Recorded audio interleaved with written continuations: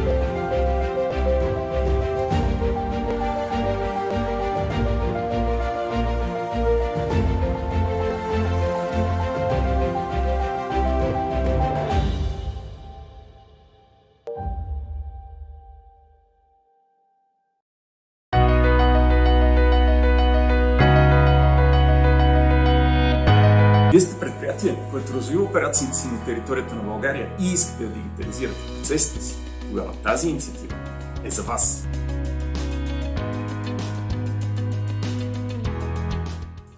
Участвайте в конкурса на Schneider Electric Стартирай 4.0. Това е инициатива за дигитална трансформация в българската индустрия и чрез нея можете да спечелите имплементация на архитектура с 3 водещи софтуерни решения в Schneider Electric. Чрез имплементирането на трите решения ще можете да проследите и управлявате производствените данни в реално време, съкратите наполовина времето за корективни действия, повишите капацитета на служителите си и избегнете операторски грешки, ускорите производството и намалите престоя на машините си. Позволете на бизнеса си да се развива. Имате възможност в срок до 15 юни да подадете своята заявка за участие и да бъдете сред отличените предприятия, които ще направят скок в дигитализацията на бизнеса си. Запознайте се с условията за участие в конкурса на линка долу.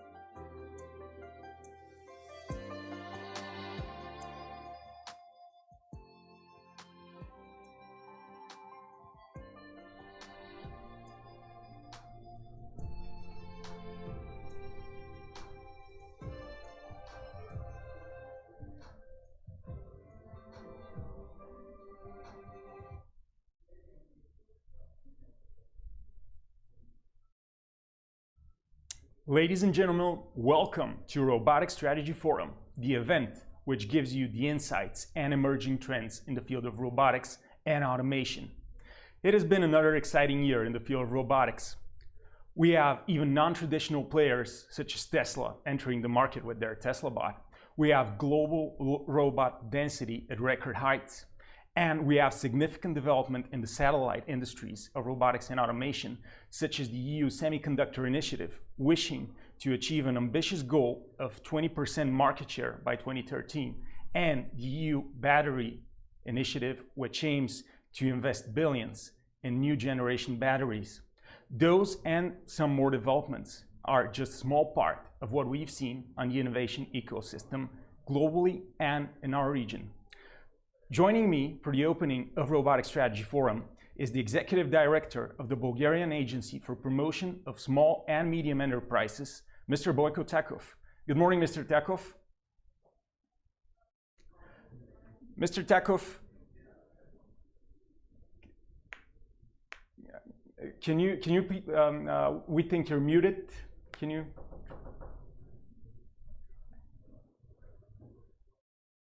Sorry. Yes. Morning. Good morning, Mr. Takov. So can you share with us your perspective, what happens on the Bulgarian tech scene and in the Bulgarian ecosystem this year? Yeah, first of all, dear friends from Para, I would like to congratulate you for today's event and for all your activities as an organization. The topics you have chosen are extremely interesting and relevant, and I believe that they will be topics that we could and we will work on together. The global chip shortage is a problem both for the industry and for all of us as consumers, who are experiencing in one form or another this negative effect of the crisis. Speaking of batteries and the European plan for their development, I sincerely believe that Bulgaria has a place in the process and that science and business should work together in this direction.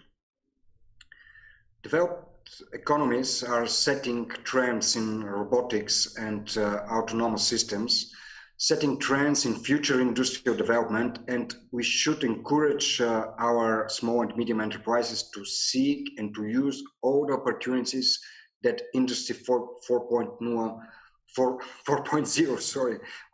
offers them.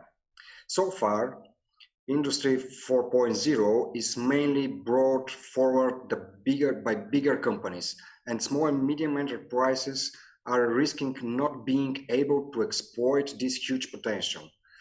As the previous economic crisis showed, small and medium enterprises proved to be more robust than bigger companies because of their flexibility, their entrepreneurial spirit, and their innovation capabilities. As such, the successful implementation of Industry 4.0 has to take place not only in large enterprises, but even more important in small and medium enterprises. Because of often limited financial and human resources, the implementation of Industry 4.0 represents a special challenge for our companies. Up to now, small and medium enterprises are partially ready to adapt to Industry 4.0 concepts. In particular, smaller enterprises face a high risk of not being able to benefit from this industrial revolution. The path of Bulgarian small and medium enterprises is extremely challenging, but could not be missed or postponed if we want to have a developed and competitive economy. That is why your efforts in this direction are extremely important, and I firmly believe that the more people looking in one direction, the faster the goal shall be achieved.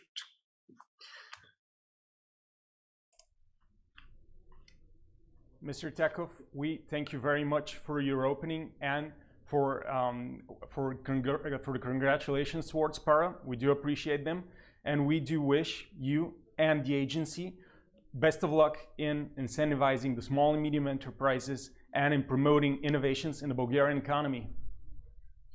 Thank you very much, and see you soon in person. See you soon, Mr. Takov. Thank you.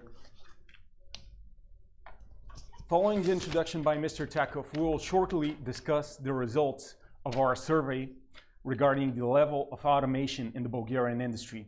We asked Bulgarian enterprises a couple of questions. First, what type of automation do you consider for your business? Do you consider software automation or discrete automation or both? Nearly half of the enterprises said they consider software or RPA automation. We have 25% of companies who said that they wish to implement discrete and software automation.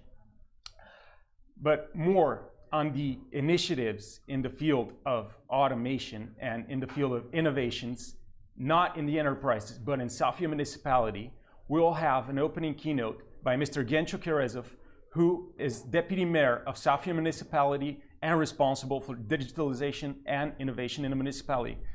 Mr. Kerezov, I'd like to welcome you here with us. Good morning. Good morning. It's really a pleasure to be here. Likewise. So tell us, what's your perspective on the development of innovations and automation this year from the perspective of Sofia Municipality? Digitalization and automation and the entire topics of how technology can influence business and government has been a center point in the policy of the Mayor Dokато for the last couple of years. Since this term, she has started a separate department called Digitalization, Innovation and Economic Development, which I have the honor to lead as of today. And we have put a very special focus on digital transformation of Sofia. It is implemented in two ways. First, automating the municipality, the services that we do, the processes that we have internally, and on the other hand, creating the proper conditions for businesses and for the citizens to be able to innovate, to be able to automate, and to create Sofia, to turn Sofia into a real digital hub that is attractive for both large investors and smaller businesses. We have been working very extensively with innovative companies, with startups, with consultants that are very well prepared on worldwide level on how to implement such digital transformations. And so far the results have been quite impressive. We were able to launch a very solid program that also Para helped structure, which is our sandbox for innovation. We have allowed startup companies to come in and to really innovate into solving urban challenges. And we put a limited small financial risk into developing those innovations, and then the ones that work, we're going to scale up when we already have such projects together also with you. And this is where I want to really express my appreciation to Para and We appreciate it. Yes, because organizations like you really demonstrate what a proper lobbying efforts should look like. I mean, you are protecting the interests of an industry, but also the citizens in their entirety, and meeting just the two worlds of the regular life of people and how digitalization, automation, and technology, and the businesses that are involved in technology can work together to create a better Sofia. Thank you very much, Mr. Kerezov, for that opening and for the congratulations. We will definitely continue supporting your initiatives and working in partnership with you going forward. Thank you very much. We are very much looking forward to even increase our efforts in automation as well. So congratulations for the great event, and looking forward to working with you and all the companies that are watching today. Please contact us, go to innovativesofia.bg, contact the team, show us what kind of technologies you have and how you can solve or automate the urban challenges that we currently have, so we can make the life of people better. Sorry to emphasize on that one, but contact Innovative Sofia definitely. Thank you. Thank you, Mr. Kerezov. Now, continuing with our automation survey results, as you've seen, both companies and the municipality itself consider software automation as one of the main tools to progress forward. But we also asked the companies, what are your automation budgets? This year, we've seen something interesting. We've seen that large automation budgets are no longer the trend.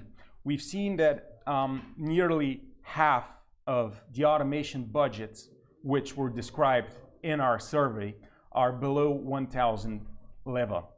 We've seen that 21% of automation budgets range between 100,000 and 300,000 leva, and we have only 13% of automation budgets which exceed 1 million leva.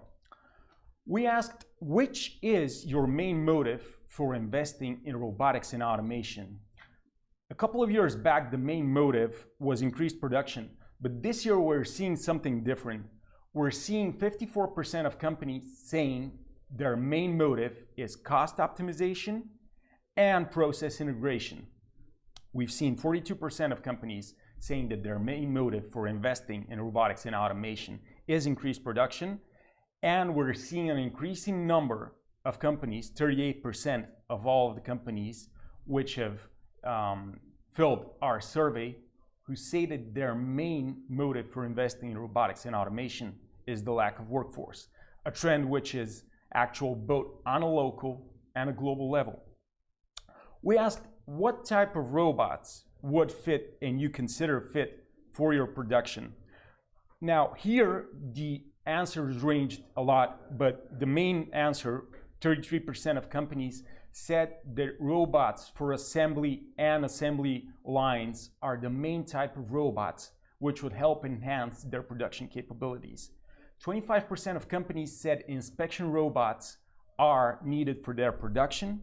21% focused on welding robots, which are a traditional method for enhancing the productivity, especially in the fields of automotive, machinery, and etc., etc. And we have 17% of companies saying paint and service furnishing robots were needed in order to enhance their production. We see that automation in the Bulgarian industry is an evolving and constantly changing trend. We're seeing that investments in hardware do need process integration, do need software, and innovation budgets may get smaller at times, but it's more important that they become focused, concentrated, and focus on enhancing the level of competitiveness of the enterprises. Those were the results of our survey.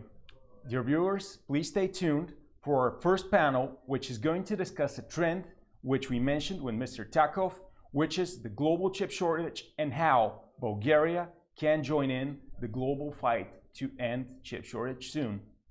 Stay tuned.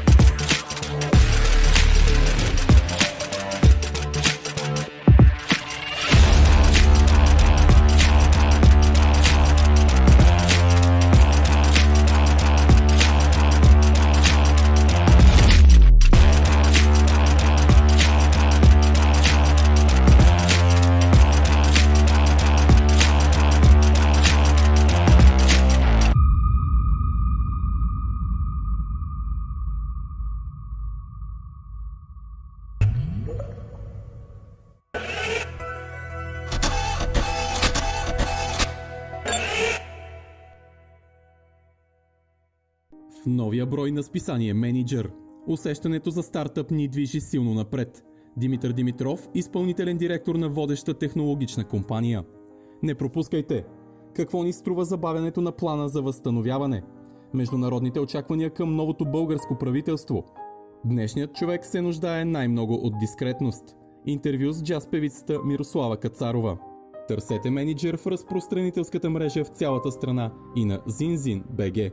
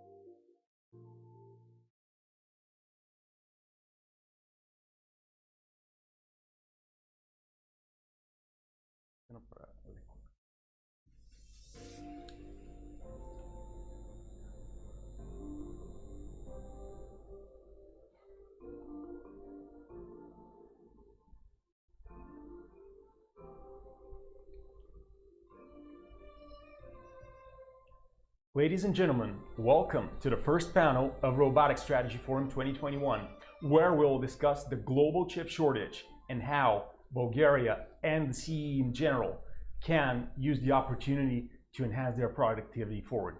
Joining me for the panel are Mr. Angel Zunov, who is a member of Stripes, a company which does predictive maintenance for one of the major players in the field of chip manufacturing. Mr. Petr Statev, who is the chairperson of the supervisory board of Sofia Tech Park and founder of a company acquired by one of the leading global foundry companies. And Mr. Krasimir Petkov, who is the founder and CEO of Millar International, a company which is active in semiconductor robots and semiconductor automation technologies. Gentlemen, I did a brief introduction for you, but can you introduce yourself and say a couple of words about your projects this year and what your focus is? If you want, you can start. You go ahead. Okay. Hello, my name is Angel Uzunov, and I'm a group manager at Stripes. Stripes is a company which is owned by the ICT Holding in the Netherlands, and in Bulgaria we have offices in 3 locations: Sofia, Plovdiv, and Burgas.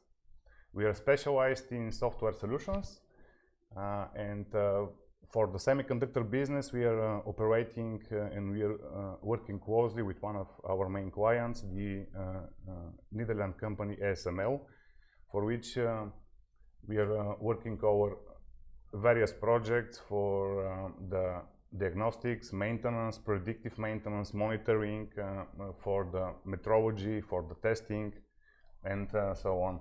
And also we, outside of the semiconductor business, we have clients with industrial automation, industrial robots, etc. Thank you for this, Mr. Zunov. Mr. Statev, Mr. Petkov, who will go next? Good morning to everyone. My name is Petr Statev. First of all, I'm an entrepreneur, majority shareholder and CEO of the Smartcom Group. It's an international company which with offices in UK, Bulgaria and Turkey, offering professional services to the companies like Facebook and Google. Also, during recent years, strongly involved in IoT business. Smartcom is among very few companies in Bulgaria which continues to, all through the years, more than 30 years on the market, to design, manufacture, install and support special telecommunication devices and system. And recently, it's my honor to be chairman of the supervisory board of Sofia Tech Park, where we aim to close the gap between the academy world and business. Hopefully, this started to happen, and our recent project is establishment of and elaboration of the newest supercomputer in Bulgaria, Discoverer, which has more than 6 petaflops computation power. So it's my pleasure to be here and to discuss the topic with you. Mr. Petkov? So like the gentleman before me, I'm also one of those which start business in 84 here in Bulgaria. But I moved my business in United States, and we're very involved in semiconductor industry. Mainly, we're providing equipment for many different processes which is used in semiconductor industry. There are more than 300 processes. I was gladly say that ASML is my client. And not just ASML, but everybody who is involved in the semiconductor industry are our client. We mainly providing transporting systems, so robots and systems related to transporting semiconductor wafers. Also, our company is involved in a bunch of processes like optical inspection, lithography. And I'm very happy to say that our business is all over the world. We have more than 200 clients, and we have more than 30 of tier 1 clients, which is proudly will say the biggest one buying from us. We moved our business in Bulgaria 10 years ago, and I'm very happy to say that this was a very proudly moved and made in a proper way, because we find out that in Bulgaria people are extremely smart and very full with imagination, so we can find good engineers here. Unfortunately, the climate is not there when we come, but right now the climate changes so rapidly, and I'm so happy to see the young generation of engineers here at the Sofia Tech Park in Sofia and Plovdiv. When you see the enthusiasm and the way how Bulgarians works today, I'm extremely proud to say that I think Bulgaria is going to succeed. We definitely do share your feelings, Mr. Petkov. So, starting with the first question, everyone in the media asked, what caused the global chip shortage of 2021? When will it end? Gentlemen, what are your perspectives on the issue? Maybe I don't start. know who is going to start, Doesn't matter. but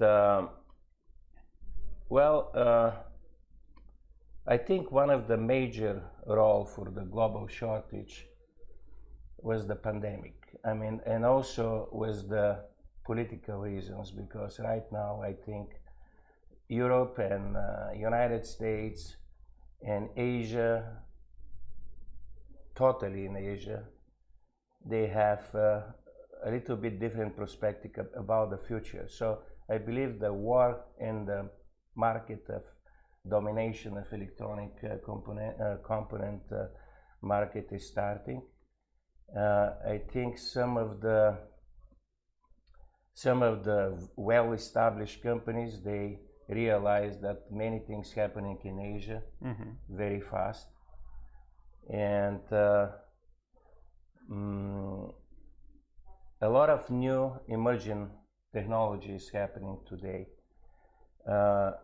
from the production of new substrates, also from the production of new chips, and also who is going to dominate that, let's say 5G or power components, who is going to dominate that industry. I believe Europe and United States, they realize they have to invest a lot of money to go back to that game, and that shortage is going to be very short term, I think. I would say that such kind of shortage is not something unusual. We saw during the years many such of shortage. Initially it was with the fiber optic cables, then it was with memory chips. Sometimes it's due to some nature events like flooding or fires or whatever. By example, last year very strong winter stopped the fabrics in Texas. Then the fire in Japan stopped their fabrics for microcomputers, for system on chips.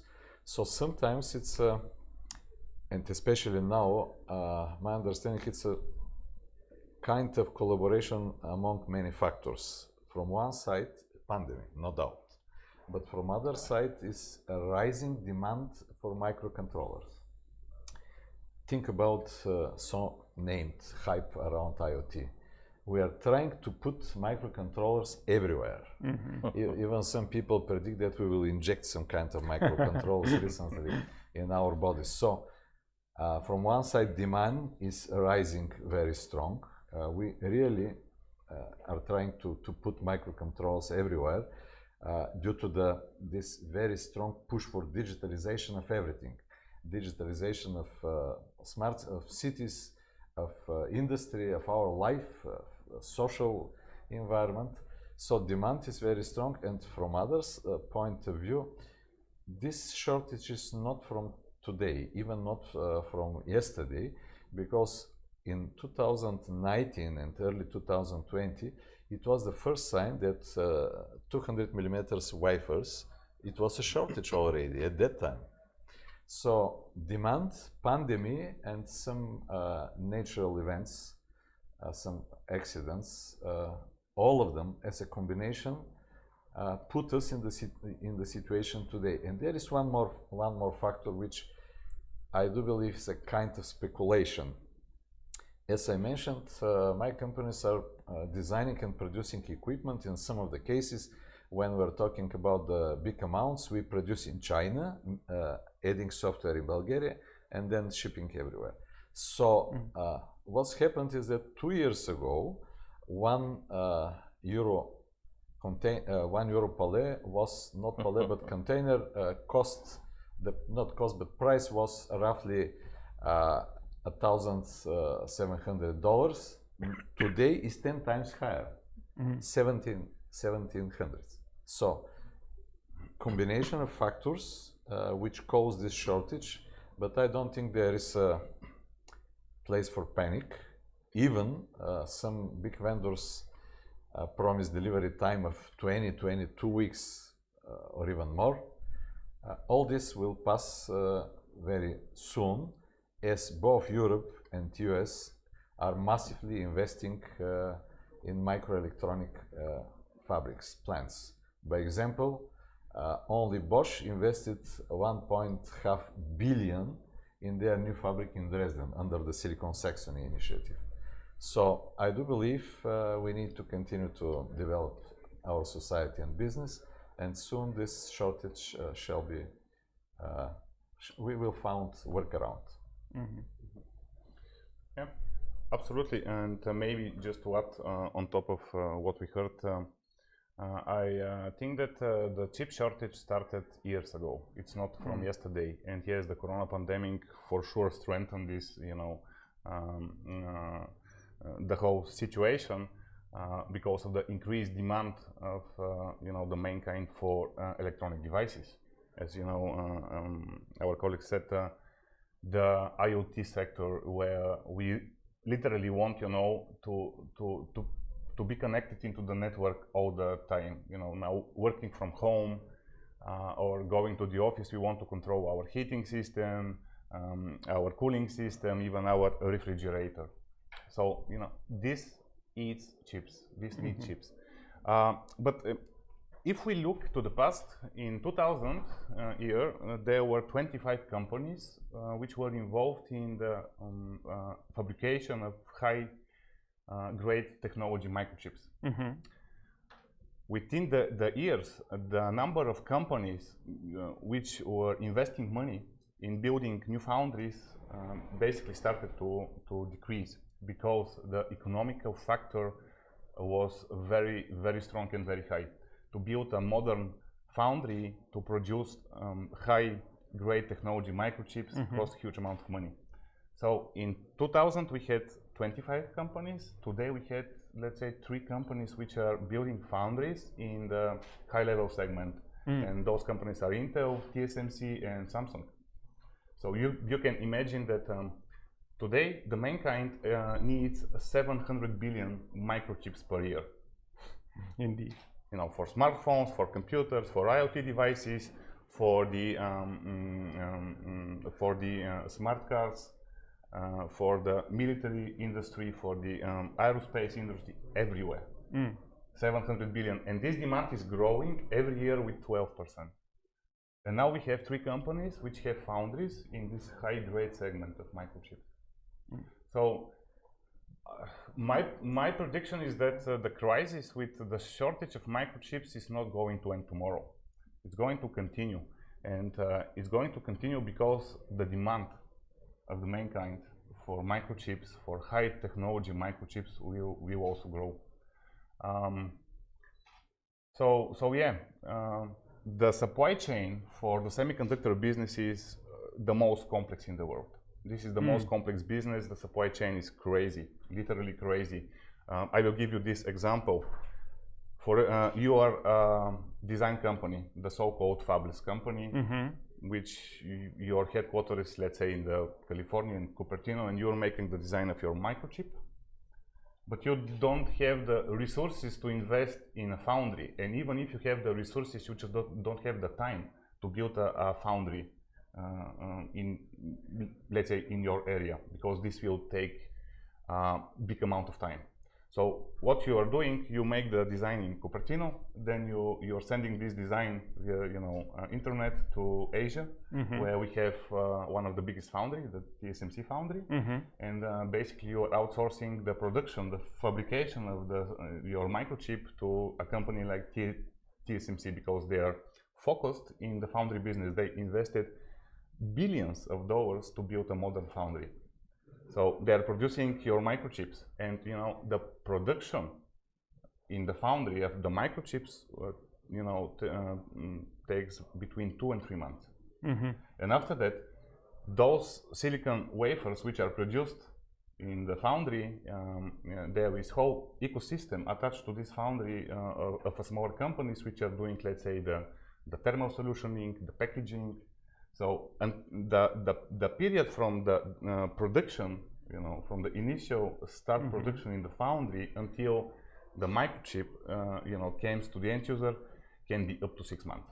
And now we are talking about 700 billion microchips per year, which means that every person on this world is using 128 microchips per year.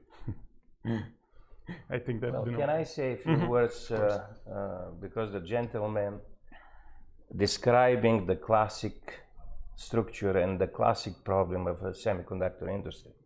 The major problem of a semiconductor industry is that few companies can spend that much money to innovate and to produce, because just think about it, there are 300 or 400 processes, which everyone is extremely expensive. So the one foundry in TSMC maybe cost $20 billion. So also the ecosystem around packaging, ASC Spill, this is the major big company which is doing the packaging. They start moving a lot of production right now in China. But also this factory costs a lot of money. Every new design requires brand new line. So this means immediately new equipment. I've been in TSMC and the entire floor full with production lines with all equipment all over the world, and they don't know how to use it anymore because that production stopped. This have to be pulled out for the new equipment. So I'm extremely, optimistic, because if we continue in the same way, this is not going to be the future. I think the future is going to be of micro production. This means you have to be able to make chips, not with $20 billion factory, but you have to be able to make chips with the factory which is going to be with the size of this room. And it's a new way of doing this. Our company is extremely involved in this kind of stuff. Also, we're talking about another production. We're talking about nanotechnologies. Technology which is going to change the world of microchips also. And I believe these two methods, they're going to change a lot of things for the future. It's why, where is the vacuum? Vacuum is always filled up with something new. So I believe the human beings, we're going to find a way to overcome this. So one question we've received as far as the association from most of the media, since there's a shortage, why can't we have a chip manufacturer in Bulgaria? Why can't we attract a foundry in Bulgaria? What a beautiful question. And I would like this gentleman to talk about it, because he knows about the semiconductor industry in Bulgaria. Maybe he knows that in 1984 Bulgaria produced more computers than the entire world together. Absolutely. Maybe he remembered that Bulgaria was maybe giving a lot of robotics in this planet. I was very proud to say that my professor, Misha Konstantinov, is the guy who did the 7 structures of the robots, which after this was used all over the world. And unfortunately, we screw up pretty good. So let's see. All this disappeared, unfortunately. Yeah. All this disappeared due to our, let me say this way, our unpreparedness to live and work in open market conditions. And there are a few more factors, but let's talk about the future. to have a founder in Bulgaria, I don't believe. First of all, two factors. First of all, incredibly high investment. I mentioned under the Silicon Saxony initiative in Dresden, Bosch invested and built new fabric, 1.5 billion euro. TSMC 20 billion. Intel over than 20 billion, two factories in US. So this is out of the ability of Bulgaria, and even the France or Germany or UK, they struggle to build something similar, but still not competitive. So I do believe that the place for Bulgaria, clever guys and girls, is not to be in a foundry alliance, which are highly automatized today, but to do what we can do on our best, which means simulation, emulation of the checking if X design can be produced properly in specific foundries. So this is the process which takes a lot of time, a lot of effort, and there is a lot of opportunity for automation. So it's a kind of programming work, but you need to understand physics, you need to understand technology, you need to understand circuit theory. So complex knowledge in which I do believe is the future of Bulgaria semiconductor industry. But not just this. I believe Bulgaria have a lot of opportunity in the field of automation. Oh, of course. We, especially, for example, our company, we're reaching all over the world clients. We have so much orders all over the world right now, we cannot even fulfill that. Right now, as we talk, we're working for 50, 60 different projects. So I think automations, robotics, I mean, the gentleman is talking about the software. So semiconductor software is multi-layer. Down there on the chip level, after this you have something which creating kinematics for different robots and all this stuff. After this you have a firmware which is running a system, and this system is inside of the factory, and because in the factory it's a fully automated factory, so it's calling front-end software, which front-end software is connected to a centralized computer. So we can manage that portion very good. Absolutely. And I believe if Bulgaria have to play some sort of role in that, absolutely. Software portion of the semiconductor automation, plus hardware portion of the semiconductor automation related to different processes. Example, Holland is not a semiconductor company, but Holland holding one of the most successful companies in semiconductor world, which is doing lithography. There are no semiconductor factory in the world that's not using ASML lithography tools. Exactly. And they start from nothing. They start from zero. I will mention only one thing. Morris Chain, who started TSMC, he started TSMC also with nothing. He was American, he worked in Texas Instruments, and he went to Asia to start semiconductor production in the country which first he went to China, and he realized China, it's impossible to do this because Chinese are not disciplined like Taiwanese people. In order to have a factory which is going to produce 99% yield, you have to have first the infrastructure, you have to have the people who are disciplined to do that, and you have to have that infrastructure with Taiwan was offering to Morris Chain to start TSMC.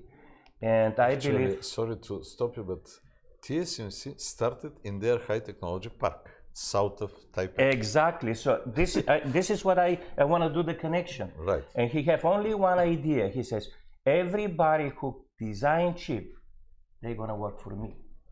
So think about this. That's right. Why not in Bulgaria the same idea, the same start, which is going to bring here something which nobody else has? Nano, micro technology, automation. We can take that part of the world very easy, but we have to realize how to do it. And now they're going to be a lot of company like Qualcomm or anybody else like in the old day, Delphi, which cannot invest that big money on the fabs. That's why they went to Taiwan. So to elaborate a bit more, what niches can Bulgaria exploit in the field of semiconductor manufacturing? Should we design game chips? Should we focus on 5G chips? Should we focus on do you have any ideas which type of niches can be developed here in the semiconductor industry? Go ahead. Okay, so if I cannot, let's say, another perspective over the topic, because gentlemen were talking about Taiwan, and can we build a foundry business in Bulgaria? The Taiwan economy is built around the semiconductor business. The whole country, the whole government is supporting the semiconductor industry there. But start from farming. It starts from farming, to exactly. Semiconductor. True. And so what they do is with one person vision. Yes, the semiconductor business there, they have a whole ecosystem of supporting businesses which are basically supporting the semiconductor. The education system, even in the early high school, they have topics like electrical engineering and all those kind of stuff. And this is how basically the country is supporting the development of this segment. Because you can have all the resources in the world, like money, like the people. For example, China, they're extremely good in the mega projects, right? Indeed. But if you don't have the brains, if you don't have the domain expertise, you cannot just jump in the semiconductor business from tomorrow. It will just take time. And some of our opportunities where we can basically be very creative and innovative.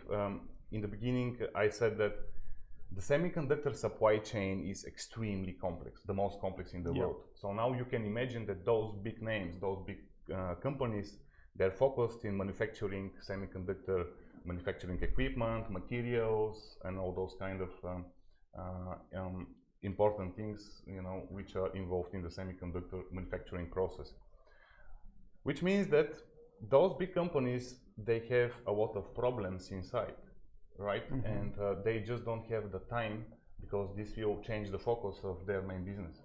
And this is a good niche where the companies in Bulgaria can basically deep dive what are those problems, can be innovative, creative, and build some solutions. I'm talking from software perspective, because this is the domain where we operate. But for example, from software perspective, we are working together with ASML over the diagnostic and monitoring software, because one modern foundry can cost up to 20 billion, and there are very few companies which are going to invest that kind of money in in building a new foundry, because there is one factor which is the brutal economical factor. After 5 years, this foundry will be already outdated, because the technology is shifting, right? So yeah, you don't need just the resources, and if you build this foundry, if you invest those 20 billion, this means that this fabrication need to work 24/7. And they need, to sell the products with a high premium in order, to have a good margins. And that's why we are focusing in building diagnostic, monitoring, predictive maintenance solutions, because we need to keep those machines, those semiconductor manufacturing equipment up and running day and night. Because this is how the game works. The demand is huge. Manufacturing facilities are, let's say, not enough today. And hopefully, I really hope that now America is going to invest up to 50 billion in semiconductor and battery businesses. Even they're okay to offer companies like Samsung and TSMC to build factories in America, because America, Europe, China, everybody, the big countries, they want to build independence from semiconductor manufacturing. Digital independence. Exactly. Indeed. Mr. Statev, are we overlooking some niches? Can we see additional opportunities for semiconductors here in Bulgaria? We don't need to guess. Hopefully, we continue to live in open world. Even the pandemic put some limits, some borders, but generally said, we're still living in a global world, and the young entrepreneurs needs to do only one thing. First of all, to be well educated, and second, to keep their mind and eyes open. I completely agree with my colleagues here that there are two approaches. One, to build new based on the domain knowledge you have. This is a classical approach, possible. But there is also another one approach, to start from zero and to make a breakthrough. And let me to give you an example. Games. Before 2000, no one was doing games in Bulgaria. In 2000, in my company, former company, we built the first computer games in a formal social pact. Today, how many games company we have? It's a business. And there are very huge companies and there are presence of international players. So again, instead to guess where to go and what to do, there are alternatives. One, to be someone with the visionary and to be supported on the political level, which doesn't happen during recent years. And second, global open market and entrepreneurship, which actually builds the modern ICT industry in Bulgaria, hopefully without too many involvement of the state. So, well, I want to say something which is, I'm listening what he says. He says almost impossible to build semiconductor factory in Bulgaria. I think everything is possible. It's like a sport. You can win only if you dream big, if you make big. My company starts from nothing. We start from zero. How come many years everybody comes to us? Who we are. We start from nothing, and all of a sudden right now we are player and our brand is very well known around the world. And I would say this can start from the same zero. It's not zero anymore, because over here it's a lot of things happening in Bulgaria. And I'm absolutely certain that if you think big, you're always going to win. And like he says, we have to have a little help from the government, because I was invited in conference like this many years ago, and I heard the amount of money spent for research and development in Bulgaria was only $40 million. And at the same time, I'm working in US with the laboratory, which is spending that much money for a year. Right now, I believe it's a lot more, but we definitely have to invest more in education. This is what my company does in Plovdiv right now. We are involved deeply in university. We opened laboratory over there for robotics. We are involved in the high schools. There are a lot of our high schools. They're coming to our company to take the summer jobs. Also, right now, with the help of the Ministry of the Education, we're starting a new school. We're opening a new discipline in Plovdiv for electromobility, because we start doing electromobiles also, you know.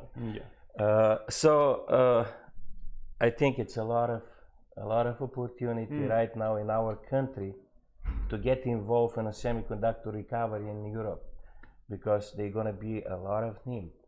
I mean, a lot of need of automation and a lot of need of a company which is satellites around the big companies. ST Micro exists, Infineon exists, Bosch exists. They're going to grow up more. So there's going to be a lot of need of production of process equipment, which we can take over here. Nice.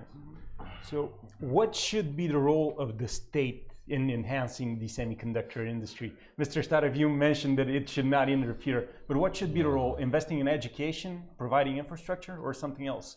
I do believe that the role of the state is very simple. Need to provide clear rules, stable rules. Okay. Environment. Education, basic education, yes, it's something that state must ensure. But then the specific shall be taken on the shoulders of the business, of industry. As my colleague here provoked me to remember, during late 80s, even all the problems, there were a few very big successes of Bulgarian industry. Taken some markets on North Africa, in Gulf area, in Asia. Why? Because at that time it was something which we today name clusters. DESIO, state organization, which collect all the necessary power starting from education, but also marketing, sales, production, everything. So it's like a boxer with the kick. Now we have clusters. Do they work in Bulgaria? I would say no. So what shall be the role of the state again on a basic question? To provide predictable environment for a business and not to bother business. Mr. Ozunov, what should be the role of the state in promoting the semiconductor industry? Yeah, so that's a very interesting question. Just to add here, let's see on this perspective. It is impossible to build a semiconductor foundry business tomorrow, from today to tomorrow, because it will take time. It will take a decade to do this. Purely from even if we take the simpler factor, the supply chain, the semiconductor equipment which you are going to need, you just need to wait on the line for this, because most of the companies already pre-sold years ahead semiconductor equipment. So it's impossible to do this from today to tomorrow. I didn't say that it is not possible to do this for the future. We just need to be patient and very focused in this direction. If we want to build a strong foundations of semiconductor businesses in Bulgaria, we need the support of the companies and the support of the government in the directions where we are going to need the infrastructure, we are going to need the education system to be updated and to be focused, in the direction of semiconductor manufacturing processes, or even the semiconductor design processes. Why not? Let's not focus just in the foundry. There are so many opportunities where we can focus, in the design, in the testing, in the packaging, and etc. So yes, the government should basically support, should build a good and healthy and stable economic environment, good and let's say perspective education system to support the, let's say, to grow electrical engineers who will be interested to work in the semiconductor business. But again, it will take time, and that's normal. Well, taking time is always. But when we're talking about disruptive technologies and when we're talking about disruptive thinking, what we have to think is the most important: what is going to happen to the human race for the next 5 years, for the next 10 years? And if the country concentrate thinking of what we can do here in Bulgaria for the emerging new technology, the new way of thinking, I believe we can escape a lot of steps of slow building of not just semiconductor industry, but any industry which is going to be important for us. So it's why, if we want to be successful, we're supposed to think about the future. And if we think about the future, we're always going to find that beautiful niche which our small and smart country can get in. And if we can think about that, we're always going to find it. It's why I'm talking about nanotechnology. I mean, who knows about nanotechnology today? There are few clusters around the world which is working in that field. I'm very happy to be able to work with the Northeastern University. We're building nano clusters. We have a patent on the first, like not TSMC, like KLA think, or have a patent on the cluster tool for vacuum technology. We have a patent on the tool which is nano cluster tool, our company. But together with Boston University, we're working on a lot of building chips directly with nanomaterials, just layer by layer. Also, we're doing this thing with the Singapore University right now, with Surrey University in England. This is something which we can get in very from the beginning. Also, like I says one more time, what happening today is think about need of energy. So if we go in that direction also, so emerging technology, and we have to think how we can get in. I want to add, Bulgaria, as every state member in the European Union, has a document which is named Intelligent Strategy for Smart Specialization. The question is how intelligent and how specialized is it? It is, sorry. We need to think about, because again, we are a relatively small country. So there is even today, we experience a lack of resources, human resources. So I don't think it's possible to have tens or even hundreds different goals. We need really to be focused and to choose on a society level, because state is on the top of society. It shall work for society. So we need to choose those niches based on some kind of visionary or market understanding, or simply working with someone who is clever and big enough to lead. But we need to be more focused, instead to pay attention and to throw money everywhere, because the result is like a water in a sense. So this happens until recently.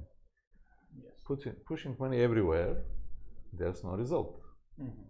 For a small markets as us, we have only one chance from the very beginning, for every startup, to be focused on the global markets, because internal market is not sustainable, cannot ensure sustainability. So again, what is the role of the government?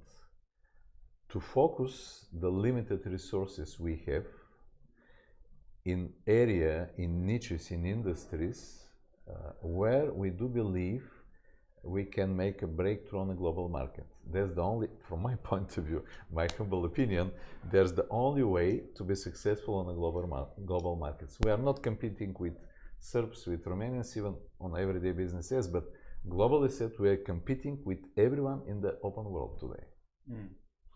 So, two things you discussed: perspectives on the future, government planning. You know that the EU wants to achieve a 20% market share in the field of semiconductors by 2030. Do you think we can achieve a 20% market share in the competition with Asia and America in just 10 years? Well, right now it doesn't look easy because what we did for the last 30 years in the Western world, because I live in the United States for 30 years, we let Asia do everything for us, and we took advantage of this thing. So for these 30 years, they work very strongly, and they learn how to do it. Right now, they even learn how to do the process equipment. They don't want to buy from us any more process equipment, because in Taiwan, in every garage, they make semiconductor equipment today. So it's going to be very difficult, because it's not too much left in Europe, and it's not too much left in the United States either. It's good news in US, in Europe, it's a lot of new stuff happening. And based on that, maybe we have a chance. Europe is investing for a lot of times during last few frame period, 7 years frame period. It was few European level initiatives like Celtic and many others like Silicon Saxony or Grenoble, what is around Grenoble in France. I do believe we need, in Europe generally said, we need to be more effective in what we're doing. Much more pragmatic and less to spend attention and intention on rules and bureaucracy. The battle is a global battle, and if the two other competitors, Asia and US, are so pragmatic and effective, what we need to do to be better than them. Is it possible? We'll see. my belief is on a young generation which are coming and are ready to take a higher level of risk.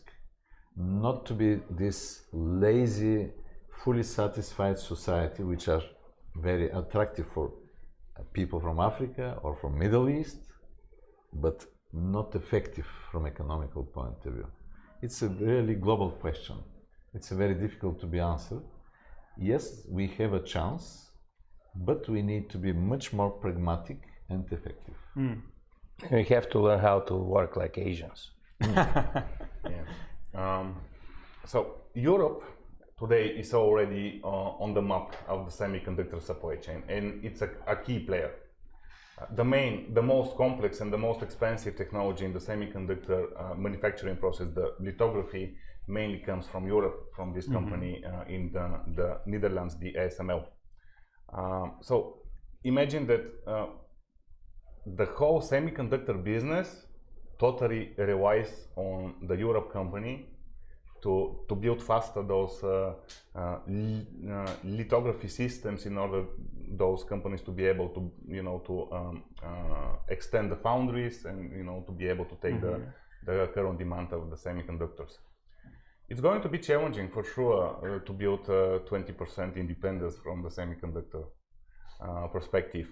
But I can agree with the right focus, with the right support from the Europe government, and maybe with some collaboration with Asia, with United States, it can be achieved. For 10 years, I don't know, but for the future, for sure, it can.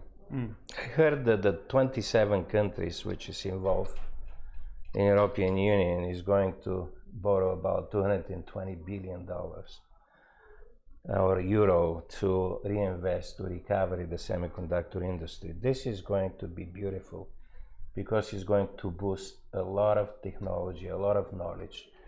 And what happened with ASML, for example, how ASML survived, how ASML started and survived over the years. And right now they dominate around the world for lithography. But at the same time, ASML today are in very big danger. There are a lot of Chinese companies which they're very close. ASML, they have a resolution right now of 5-6 nanometers, but the Chinese company, they going to 20 nanometers, which covers around 80% of the semiconductor needs of resolution today. And these companies are strong. They spend billions of billions of billions to get there. They don't have what ASML have, but with more money they will have it, and with more time. So it's the same thing for any equipment made it in Kelly, Takov, or companies in the United States, Lam Research. All the equipment we provide to, it's in the same in danger because they're going to learn how to do it. And we have a lot of chances, again, in new technology, new substrates, new way of architecture the chips, new technology to build every layer, new technology to build, for example, memory. Right now we're hearing about brand new technology to build memory chips and all this stuff. So I think Europe, as leading places of the research and development, Europe have a chance in that direction. One question to elaborate a bit. You know that the declaration of initially was signed by 13 countries in the European Union to enhance the semiconductor industry. Unfortunately, Bulgaria was not among the countries who initially signed the declaration. So should we sign the declaration for enhanced productivity and manufacturing in the semiconductor industry? And in case you have a perspective, why did not we sign this declaration? Because nobody comes out with the idea what can be happening in Bulgaria for that things. And if they're young people like you guys are the generation which is have to think about it. And we can help, but we have to find the idea, and we have to find with what Bulgaria can contribute to that. Completely agree. The reason not to be signed was very simple. It was not enough feedback from the industry towards Ministry of Transport, IT System and Communication, because they are responsible in the same group in European Union about the signing of the declaration. They missed to achieve enough feedback from industry, what the industry leaders want to do in this field in Bulgaria. I suppose we will get in stable political environment next year, and then it's open, we can join.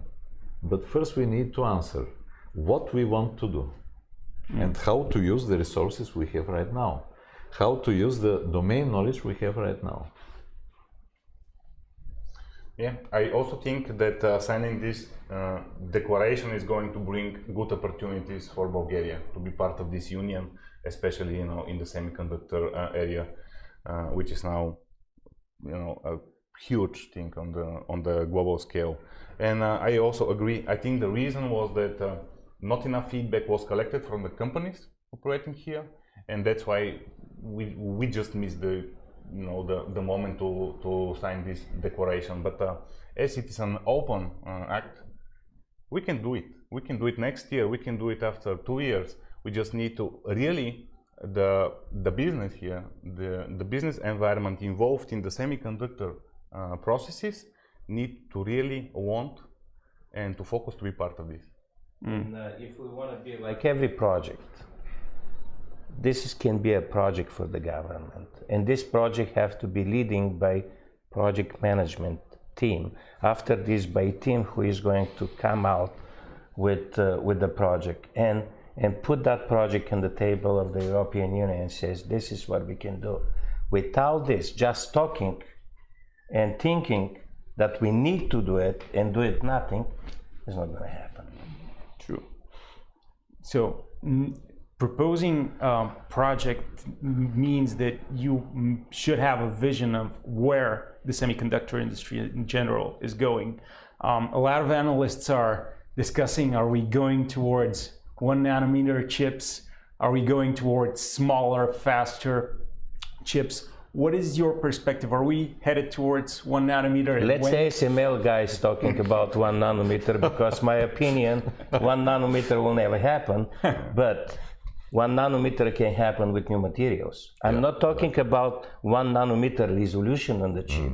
I'm talking about 1 nanometer and smaller, for example, in Armstrong's material which can be used to create the chips. This can happen. But resolution, let's say ASML guy says. Well, 1 nanometer for sure is it's very, very challenging scale. Today we are at 5 nanometers, for sure with the current technology, with the EUV technology, with the optimizations on hardware level, on software level, the scale will drop, let's say, to up to 2 nanometers. But yes, I agree. For 1 nanometer, we will need to invent better materials which can basically support this. And after the nanoscale, we are basically entering in the atomic scale, and this is the absolute lowest scale which we can go. We cannot go less than lower. 1 atom, But for sure, the semiconductor industry is going to continue investing in research and development, in new technologies, in evolving the existing technologies, and I'm sure that those companies which are the big names in the semiconductor business, they are going to approach for sure the 1 nanometer. I don't think we have a question to go or not to go to 1 nanometer. It's how to say mutual. One day it will happen with the new materials, of course, and new technologies. But do you know that today even the 5 nanometers technology is not prevailing technology for a mass market?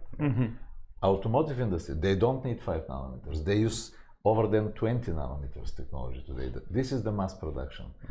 So from my point of view, as my colleague said, let SML to think about 1 or 2 or whatever. We need to get oriented what can be the niche where we are able to make a breakthrough. And I want to make an analogy. For years, Bulgaria was struggling to join European Space Agency.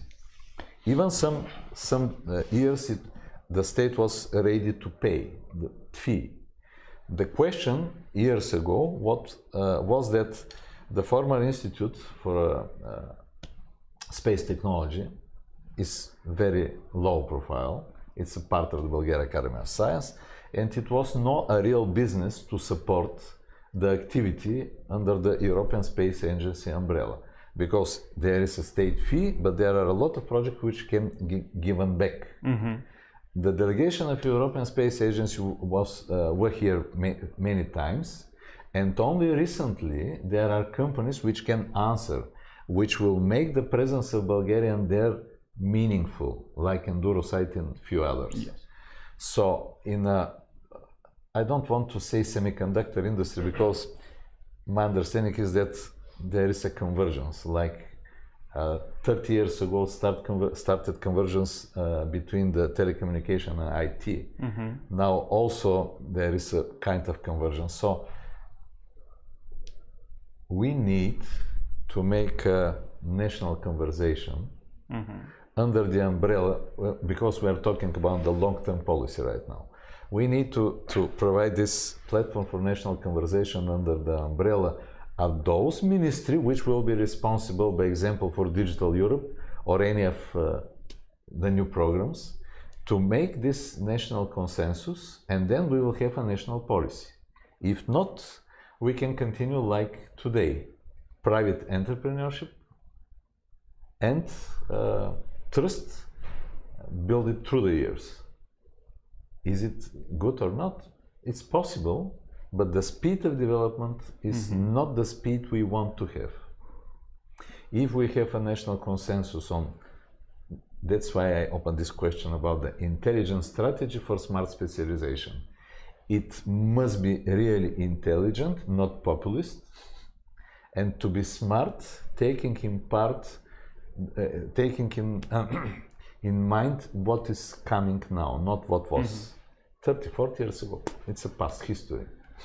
The question is, first of all, to get understanding about the direction of market developments. Hopefully we have people all around the world, like gentlemen near me and many more, so we can collect knowledge, and then we can make very well informative decisions.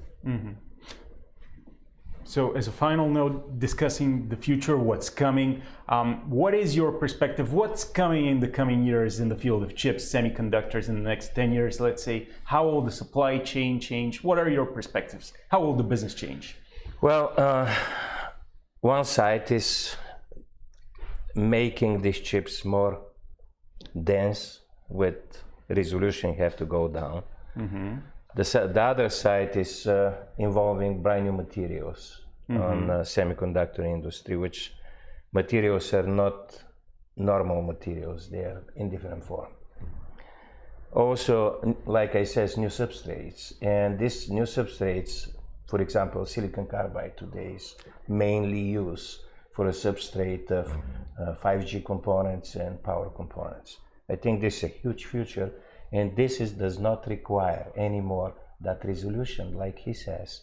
The resolution is from the 70s, and the same equipment can be used and making brand new components. Also, micro manufacturing, I think it's a big deal. Compound semiconductor, it's a big deal.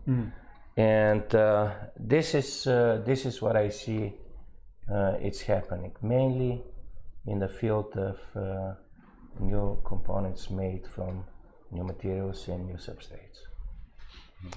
I want to add one more point, bionics. It's integration, collaboration between the real life substrates and electronics. First steps are done, it's coming, and this is very promising as an answer of a lot of questions and a lot of livings of today.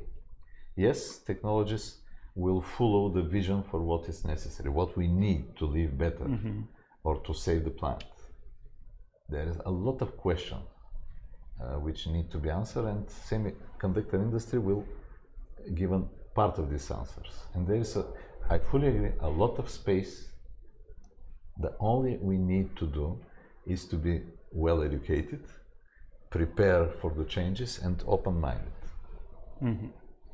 Yeah, I totally agree. And to add here, I think that in the coming future we will see changes from design and architecture perspective, but also we will see changes in the supply chain. I mean, the companies will try to make the supply chain more controllable, and they will try to shorten the durations between the separate manufacturing processes in order to optimize and also the reaction towards the upcoming demand, because it will grow, and that's without doubt.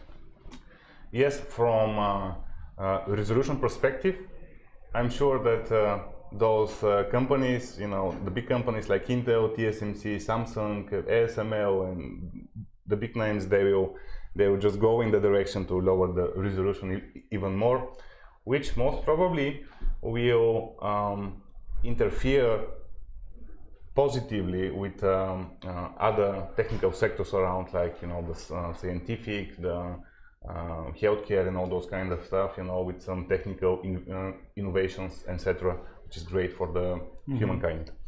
And I think that the main change will be that the countries, the big countries, the America, the countries in Europe, they will start investing resources in building semiconductor independency for the demand which they had, in the local economy. Because this is important. I totally agree. We don't need only 5 nanometers microchips.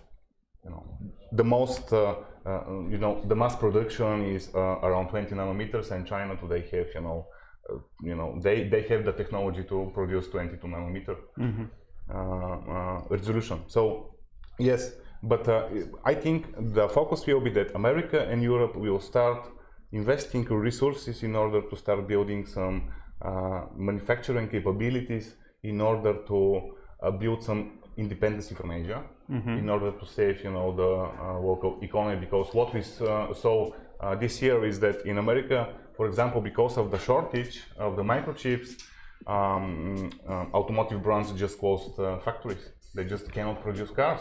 And this is, in Europe, some brands are also jeopardized. For example, 2 years ago, if you go to buy a new car, if you took, let's say, 3-4 weeks maximum to receive this vehicle, today you need to wait 150 to 100 days. Yeah, but the reason is very simple.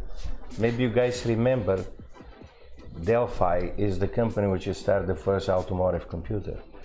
So the Delphi order everything in Asia. They have a beautiful factories, but they don't produce nothing. Everything was produced in Asia.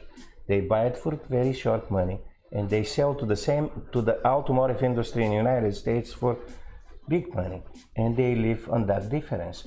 40,000 people at that time, this was in 2000, they live on that difference.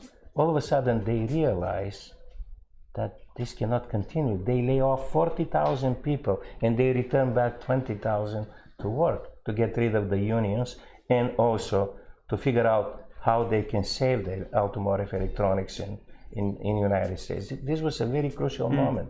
And right now is the same crucial moment happening, because right now what happening on the new components and the new way of doing chips, like I said, I'm saying it many times, 5G, but this is very important for United States, and they will never produce this thing anymore in Asia. Sure. It's what I think. It's why they build capacity today, they built everything, and this is going to happen. I want to add, to comment first of all about some key driving forces on a semiconductor market, not only, but also with a huge impact on semiconductor market. 5G, of course, automotive industry, of course, but there is something new which is coming, very promising, very questionable, and with a lot of opportunity. It's a quantum computing. Yeah. Today, there are some hundreds of startups around the world trying to design quantum computers which are able to work in a standard environment, not in a deep freeze or in a superconductivity environment. And this will impact on semiconductor industry also, because there are many different ways to build qubits. It's not only one way. So this is one very promising niche. And if we are able to build knowledge, it's a very complex knowledge. First of all, physics, of course, mathematics, and microelectronics. Then we can take a place on this market too. It's a rising one. The market does not exist right now. There are different attempts. Even big sharks like IBM and many others, they are on the very beginning of this. And so the beauty, we have mental capacity. Yes, absolutely. I was remembering hiring young gentlemen from MIT, and I remember the first 10. 8 of them was Bulgarians in the old days. So how come? And today goes to Olympics on mathematics and physics. They're young kids still winning, and based on few very how to say that very good people who teaching these young kids. This is we can lose that too if we don't continually doing this, because our nation is extremely easy. It is very flexible. Too much imagination, and I believe this is where we have to work on it. Thank you very much, gentlemen, for the fruitful discussion. I'm definitely more optimistic about the future of Bulgaria after speaking with you. And gentlemen, thank you again. And dear viewers, stay tuned for the next panel where we'll discuss one of the technologies we mentioned here, namely batteries. Stay tuned for Robotics Strategy Forum Panel 2.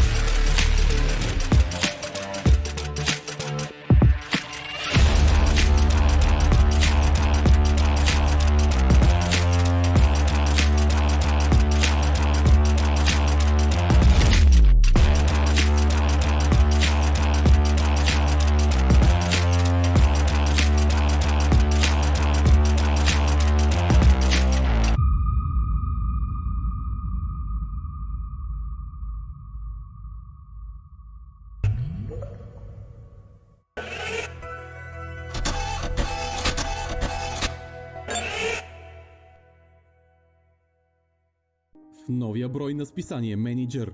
Усещането за стартъп ни движи силно напред. Димитър Димитров, изпълнителен директор на водеща технологична компания. Не пропускайте!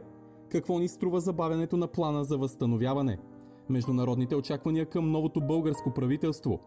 Днешният човек се нуждае най-много от дискретност. Интервю с джаз певицата Мирослава Кацарова. Търсете Менеджер в разпространителската мрежа в цялата страна и на zinzin.bg.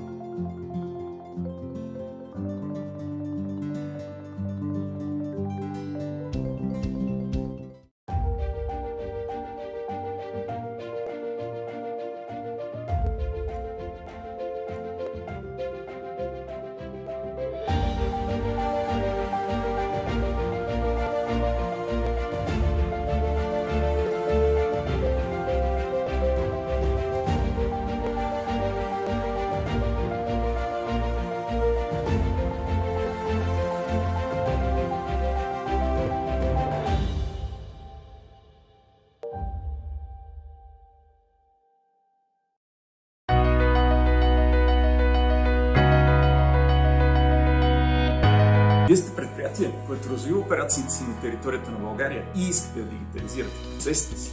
Тогава тази инициатива е за вас.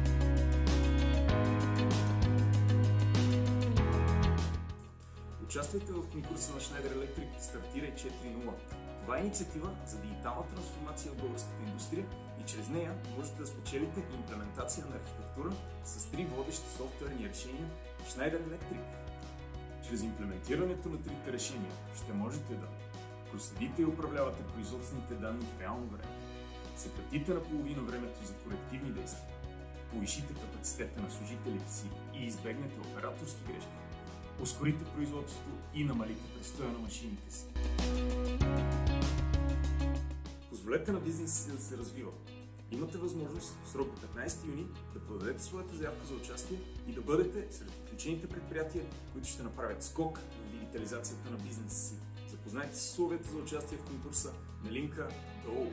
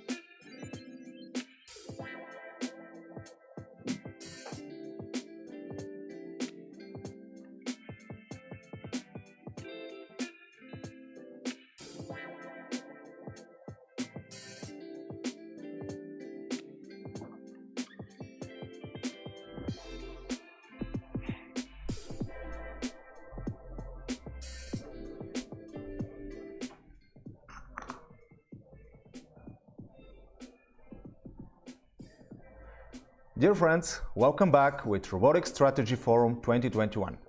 I'm Christian Mikhailov, and in the next 20 minutes we'll talk about Industry 4.0, the FESTO Way.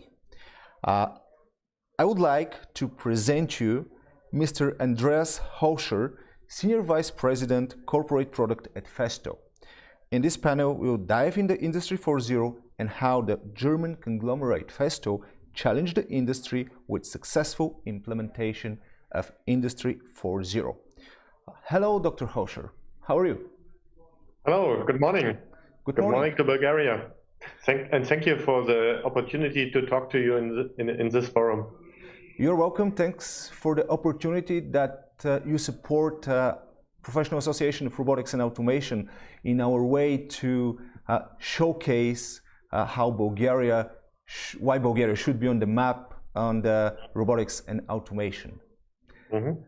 So, Dr. Hoescher, may you share what are the global trends in Industry 4.0, and is there any change in the last year based in the COVID situation?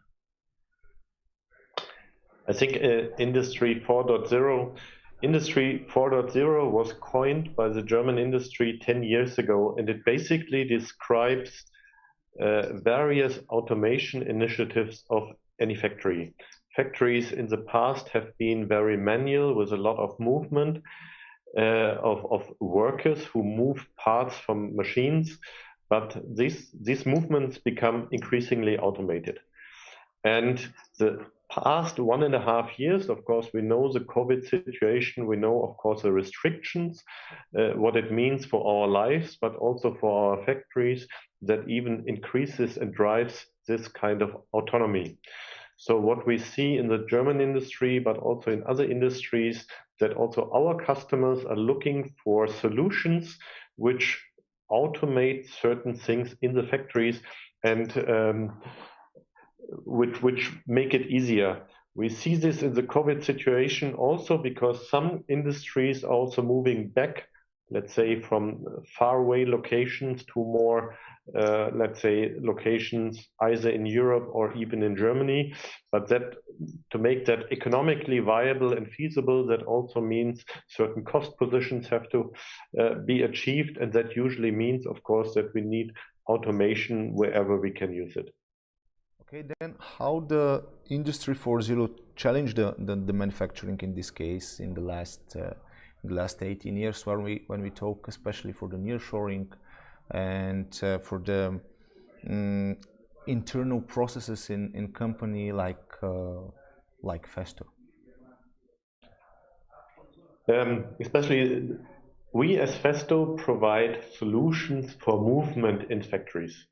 In the old days, let's say 10 or 20 years ago, our products, let's say, valves which provide movement with air pressure, our electric motors, these were our products. We just had let's say, the hardware components. Increasingly, now we need more intelligent components in a way that they are controlled by controllers. We need to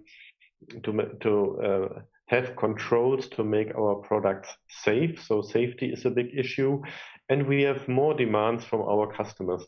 As we are nearshoring, the demands on the performance of the factory increases. So our products have to ensure that the so-called OEE, so the uptime of a factory, needs to be as high as possible. So we need to find out very early on if there's any disturbance coming in the factories to, let's say, organize predictive maintenance.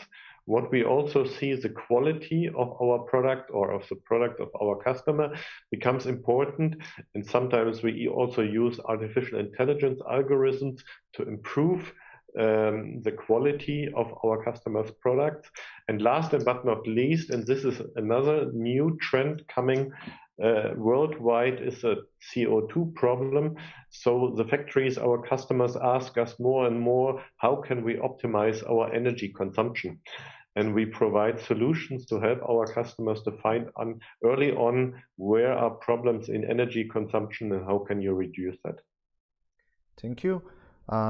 One of the main challenges for the industry on a global level is the chip crisis. How such crises impact the industry at your company? This crisis, at one point, it's an opportunity for us because the chip crisis means there's a huge investment going on in the semiconductor industry. And of course, as such, we provide solutions to the respective company. These companies invest big time in all around the world. And that's for us good because that drives our business in these respective markets. At the same time, of course, we are also a customer of these very products. So of course, we are also affected by these crises, and we have electronic components and we have teams internally installed, which more or less organize every day where is the shortage and how can we manage. We as FESTO so far have managed the solution, the crisis without major disturbance in our customers. Unlike, let's say, you certainly have heard about the German car industry, which has shut down in various factories for weeks. So they have a heavy impact in their customers. So far, we still have managed to avoid that, but yes, it's a struggle. In that way, it's also affecting us, and we also have to manage the situation. Okay. In this case, what are the challenges in the product development during COVID? I'm sure that every company, and FESTO is not it's not like island separated case. In this phase, how you faced and how you solved the challenges in the product development at FESTO? Yeah, certainly the COVID crisis came as a very rapidly last spring, and we were struggling to keep up on how to manage. We made some smart decisions in a way that we very fastly organized it in such a way that all our developers have all the tools, especially the workstations or so at home they needed. And this was a very ad hoc decision at that time, which proved to be very good. Now, of course, like in this forum, we adjusted to the virtual communication.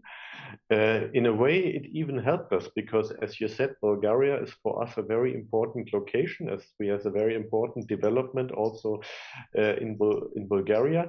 In the past, FESTO is a German conglomerate, a German company. A lot of the development was done in Germany, and also the employees got used to personal contacts. To some extent, that's very helpful, but COVID also in Germany forced us to reduce the personal contacts, and our development became more and more virtual, which of course means the location, whether it's Germany or Bulgaria, doesn't make any difference. So our cooperation across the countries between, let's say, Germany and Bulgaria largely improved in a way that we were virtual, and it doesn't matter anymore where you live. And since with Germany and Bulgaria, it's only 1 hour time difference, so we more or less work in the same time zone, so we can cooperate very closely. So indeed, this, let's say, virtual cooperation, independent of the location, is largely improved via this COVID situation. So that's a good part of the situation. Nevertheless, we also look forward to a situation where we can have more personal meetings as we continue. I hope so. Actually, and of course, to be precise, in the software, of course, the virtual development is always already done by many companies and also us. We also have, of course, a hardware part, and also in Germany, but also in Bulgaria, we have colleagues who never experienced home office because they have to work in the manufacturing, in testing with hardware. And I must say, I'm very glad that these people did it and made this work independent of the COVID situation. Well, actually, my next question is how the development in the Bulgarian R&D office of FESTO reinforce the global strategy of the company, but I think you somehow answered. Yeah, Of course, if you have something that you would like to add. No, but actually, as you said, it goes hand in hand. In Bulgaria, it's an important location for FESTO, not only for the development, but we also have a manufacturing there. And our manufacturing in Bulgaria is not only mechanics, but also electronic. So as we said, Industry 4.0 drives intelligent components, intelligent solution in the factory. It usually means that more intelligence comes with electronic and software. So from that perspective, our products which are manufactured in Sofia are very important for our product portfolio. And likewise, it makes sense that the development location is at the same location where we also manufacture. So the close cooperation between the technology and the manufacturing is certainly an asset. And this is why, of course, we choose also to significantly build up our development location in Sofia. Okay. Actually, when we talk about Industry 4.0, I definitely should ask you how the intelligent factory of the future look like. How does the intelligent factory look like? You see, it can look very autonomous. You see already companies trying out, and also FESTO, and of course with automatic solutions and also robots. So you see a lot of, let's say, manual work will be replaced by robots where possible. Of course, in the end, we find out humans are still very flexible. And I can point out only to one industry which is surprisingly a little automated, and that's actually the production of mobile phones. The production of mobile phones, as you know, is largely done in Asia for the companies, the Chinese, the Samsungs and the like, or the Apple suppliers. And usually it's done by a lot of manual work. And why is this the case? Because, of course, every year or 1.5 years, there's a new model and they don't know what to fix. Our solutions in the future will provide more flexibility so that certain steps are done and can also change as new models of mobile phones arrive. So the automation needs also flexibility, especially in these fast-moving markets, which create new products every year or every 2 years, which need to have an adapted manufacturing. You have, of course, the whole logistics. You have the autonomous vehicles which drive through the factories. So in many cases, you see a high automation in the factories. One industry also to drive this a lot is the semiconductor industries. And they want to get rid of the humans for the very simple reasons they have to get rid of particles. As the structures become smaller, they have to reduce the particle content in manufacturing. And of course, we humans are a source of particles, and for them the solution is to automate as much as possible. And talking about the automation, what we can expect from FESTO on the ground level when we talk about robotics and automation FESTO in general is, let's say, our motto is we are the engineers of productivity. So we provide solutions to move things in a factory and to automate things in the factory. So our product portfolio comprises, let's say, all the valves for fresh air movements, all the electrical components, and let's say up to robotics. We are also developing robots and are in discussions with customers. When we launch it, we will see. It's not yet decided yet. But you can, of course, between let's say a full robot and let's say a solution which has, let's say, only 3 arms, 3 connectors, there's anything is possible. So we are looking together with our customers where are movements you can automate, and whether it's an electric motor or a full robot or something in between depends on the actual use case. Dr. Hirscher, thank you very much for joining on Robotics Strategy Forum 2021 and sharing insightful information about FESTO and how FESTO leads the Industry 4.0. Ladies and gentlemen, we'll be back in 10 minutes. Meanwhile, feel free to join us on the spot on Incubator Building at Sofia Tech Park. We have more than 20 different robots that you can see, especially two different types of robots from FESTO, flying of course, flying robots. So feel free to join here on the spot till 4 p.m. Bulgarian time. If you like the stream, please share it, give us a like, add your comment on Facebook and YouTube, and expect us in 10 minutes. See you soon.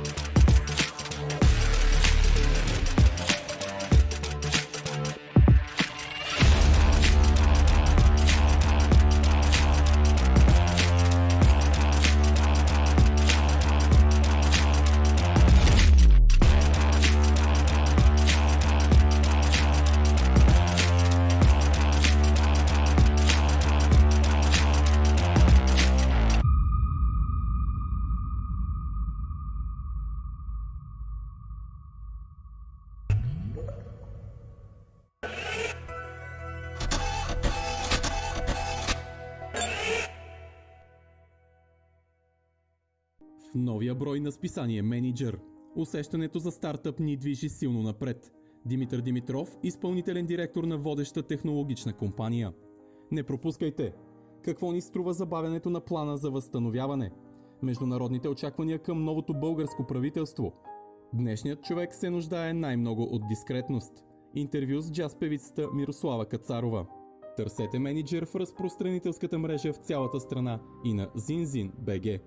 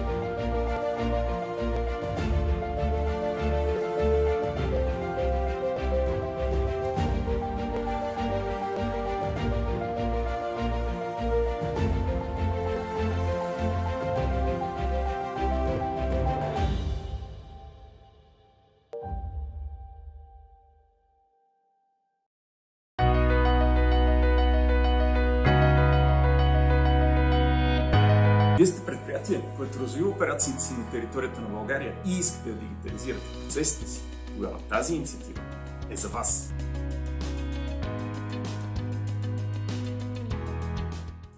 Участвайте в конкурса на Schneider Electric Стартирай 4.0.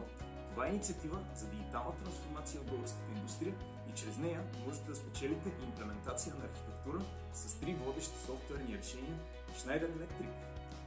Чрез имплементирането на трите решения ще можете да проследите и управлявате производствените данни в реално време, съкратите наполовина времето за корективни действия, повишите капацитета на служителите си и избегнете операторски грешки, ускорите производството и намалите престоя на машините си. Позволете на бизнеса си да се развива. Имате възможност в срок до 15 юни да подадете своята заявка за участие и да бъдете сред отличените предприятия, които ще направят скок в дигитализацията на бизнеса си. Запознайте се с условията за участие в конкурса на линка долу.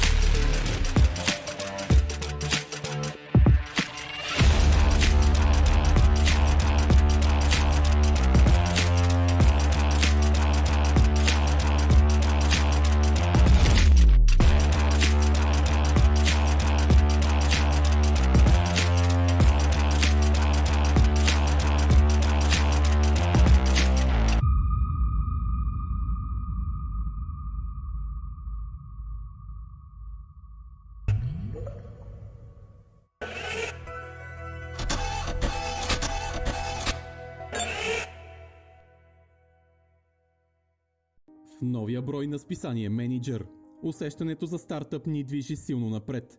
Димитър Димитров, изпълнителен директор на водеща технологична компания. Не пропускайте! Какво ни струва забавянето на плана за възстановяване? Международните очаквания към новото българско правителство. Днешният човек се нуждае най-много от дискретност. Интервю с джаз певицата Мирослава Кацарова. Търсете Менеджер в разпространителската мрежа в цялата страна и на ZinZin.bg.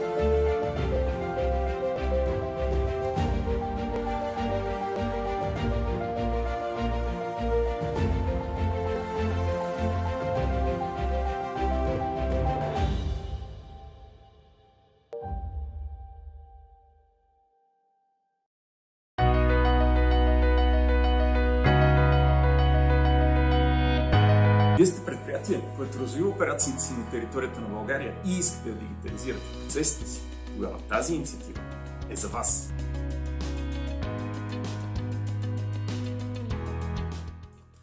Участвайте в конкурса на Schneider Electric Стартирай 4.0. Това е инициатива за дигитална трансформация в българската индустрия и чрез нея можете да спечелите имплементация на архитектура с 3 водещи софтуерни решения в Schneider Electric. Чрез имплементирането на трите решения ще можете да проследите и управлявате производствените данни в реално време, съкратите наполовина времето за корективни действия, повишите капацитета на служителите си и избегнете операторски грешки, ускорите производството и намалите престоя на машините си. Позволете на бизнеса си да се развива. Имате възможност в срок до 15 юни да подадете своята заявка за участие и да бъдете сред отличените предприятия, които ще направят скок в дигитализацията на бизнеса си. Запознайте се с условията за участие в конкурса на линка долу.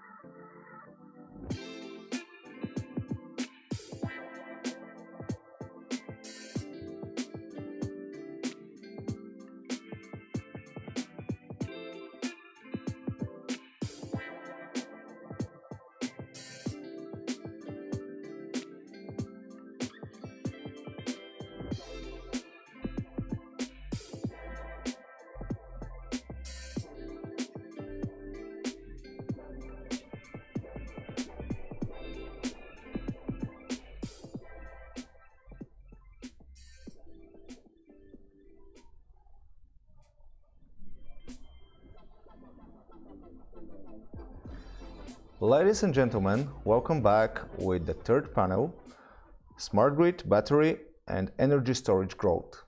I'm Christian Mikhailov, and in the next 1 hour we will discuss in this important session topics connected with smart grids and how Bulgaria can position on the map. So I would like to present to you the man who designs smart grids for the city of the future in Saudi Arabia, Alexander Rangelov, CEO of International Power Supply, or IPS, the man who is a senior advisor to the European Climate Foundation, Julian Popov, and we are expecting to join Rosen Daskalov, the man who makes supercars and puts his company on the Bulgarian Beam Stock Exchange market. Hello, gentlemen. Can you hear me? Hello, Christian. Nice to meet you. Hi. Hello. So, gentlemen, how should the state act so the high-tech companies in the field of smart grids and batteries feel supported? What are the expected steps?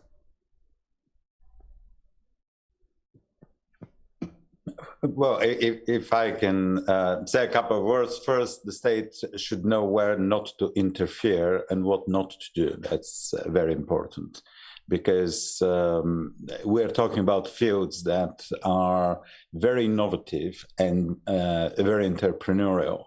So they should have the freedom and the space to develop. So that's what it's very important to define what not to do and how not to restrain them.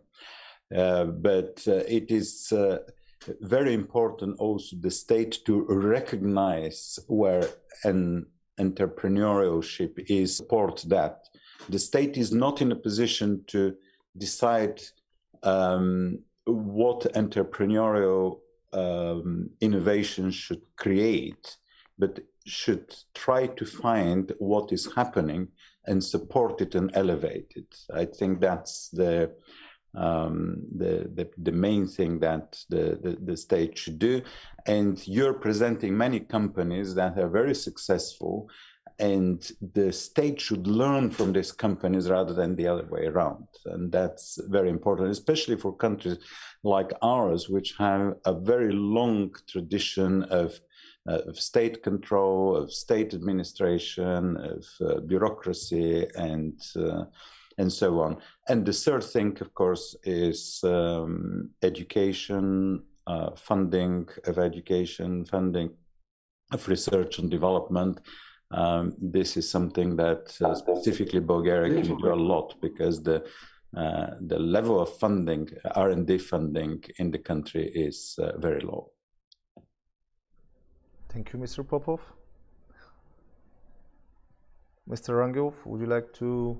Yes, actually, I agree with Mr. Popov, and everything what he said is correct. And it's very important that the level of the R&D funding in Bulgaria and also in the countries that would like to introduce new technology should be high, and in Bulgaria is almost non-existing. But I would like also to add a few more points.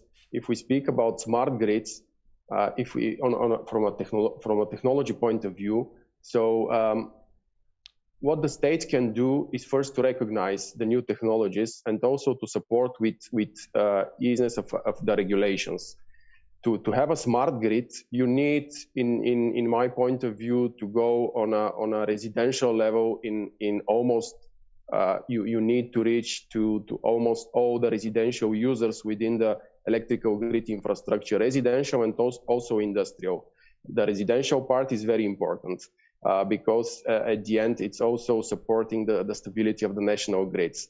And what the state can do is to make easy regulations for every residential user to be able to implement, to deploy, to install, and to use renewable energy sources and also battery storage, because the renewable sources and the battery storage are the basic foundations of every smart grid.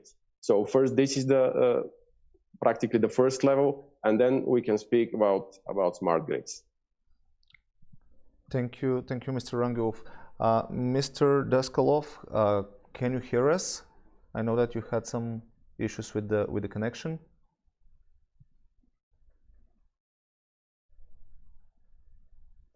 Okay, it looks like Mr. Daskalov is still has some issues with the connection. I hope he can join soon.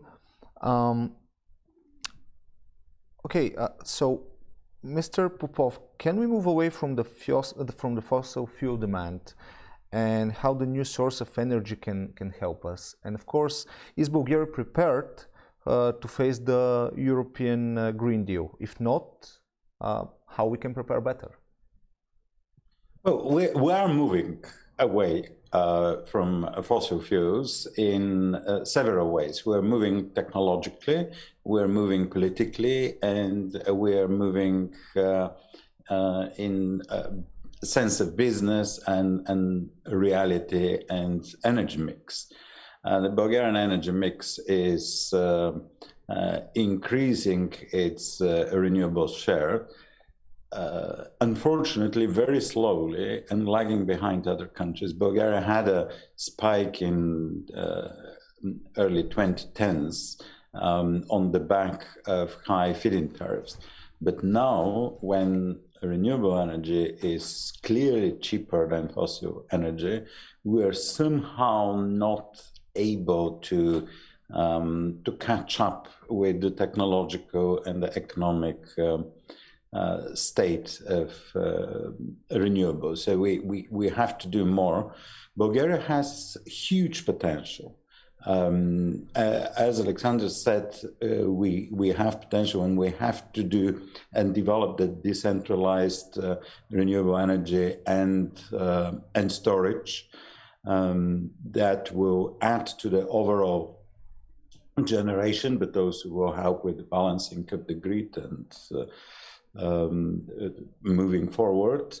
But Bulgaria also has industrial size renewable potential. The so frequently discussed co-region Maritsa East has fantastic potential for large industrial solars in many gigawatts. And then Bulgaria has unutilized wind potential, and also we have to explore and develop our offshore wind potential. All that is possible. And in terms of facing the Green Deal, of course we can. The Green Deal is not about energy only, it's about many things, but it's mainly about innovation and about fast transformation of the industry, something that is, we've been waiting for that to happen. So it's a very good economic boost or push or kick for the Bulgarian economy, which I hope very much that Bulgaria will make the proper use of it. Okay, when we talk about new sources of energy, and in this case we talk about energy decentralization, how far this promise is reachable soon? Most electricity networks, for example, across Europe are 40 plus years old, and are they going to be replaced as they are, or is there going to be in innovation in changing them? So in this case, where Bulgaria stands? If I may take the word here, so to replace the whole electrical distribution network is not an easy task. Even if the financial resources are available, it's much more complex than that. But in our case, especially, it would cost significant and huge resource to replace it. So the solution for the next years is definitely the energy decentralization and the application and deployment of smart grids and decentralized power generation with storage units. It has a lot of benefits if we speak about decentralized power generation and storage. So one of the alternatives, if we want to integrate renewable sources and storage into the national grid, is to use centralized location with multi-megawatt power plants and storage. But this can also create some problems with concentrating so much power at single points in the electrical grid. If we, on the other hand side, consider the distributed power generation, where we can, as I said in the previous question, where we can reach to the single residential and industrial facilities, then it would bring much more benefits for the grid balancing and also the usage of the individual residential or industrial owners. But at the end, it's I think it's more about the political will, because the technology is there, the industry, and I assume that also the residential users, considering now the high electricity prices, are willing and ready to do so, or soon they will be willing and ready to do so. The technologies are there, so I think it's more about political will to enter into this national discussion. I very much agree with that, and I'm glad that Alexander is saying that. He is representing actually a very successful company that is working all over the world in this field. It's not sort of a wish thing; it's a reality, and it's a reality that is pushing and insisting to happen and to be politically embraced. Because if we look around Bulgaria, we can see now a surge of installations of solar energy for self-consumption among the industry. I mean, this is the companies are not waiting for the government to tell them what to do. The economic realities are such that they're doing it by themselves. And exactly these trends are very important to be recognized and facilitated by the governments, but also businesses to learn from each other and to sometimes, especially when we talk about older companies that are a little bit more conservative, to embrace this innovation. And when I say older companies, I also include here the companies that are on the black list, like the coal companies. I mean, coal companies are companies. So they can also innovate. They can also introduce innovation.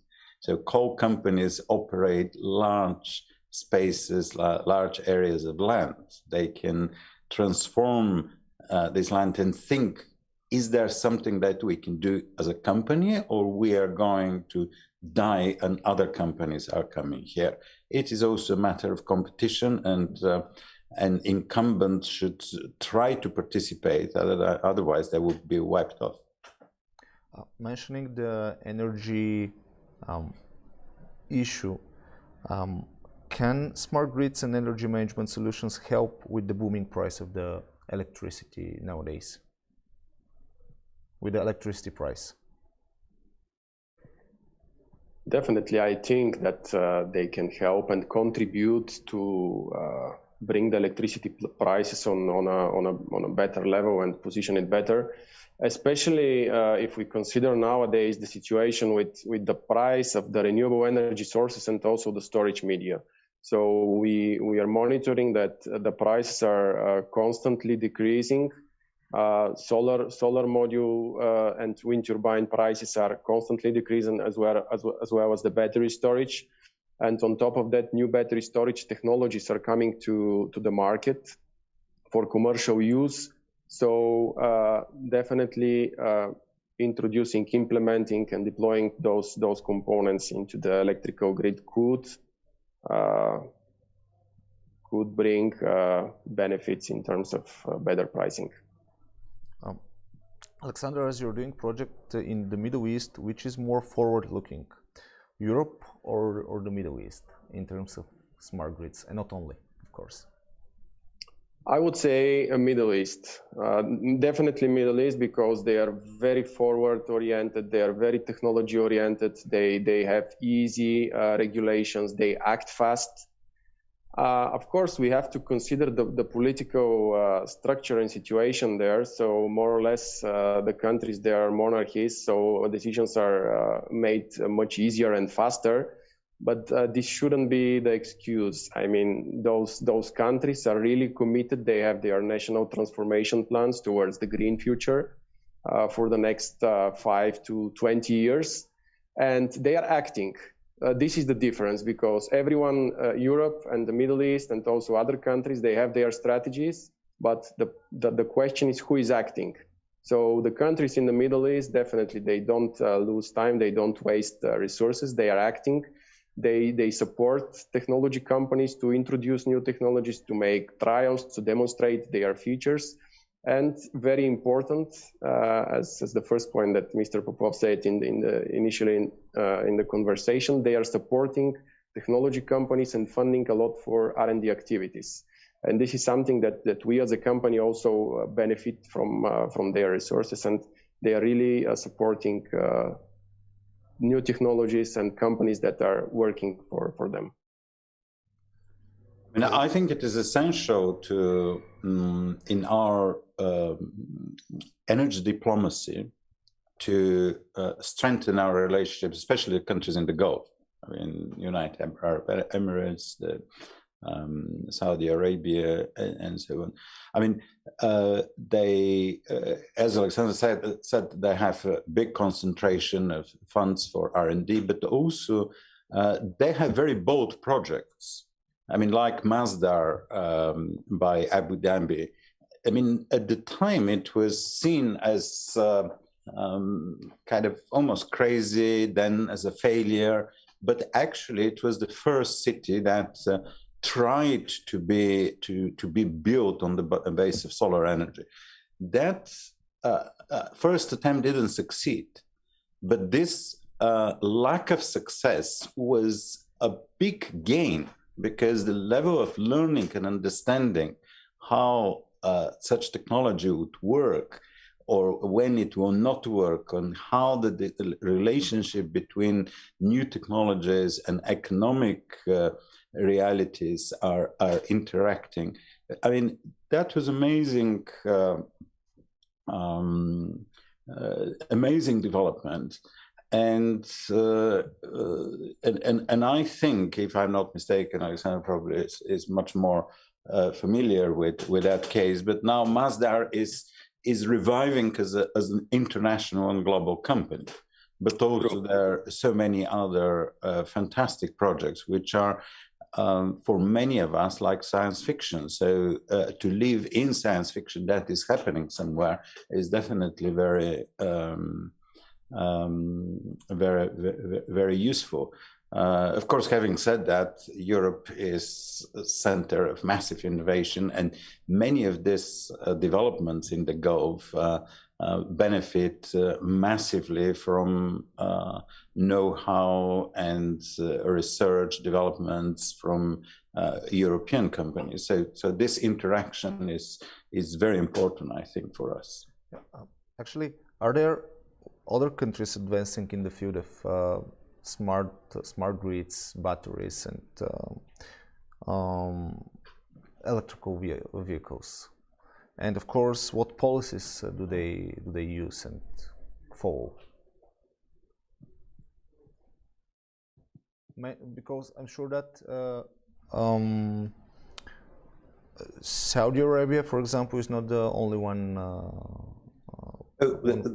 Definitely not. I mean, but all over the world, the thing is that electric vehicles, they develop very quickly and suddenly, and they're based on very well developed technologies and infrastructure, which have to be repurposed, obviously, because and developed very fast. One thing that a couple of years ago, when I went, that was my first visit to Beijing, and I was struck by how silent the city is. I was expecting this mega city to be unbelievably, impossibly noisy, but in fact it was silent.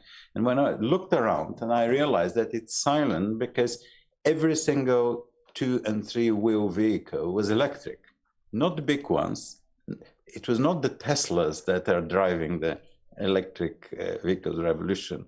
It was the motorcycles, the electric vehicles, the tricycles, all sorts of weird vehicles that probably will not pass all the regulations in some countries. But everything on 2 wheels were electric. And this is a huge critical mass that supports the move forward. And when we talk about electrification of transport and mobility, I mean, Bulgaria is one of the leading European countries in producing electric bicycles. And this is a very interesting phenomenon that has to be recognized, and we have to build on it in terms of knowledge, experience, economy, but of course also cases like SINCAR, which couldn't connect properly. It would have been fantastic to hear more about that from them. What was the main driver to become one of the leaders in the electrical bicycles, by your opinion?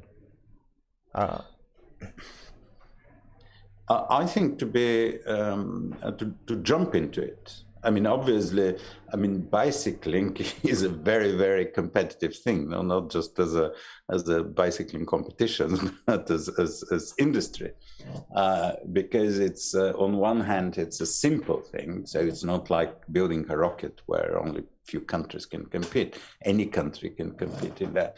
On the other hand, the consumer's demand is very high. The consumer is very demanding. The consumers constantly want something new and something better, and this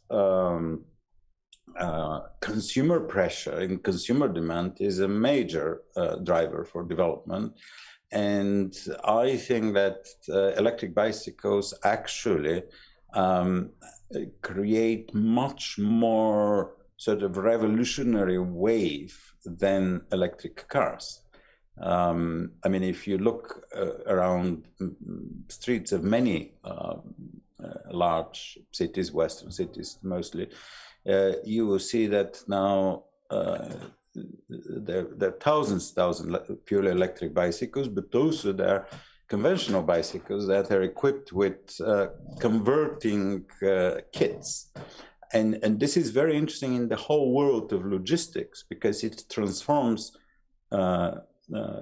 small deliveries, all this kind of small Amazon and not exactly Amazon, but various other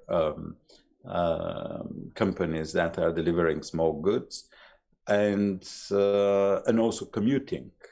And with the pressure of air quality, all that is coming together into a huge wave of transformation in the mobility sector.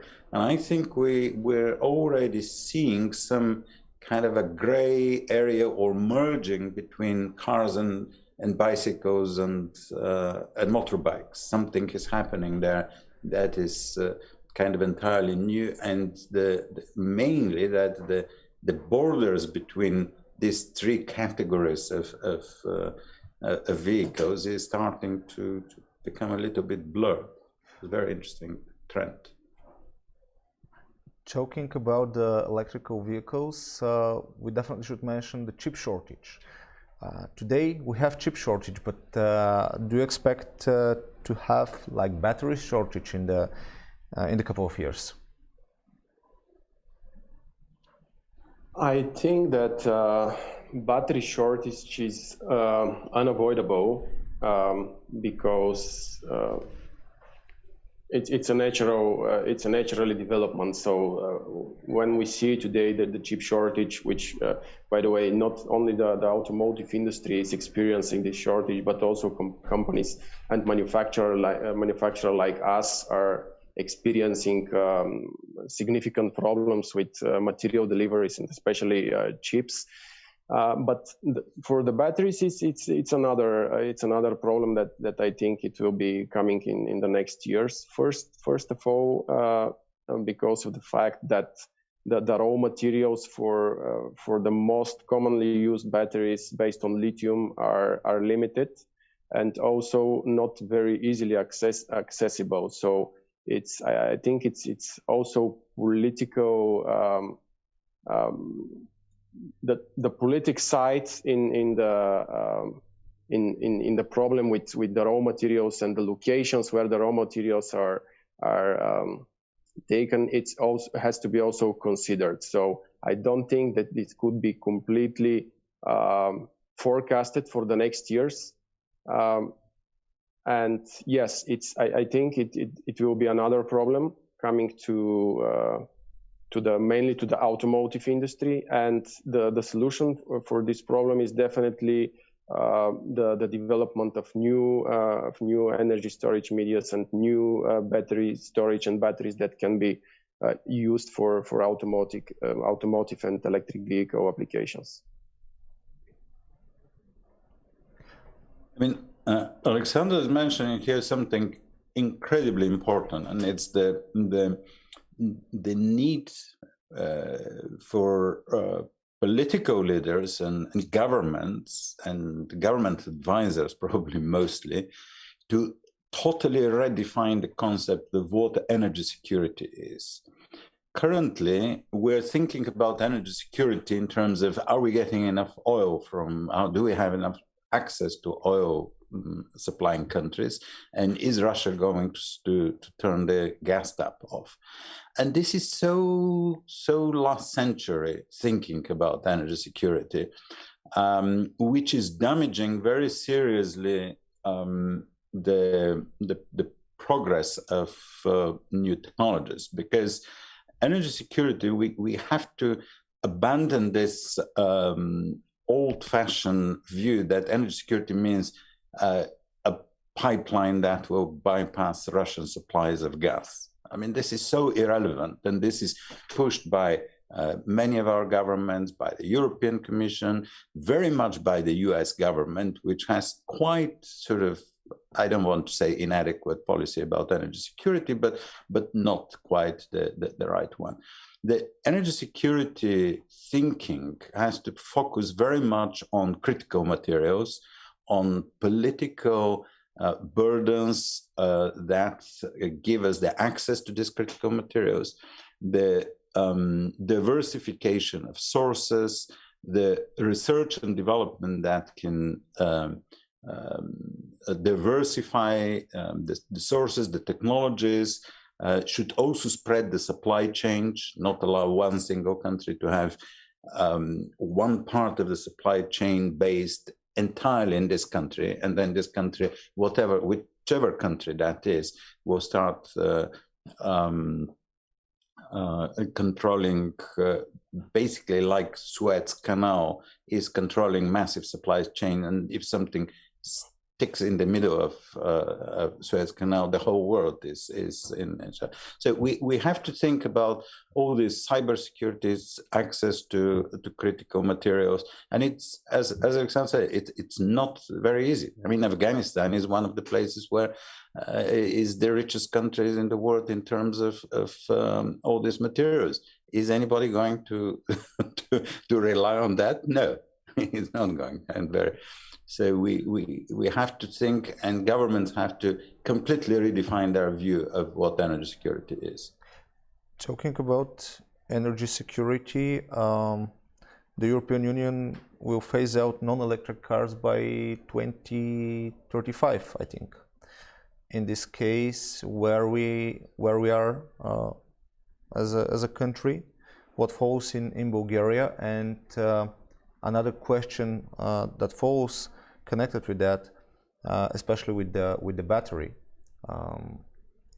market. Do you think that Europe can beat China in the electrical vehicles and battery production, and how?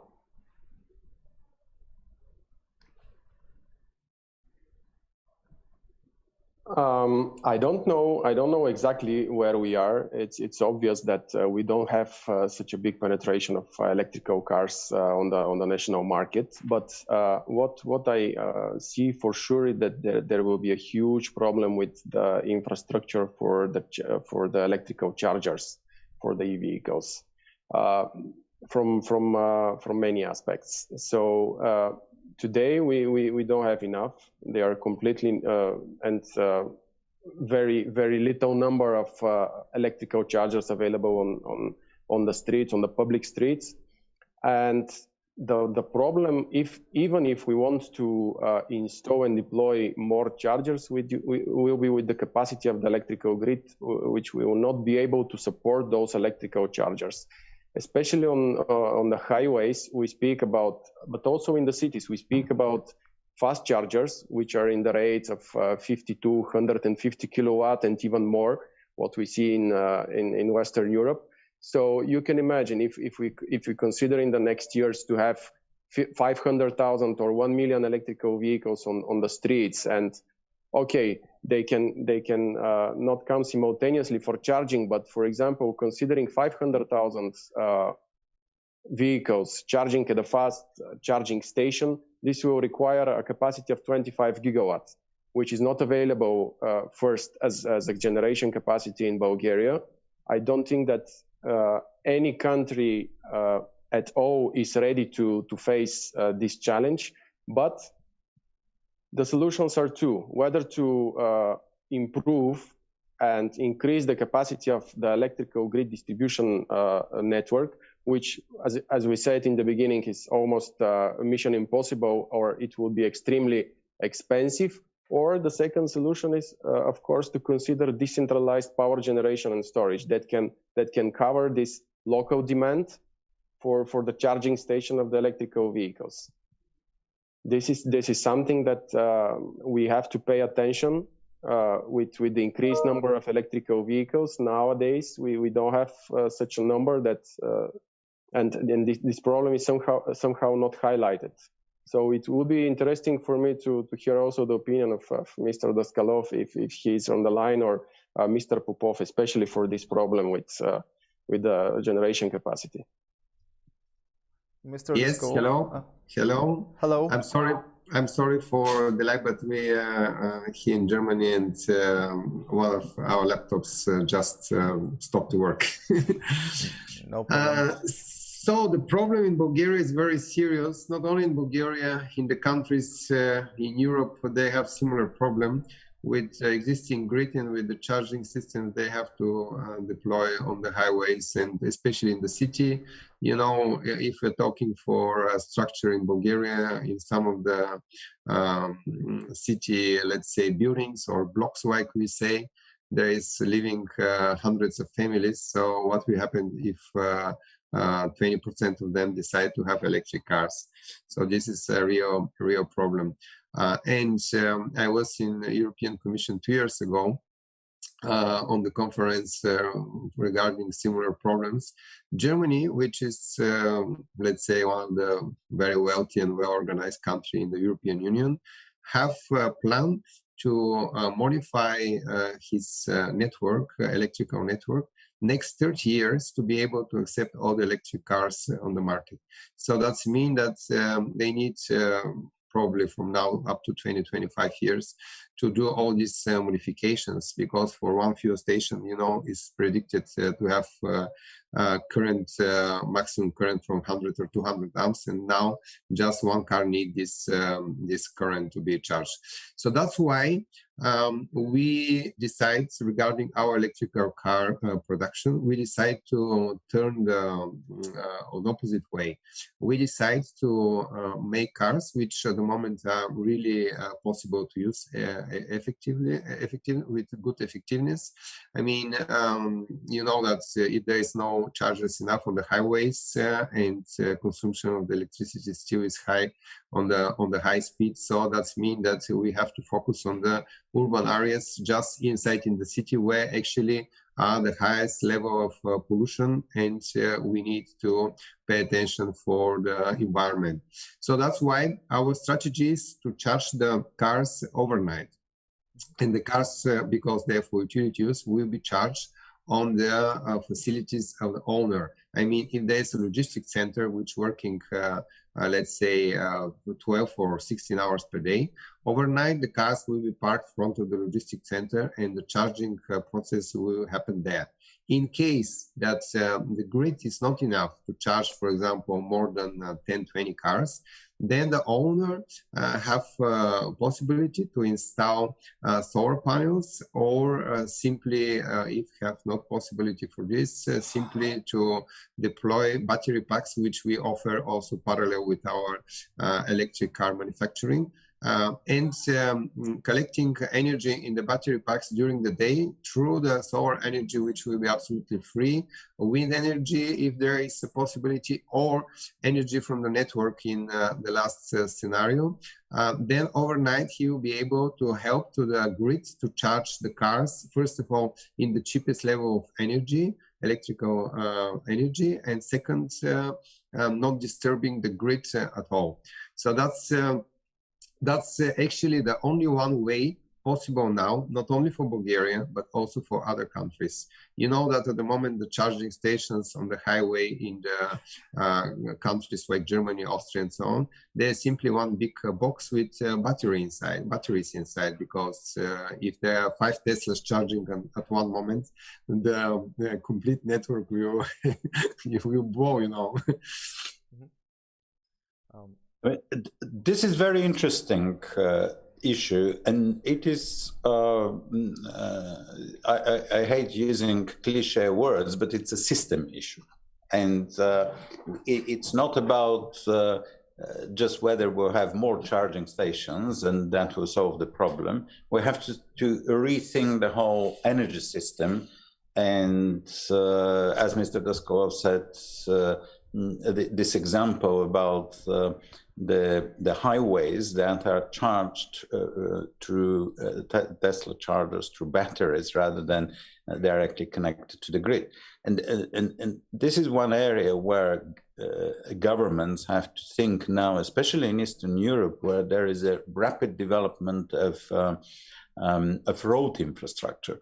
Currently, road infrastructure is built in just the road, and we're thinking about the road and how many kilometers will have this road and which government will build more kilometers of the highway. But we're not thinking about the infrastructure of the future. So this road have to be designed in a way that will have the access to electricity, generation of electricity. When you build a motorway, you have to think where to position additional renewable energy sources, and the road itself has to be developed as an electricity network and infrastructure, as well as a road and car infrastructure. And the other thing is, obviously, when you have many electric cars, they start interacting with the system. They can be charged, but they can also discharge electricity in the system. And in that sense, we have to redesign our market and our regulations so that electric cars generation and should mix into a new type of interlinked system. So that's very important. And of course, this also affects the whole planning of our urban environment, because we have to start thinking very seriously about how we design and redesign our cities, and not just changing windows in order to be a little bit better insulated at home, but where to charge the car, for instance, and how to do that. This is very important. Otherwise, we'll be in 10 years' time, we'll be stuck, and we won't be able to move forward with that. Thank you, Mr. Popov. Gentlemen, discussing the electrical vehicles and the smart grids, what is your opinion? Who will be dominating the electric car market in Europe in the near future?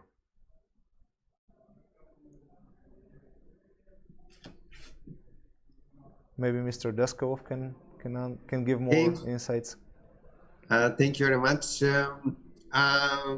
If we look for the figures at the moment, how big companies, big automotive companies going straight to the electric cars, there will be no possibility for one name or one brand to be, let's say, alone or to dominate on the market, like you said.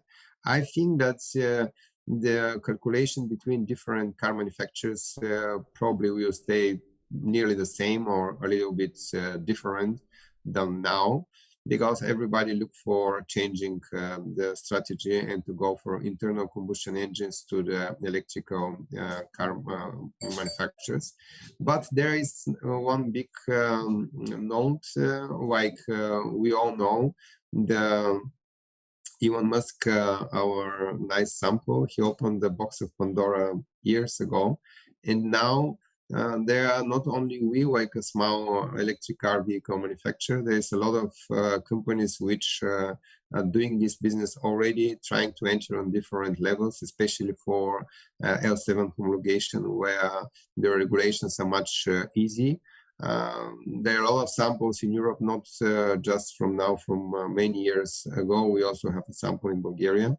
And especially for the commercial vehicles and for the passenger transportation, like city buses and so on, There also will be a lot of new players on the market because technology and system for electrical cars are much different and much easy than internal combustion engine cars, where you are limited to the engine with Euro 6.3, 0.4 homologation and special regulation for the emissions and so on.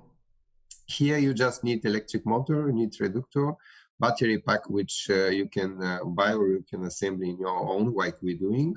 And then you need chassis, which normally you can buy like a part from different manufacturers, or you can manufacture in your own. So there will be significant change on the electrical truck markets and so-called passenger mobility and transportation for the city areas.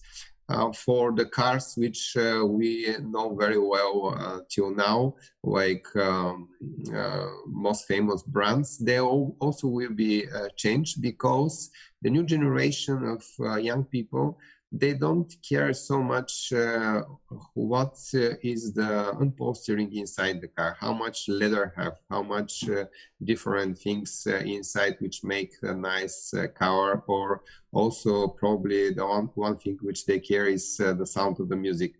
They care just to be able to have internet, to be able to drive the car easy and to go from point A to point B. And if they're able not to drive during this period, they will be more happy. So this change dramatically situation which market and which possibility for sell luxury cars, because we see now one new car costs more than 50,000 euro, and how much from the young generation can afford these cars. So that's why I think that also in this area for electric cars will come new players with like Tesla, but much simple solutions with less kilometers range, just for city driving, something like a share cab system, which the cars can be shared and you can go from point A to point B easily, especially when autonomous driving is already in regarding the European regulation and laws which still are under preparation for this business. Okay. I mean, about the who will win this competition, I very much agree that we're facing a much more different field than the sort of the classical competition between German, French, Italian, and American cars, and you know that there is a possibility, opportunities for many more players, and probably for players that even don't have any idea that they can be major players in the electrification of mobility. We have to think about electrification of mobility rather than producing the best car. And if we look around, we might see some quite surprising things. So, for example, Sofia is more than 50% of public transport is electrified, the journeys. And Bulgarian cities, most Bulgarian cities could set targets for 100% electrification of public transport, taxis, and delivery transport by 2030, 2025 even, or whatever, very soon. And this is a huge opportunity. Then we have to think about all the other forms of mobilities, and probably in that field there will be huge innovation in the whole delivery, autonomous vehicles, the mixture between them.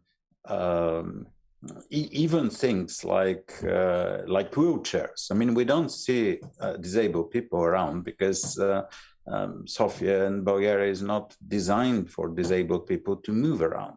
But there are at least 250,000, I think, who need this type of mobility. This is a huge area for enterprise and for personal freedom that is that is pushing and will kind of appear very soon. Thank you, Mr. Popov. Actually, we have a question from the online stream. Due to the fact of the increased number of electrical cars, are we going to experience problems with the lack of electrical power?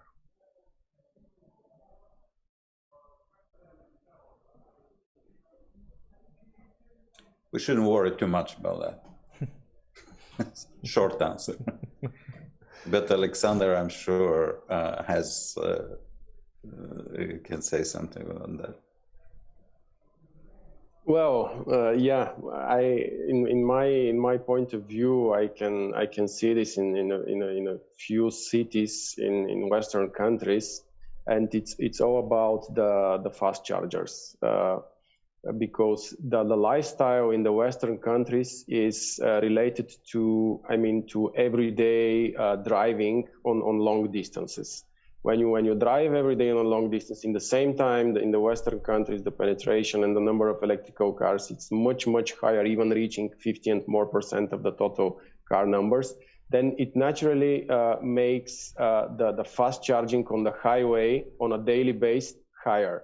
So the big number of electrical cars that can come to a charging station simultaneously at certain point of time, and if there is no local storage considered that can support this charging and not only taking the energy from the grid, then it comes to shortages, to power outages, and to overloading from the public grid.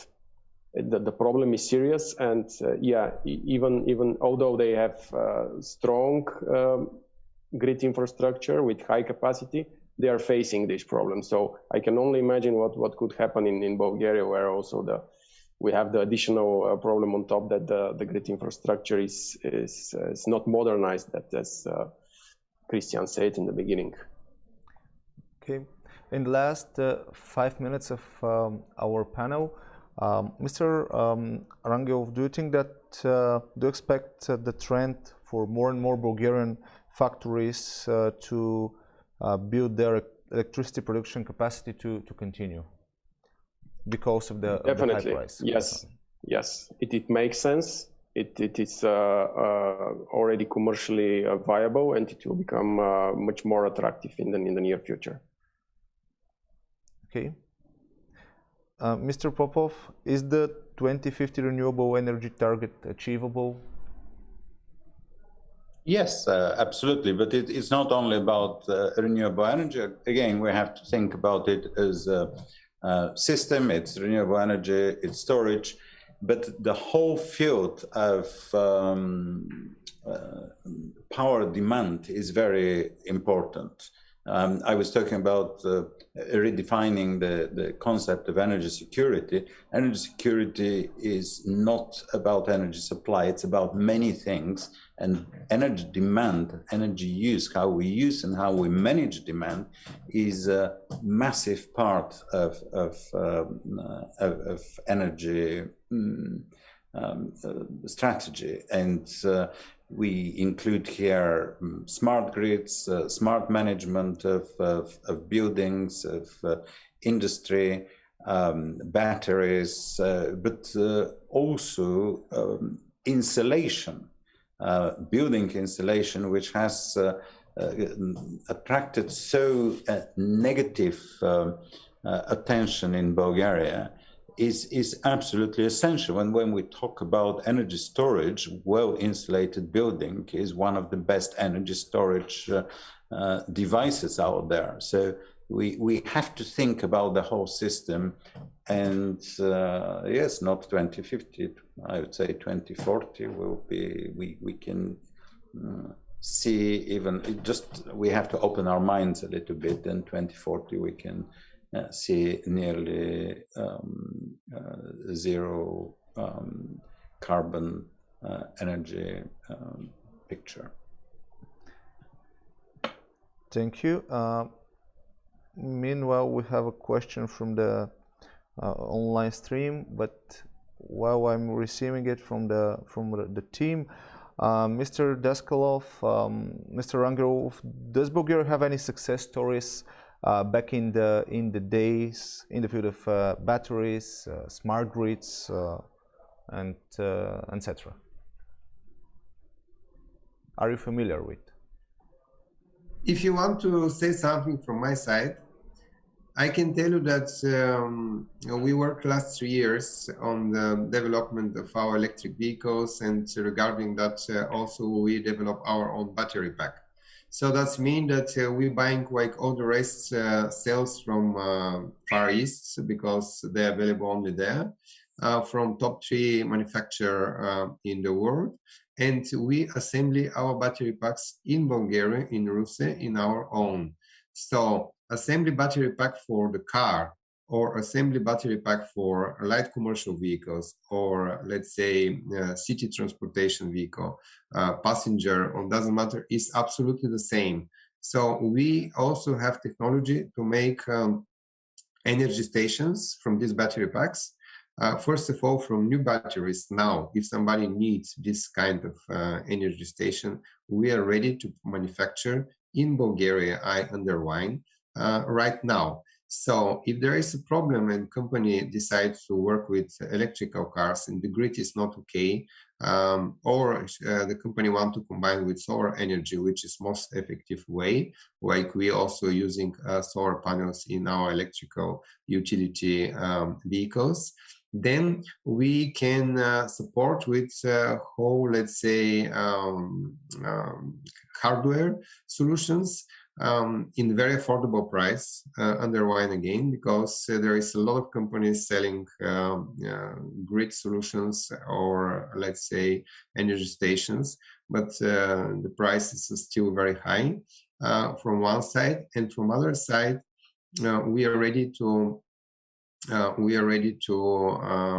go forward. And in case that our vehicles in the future are used more than 10 years for our kind of battery cells, the lithium phosphate polymer, after 10 years or 2000 cycles, they're going up to 70% capacity. So we plan regarding new, let's say, circular economy and all these problems with recycling of lithium batteries, we plan to use them for energy storage and to sell for second generation used cells for energy storages, where the price will go down up to 50%. Because they are already too heavy for the vehicles, but they're not a problem to be stored on the, let's say, backyard or on the basement on your house. And then you can use up to more 25, 30 years these battery cells, because the cells we are using, they're on the market from nearly more than 15, 17 years. They're very reliable. We already have a history. They're not last out of date or was, let's say, scream for the regarding power and energy and weight. But we have all the statistics and all the knowledge what happening the last 15 years on them used. So that's why we are very sure that with this kind of cells which we use, for the future, there will be no problem to be used for improving the grid and make energy storages on the lower price. Regarding other car manufacturers, this could be the same. Already Skoda, I read it, have this program to use used batteries from their electric cars to make energy storages, and for sure all the rest will follow. Thank you. And the following question from our online stream. How do you think the problem of the shortage of charging stations in the center of big cities should be solved?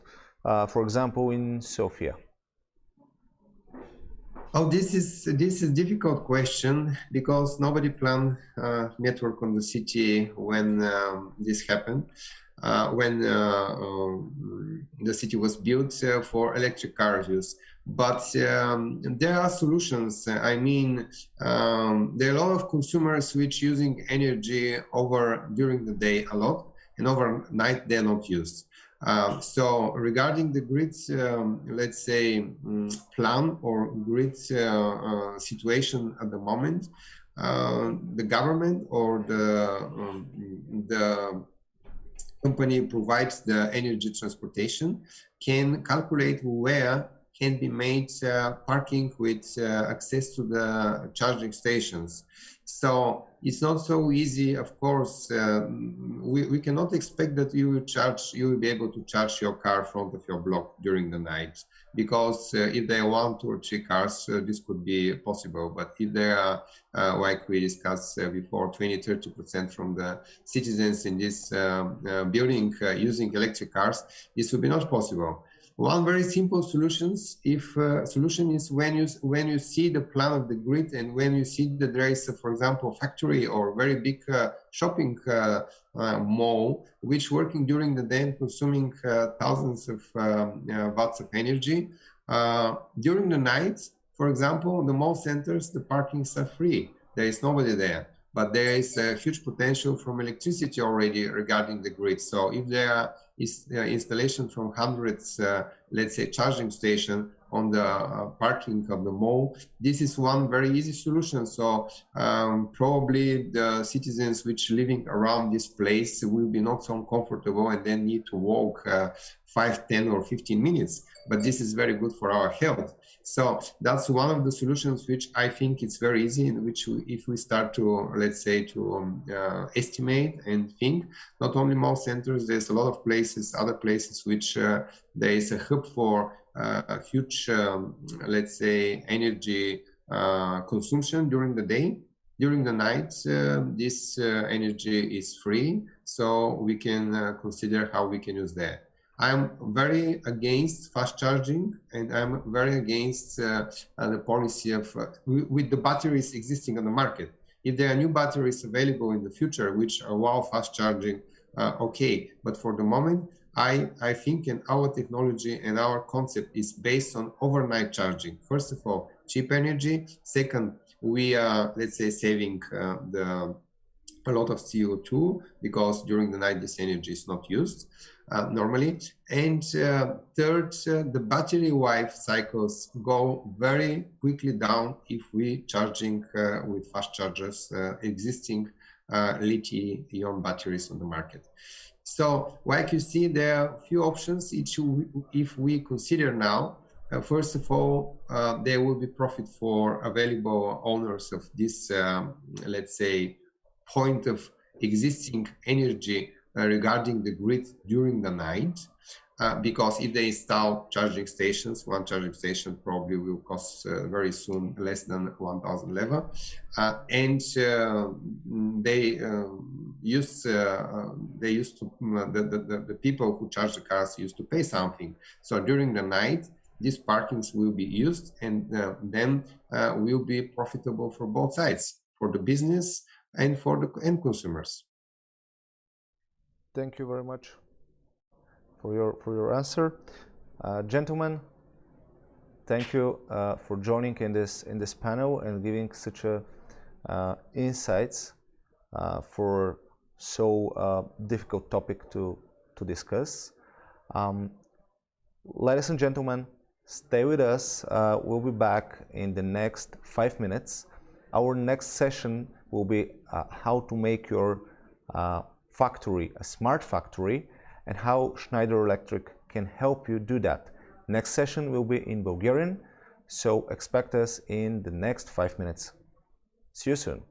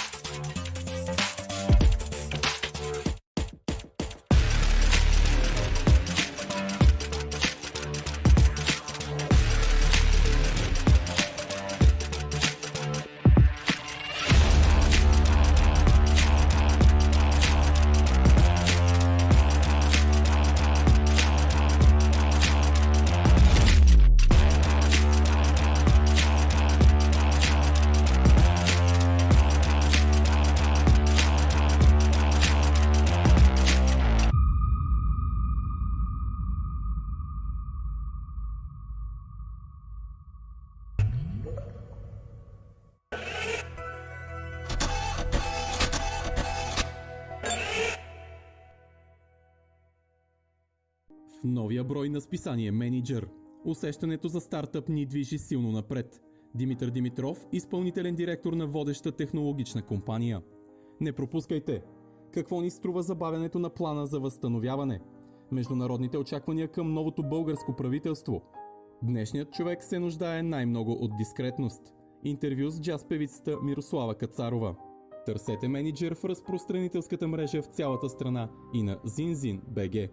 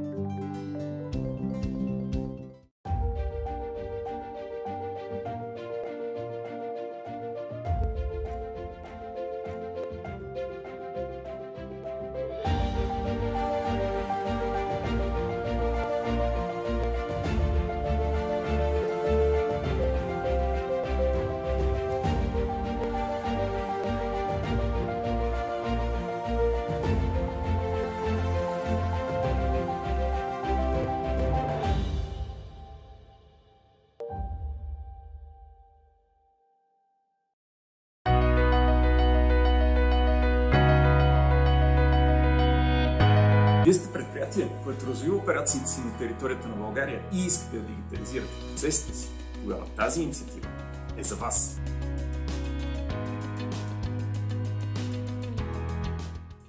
Участвайте в конкурса на Schneider Electric Стартирай 4.0. Това е инициатива за дигитална трансформация в българската индустрия и чрез нея можете да спечелите имплементация на архитектура с 3 водещи софтуерни решения Schneider Electric. Чрез имплементирането на трите решения ще можете да проследите и управлявате производствените данни в реално време, съкратите наполовина времето за корективни действия, повишите капацитета на служителите си и избегнете операторски грешки, ускорите производството и намалите престоя на машините си. Позволете на бизнеса си да се развива. Имате възможност в срок до 15 юни да подадете своята заявка за участие и да бъдете сред отличените предприятия, които ще направят скок в дигитализацията на бизнеса си. Запознайте се с условията за участие в конкурса на линка долу.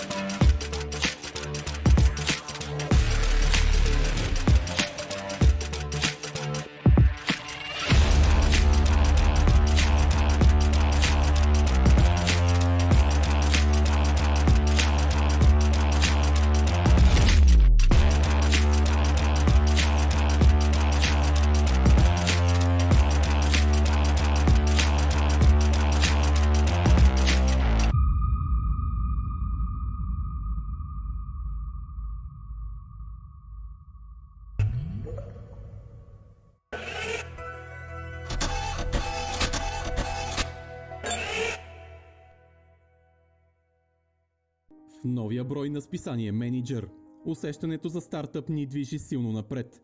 Димитър Димитров, изпълнителен директор на водеща технологична компания.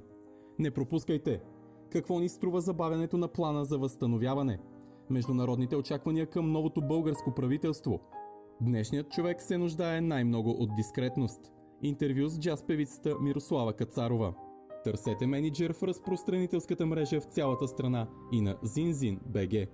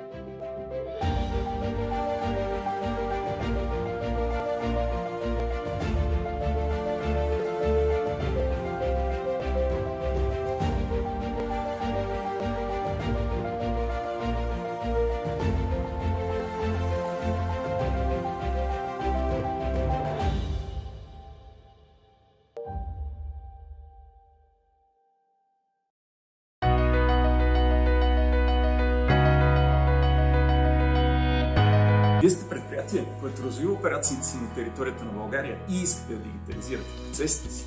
Тогава тази инициатива е за вас.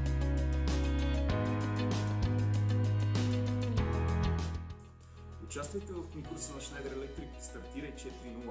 Това е инициатива за дигитална трансформация в българската индустрия и чрез нея можете да спечелите имплементация на архитектура с 3 водещи софтуерни решения в Schneider Electric. Чрез имплементирането на трите решения ще можете да проследите и управлявате производствените данни в реално време, съкратите наполовина времето за корективни действия, повишите капацитета на служителите си и избегнете операторски грешки, ускорите производството и намалите престоя на машините си. Позволете на бизнеса си да се развива. Имате възможност в срок до 15 юни да подадете своята заявка за участие и да бъдете сред отличените предприятия, които ще направят скок в дигитализацията на бизнеса си. Запознайте се с условията за участие в конкурса на линка долу.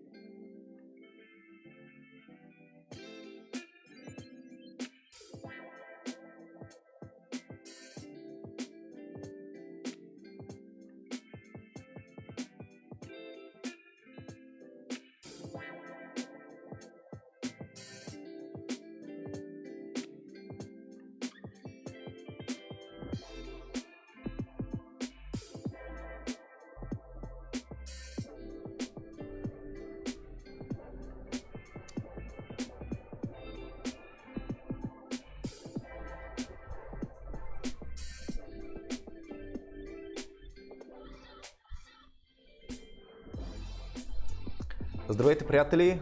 Тази сесия ще бъде на български. Връщаме се към нея и предварително се извинявам за забавянето.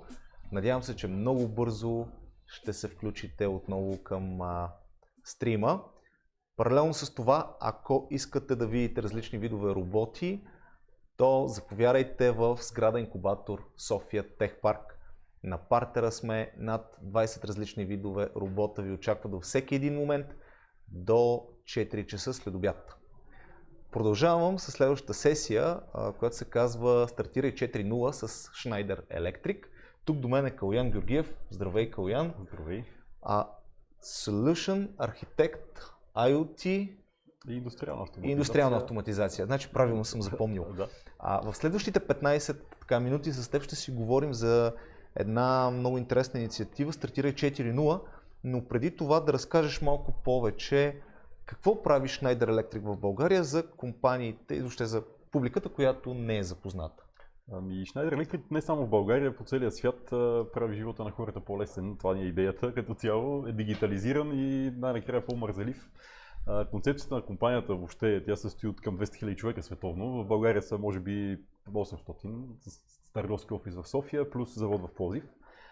Дигитализацията на индустрията като цяло, но и на живота на хората, всъщност е това, което ние правим. В София екипа, който е търговски, който е около 100 човека, малко по-малко от 100, където сме търговски инженеринг екип, аз съм базиран там. И там идеята ни е да консултираме нашите клиенти как да постигнат това, което постигаме ние в нашите заводи и това, което ние можем да им помогнем на тях като опит, като дигитализация на бизнес процеси, плюс производствени процеси, сгради, всичко да стане дигитално и умно. В Пловдив това, което правим е прекъсвачи, от тези, които имате вкъщи по таблата, бушончета, както им казват, автоматични, само че 42 милиона на година от тях. Ако има 8 в България. Да, в България. Това е най-големият завод в Европа за такива прекъсвачи. И по време на първия локдаун, всъщност, понеже сме автоматизирани на 70% целият завод, ние не затворихме и продължихме без хора да работим на 70% от капацитет. Как се случва такъв процес да бъде автоматизиран? Какви са стъпките, за да се създаде една умна фабрика? Вие сте умна фабрика, благодарение на това, че 70% от процесите ви са автоматизирани. Да, като тук включваме, аз лично в тия 70% влизат производствените процеси, но аз лично включвам и дигиталните процеси по бизнес частта, която е репортинг, работим без хартия, всичко е дигитално на таблети и така нататък, така че според мен процента тотален е още повече. Как се случва? Случва се на бавни малки стъпки. Има един колега, който казваше как се яде слон, нали, на малки хапки. Почваш го да го ядеш, нали, лека по лек. Всъщност при нас това се случи в горе 8 годишен период от първата част на първата стъпка в дигитализацията. Не е един проект, който сме инвестирали 5 милиона евро и сме казали от нула сме стигнали до тук за половин година или за 5 години. Всъщност това са постоянните проекти, постоянните обновявания на софтуер, хардуер и обучаването на персонала в такъв порядък 6-7-8 години. Като цяло, последната 2019 година всъщност получихме този сертификат за умна фабрика, когато решихме да видим колко ни остава да станем смарт фабрика и се оказа, че ни остават буквално 2-3 стъпки от чеклиста, понеже другото без да искаме с годините сме го постигнали. Тайната е в малките стъпки. Малки стъпки. Добре. А как всъщност българските производства могат да се възползват от това те да станат умни производства? Ами най-вече могат да почерпят от чужди опит, понеже ние сме нещо като пионер в тази област, поне в България. Тук има доста, за добро или лошо, има голям потенциал за спестяване и дигитализация, понеже голяма част от процесите са все още ръчни и неоптимизирани. Това, което могат да направят е, могат да се възползват от нашите експерти и нашия опит да дойдат в завода нашия, да видят как се случват нещата. И допълнително към това ние сме организирали тази година едно състезание, го наричаме ние, но то всъщност е помощ към българската индустрия, всичката автоматизация на машини, която ние сме като компания можем да предложим. Ние да я осигурим и да инвестираме в една компания. Добре, защо? Веднага да спирам и да питам, защо трябва да внедрите, да инвестирате огромния капацитет от хора, ресурси, време, разбира се. Каква е идеята за тази инициатива? Нашата идея е, че когато всеки по-отделно се справя по-добре, българският бизнес въобще като цяло започва да расте и да е по-конкурентоспособен.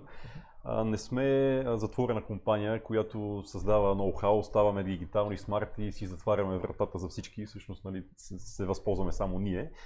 Всъщност ние искаме да бъдем отворени. Нашия завод е и шоурум, даже аз обичам да казвам, че е зоопарк, понеже всеки ден доста хора идват и гледат как работи всичко вътре. Имаме роботи, имаме машини, имаме процеси, не може да се снима вътре като цяло видеоклипове, но всичко, което видите вътре, може да го използвате.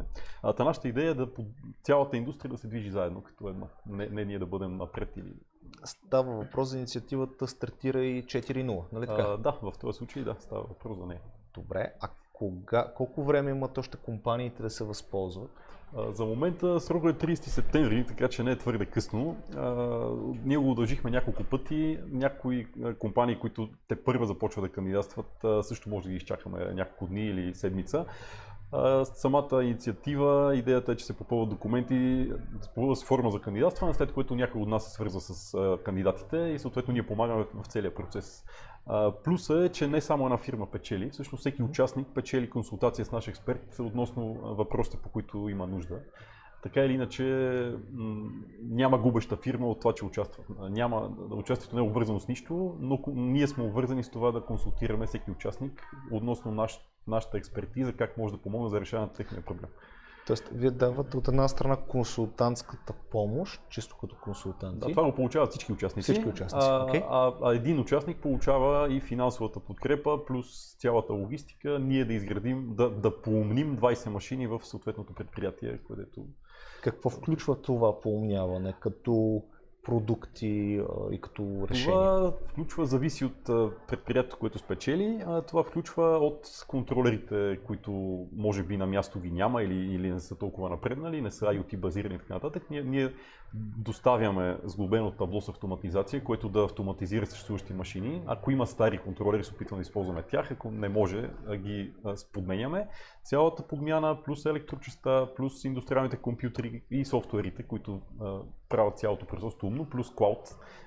Всичко това нещо го поемаме ние като изпълнение. От проектирането, прехвърлянето на програмите, цялата работа по интегрирането и изпълнението. Добре, в този случай ще има ли възможност примерно да използвам таблета си, за да гледам какво се случва на една машина? Това е идеята, не само, че ще има възможност. Идеята е, ако имате повече машини, ние сме се спрели на 20, но идеята е самото предприятие, едната от точките в оценката всъщност е да има визия за развитие на нашия проект. Да не бъде еднократен проект, нали, както казах, тайната е в последователните малки стъпки. Ние не искаме да инвестираме голяма сума еднократно и това предприятие да каже, ние от днеска сме смарт и след 2 години вече да не са смарт.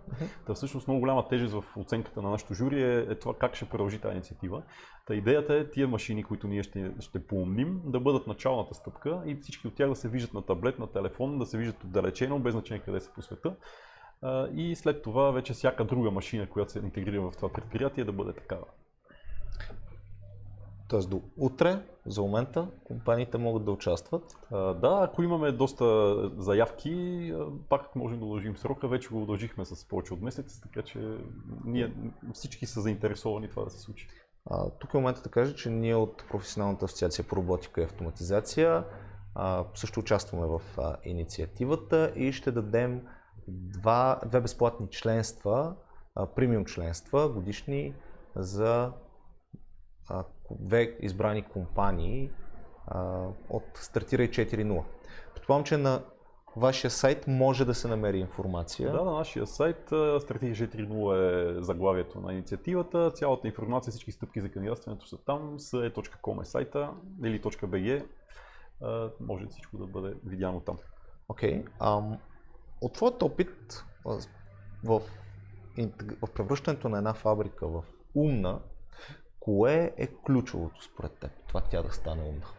Ключовото е хората в нея да бъдат, първо тяхното мнение относно процеса да бъде взето под внимание. На много места се опитват, когато поумняваме процес, примерно всичката хартия от едно място се преписва в един Excel и казваме вече процесът е дигитален. Нали? Ако имаме примерно човек, който работи на машина, махаме човека, слагаме робот и казваме, нали, това е дигитално. Този подход не работи. Когато дигитализираме процеса, ние всъщност трябва да минем през всички стъпки наново да премислим този процес дали подлежи на дигитализация. Първата част е да питаме хората къде може да се оптимизират нещата и къде всъщност те виждат проблем. Това така започнахме ние. След това променихме голяма част от процесите, така че да бъдат лесни за дигитализация и автоматизация. Какво означава да се превърнеш нещо лесно в дигитализация и автоматизация? Означава то да бъде готово, нали, пример, който дадох, махаме човека от стола, на същия стол слагаме робот, след това казваме, че е много скъпо да го програмираме да прави същата задача обикновено. Това е понеже самия процес не е пригоден за автоматизация. Когато автоматизираме производствен ръчен процес, например, може да се наложи да сменим цялата концепция, да насложим нова машина, нали, да махнем столчето на човека, да се промени въобще поточната линия заради автоматизация. Ако говорим за бизнес процес тип дигитализация на хартия, например, може би част от примерно печати, подписи, всичко, което не е задължително по закон, но така се е правило 30 години в предприятието, е нещо, което може да отпадне и може да бъде заменено с дигитален подпис или нещо друго. Окей, паралелно с това от колегите зад кадър получавам въпрос, който е от онлайн стрима. Какво мислите за IPC CFX стандарта? IPC CFX, не съм сигурен, че точно, нали, не разбирам въпроса какво има предвид. Да, ако може, ако може нещо да се поясни. Да се поясни малко, да. Добре, относно превръщането на една фабрика в умна, кое беше твоята основна мотивация да участваш в един такъв проект? Ами, моята мотивация е първо, че аз се занимавам като цяло с индустриална автоматизация главно и енергийна ефективност, плюс всичките останали дигитализации като процес. И това за мен е нещо, което нали, едва ли не виждаме от това, което казахме преди 10 години, че е бъдещето, всъщност го виждаме сега направено. Това беше моята мотивация, да сбъднем бъдещето и ние да станем умна фабрика. Всички умни неща, които виждаме като клауд, изкуствен интелект, машин лърнинг, такива умни думички, които се чуват. Отделно като производител Schneider Electric произвежда всичко от прекъсвачите, контролери и софтуери и всичко това нещо да бъде нали, една голяма така детска площадка за инженери, нали, в която можеше ние да направим всичко, което мислим, че е полезно и резултата нали, се оказа, че наистина е полезно. Да, като цяло това, че сбъдваме нещата, които мислехме, че са бъдеще, се случиха сега и това, че можем да го показваме на всички останали и всъщност да помагаме на много компании посредством нашата умна фабрика е нещо, което продължава да ме кара да се занимавам с тази част. Говорейки си за умната и фабрика, ти спомена по-рано смарт центъра, така казано при вас. Да, правилно. То се води, да, има фабриката, самата фабрика в Пловдив е разделена на две части. Едното се казва Innovation Hub, което е входа на фабриката, където е нещо като шоурум на всички хардуер и софтуер, които има вътре, но нали, може да се пипне, да се разгледа, да се говори с хората там, които го използват. Даже може някой да отиде да си поиграе с апаратурата, да помисли как това може да му е полезно. И другата част самото производство, където вече вътре е малко по-стриктен режима на посещение, където има маршрут, по който минават всички и могат да разгледат как го ползваме това нещо на живо. Окей. Участвате като част от Robotics Strategy Forum. Зад мен има една машина. Можеш ли да разкажеш малко повече за нея и защо да дойдат повече хора да я видят на живо и всъщност какво прави тя? Ами тази машина доста събира тълпа от хора покрай нея. Може би причината не е заради нас, а заради бомбоните, които изстрелва. Това е единствената машина, която така интерактивно замеря хората с бомбони. Събират се в чашка, нали? Не е опасно. Идеята е тук, че ние показваме всъщност синхронизация на оси, ако говорим за машина, тук са няколко оси, нали, примерно CNC машина плюс нещо друго, един малък производствен процес с малка проточна линейка. Просто сме я направили в тип геймификация на цялата концепция. И показваме нашия контролер, един от нашите контролери за машини, как синхронизира осите, така че, примерно, докато се изстрелва бомбонката, чашката я догонва и съответно пада в чашката. Но идеята зад цялото нещо е, че този контролер, който е в тази машина, може да се достъпва през веб страница, през телефон, през таблет. Самата машина е вързана към клауд, където може много такива машини да се следят в световен мащаб. Можем да кажем колко бомбони са изстреляли? Ами може, да. Днеска за деня са няколко стотин успешно оцелили чашката. Успешно? Да, okay. И още малко повече неуспешно от колегите, защото има ръчен режим, така че в ръчния режим успеха е по-малко. Да.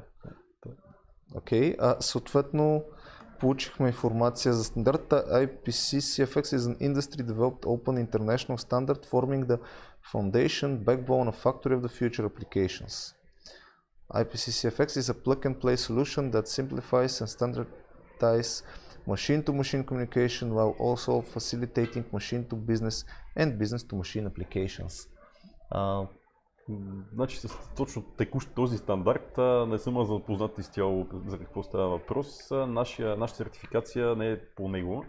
Това, което е смарт в нашата фабрика, първо нивото на автоматизация като ниво. Освен това има нещо, което името е доста дълго и на френски, не мога да сета точно цялото съкращение. Има в Schneider вътрешен такъв екип, който всъщност сравнява фабриките по света нашите с себе си и с тези извън компанията.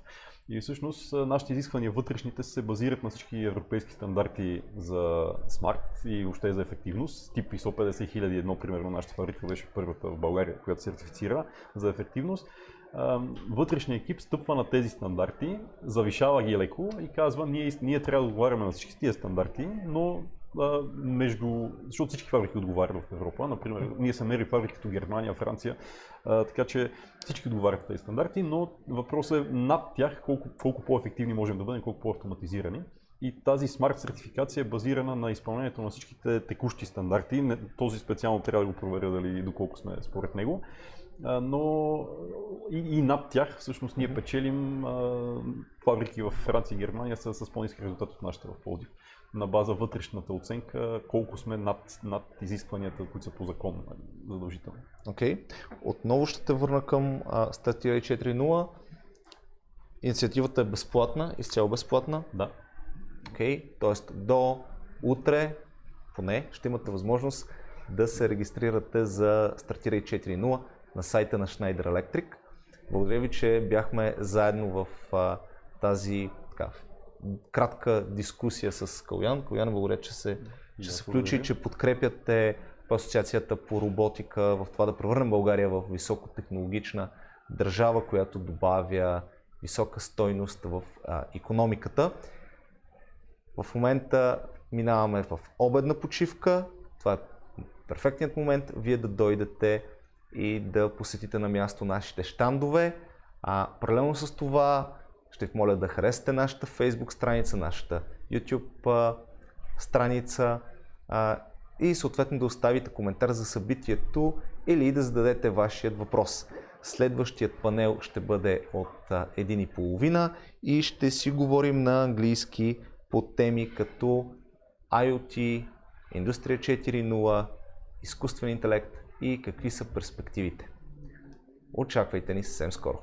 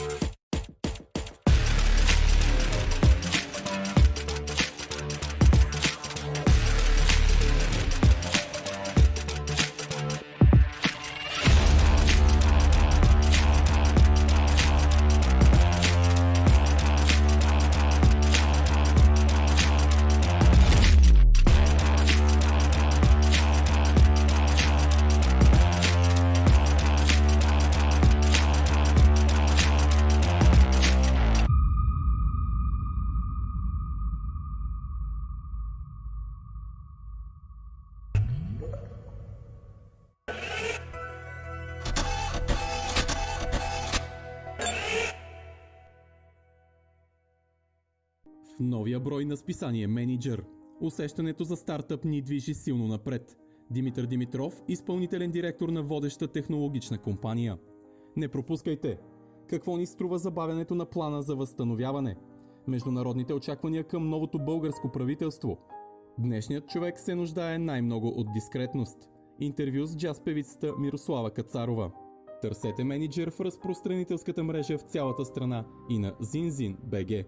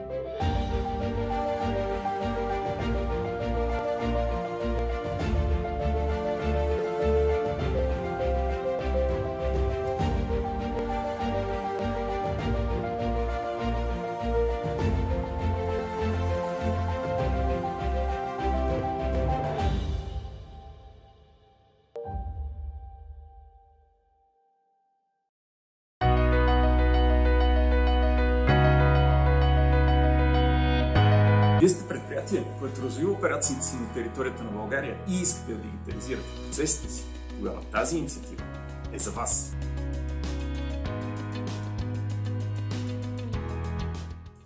Участвайте в конкурса на Schneider Electric Стартирай 4.0. Това е инициатива за дигитална трансформация в българската индустрия и чрез нея можете да спечелите имплементация на архитектура с 3 водещи софтуерни решения в Schneider Electric. Чрез имплементирането на трите решения ще можете да проследите и управлявате производствените данни в реално време, съкратите наполовина времето за корективни действия, повишите капацитета на служителите си и избегнете операторски грешки, ускорите производството и намалите престоя на машините си. Позволете на бизнеса си да се развива. Имате възможност в срок до 15 юни да подадете своята заявка за участие и да бъдете сред отличените предприятия, които ще направят скок в дигитализацията на бизнеса си. Запознайте се с условията за участие в конкурса на линка долу.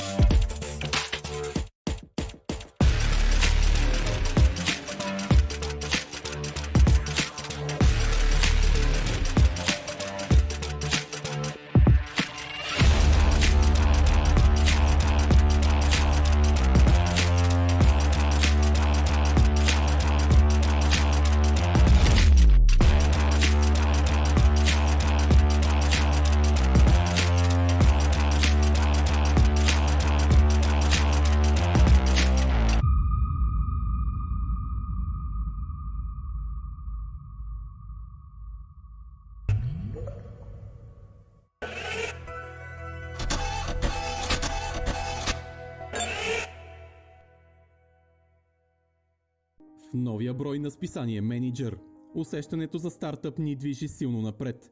Димитър Димитров, изпълнителен директор на водеща технологична компания. Не пропускайте! Какво ни струва забавянето на плана за възстановяване? Международните очаквания към новото българско правителство? Днешният човек се нуждае най-много от дискретност. Интервю с джаз певицата Мирослава Кацарова. Търсете мениджър в разпространителската мрежа в цялата страна и на zinzin.bg.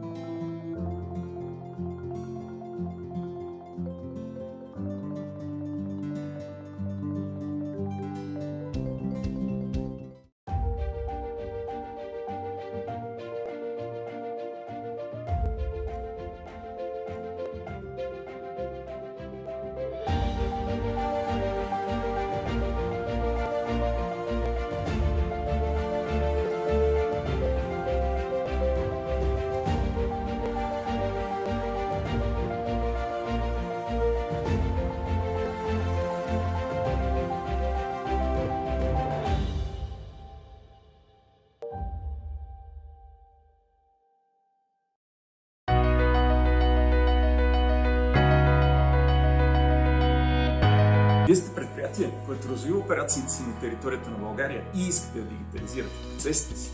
Тогава тази инициатива е за вас.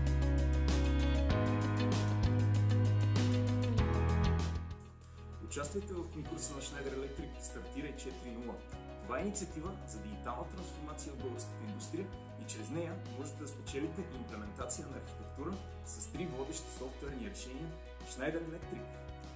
Чрез имплементирането на трите решения ще можете да проследите и управлявате производствените данни в реално време, съкратите наполовина времето за корективни действия, повишите капацитета на служителите си и избегнете операторски грешки, ускорите производството и намалите престоя на машините си. Позволете на бизнеса си да се развива. Имате възможност в срок до 15 юни да подадете своята заявка за участие и да бъдете сред отличените предприятия, които ще направят скок в дигитализацията на бизнеса си. Запознайте се с условията за участие в конкурса на линка долу.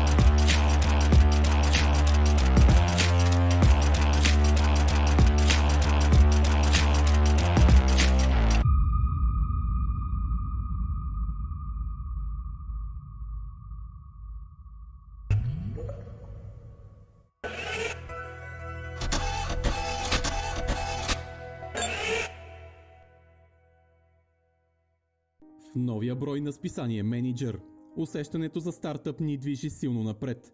Димитър Димитров, изпълнителен директор на водеща технологична компания. Не пропускайте! Какво ни струва забавянето на плана за възстановяване? Международните очаквания към новото българско правителство? Днешният човек се нуждае най-много от дискретност. Интервю с джаз певицата Мирослава Кацарова. Търсете мениджър в разпространителската мрежа в цялата страна и на zinzin.bg.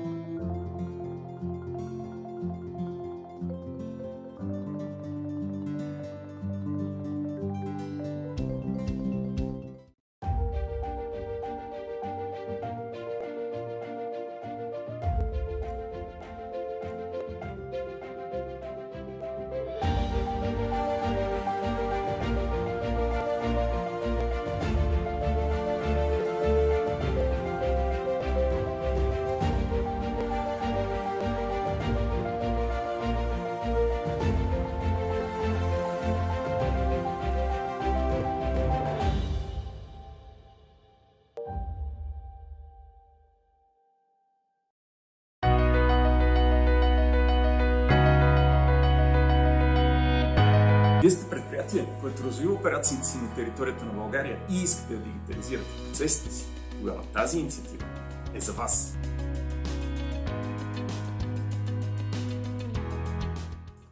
Участвайте в конкурса на Schneider Electric Стартирай 4.0. Това е инициатива.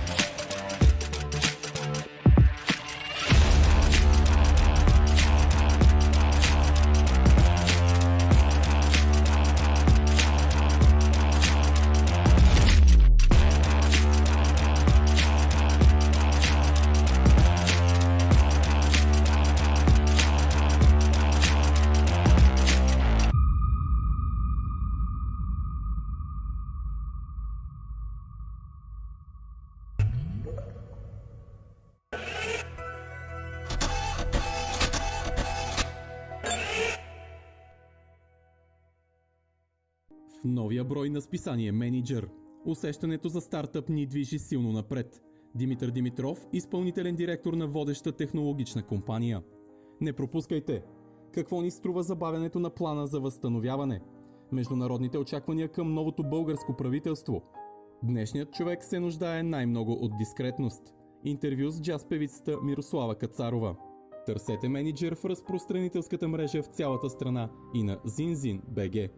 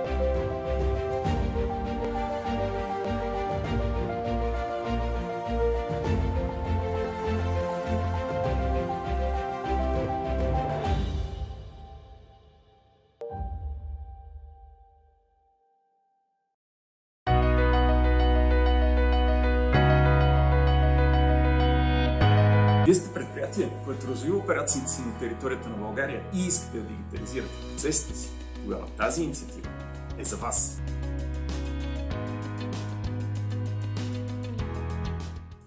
Участвайте в конкурса на Schneider Electric Стартирай 4.0. Това е инициатива за дигитална трансформация в българската индустрия и чрез нея можете да спечелите имплементация на архитектура с 3 водещи софтуерни решения в Schneider Electric.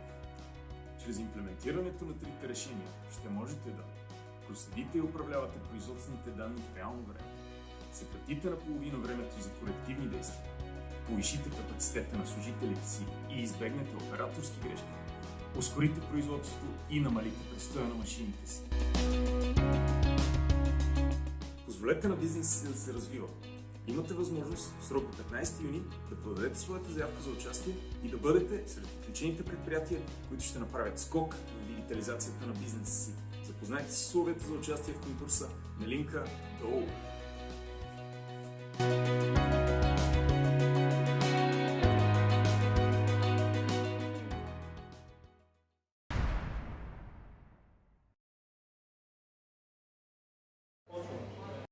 Здравейте, приятели на Robo Strategy Forum. Днес ще разгледаме фирмите, които са тук присъствено на изложението и вие онлайн ще може да бъдете част от изложението. Първата фирма, при която сме, са Schneider Electric. Здравейте! Здравейте! С какво се занимавате вие? Ние се занимаваме с дигитализация на всичко. Може само да говорите малко по-високо? Занимаваме с дигитализация на процеси и оптимизация на използването на енергия. Правим света по-интуитивен, по-лесен, дигитализиран и ефективен като цяло. Тук показваме машина, която благодарение на смарт частта, която е тук долу, може да синхронизира различни оси и целта в случая да изстрелва бомбони, но показваме пълна машина с управление през интернет, през тъчскрин, през телефон, като всички данни от нея отиват в клауд, където може много такива машини централизирано да се наблюдават. Доколкото знам, може и с ръка да се управлява и да се стреля с бомбоните. Идеята е да тестваме доколко ще победи ръчния труд спрямо изкуствения интелект, така че за сега печели машината. Много ви благодаря. Сега можем да преминем към следващия щанд, който е щандът на Фанук.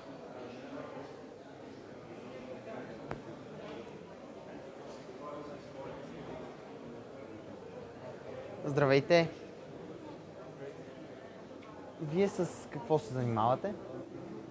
Представителство на японската компания Фанук от 40 години в България. Акцента на изложението е върху роботите и Фанук предлага решения за автоматизация на производството. Какво показвате днес на нашия форум? На форума сме внесли обучителна клетка, която е предназначена за обучителни организации, за обучение, за лесно обучение на роботи. Добре, ами много ви благодаря. На щанда на гигаавтомата няма никой, затова ще преминем към следващия, а когато дойдат момчетата, ще продължим. Здравейте!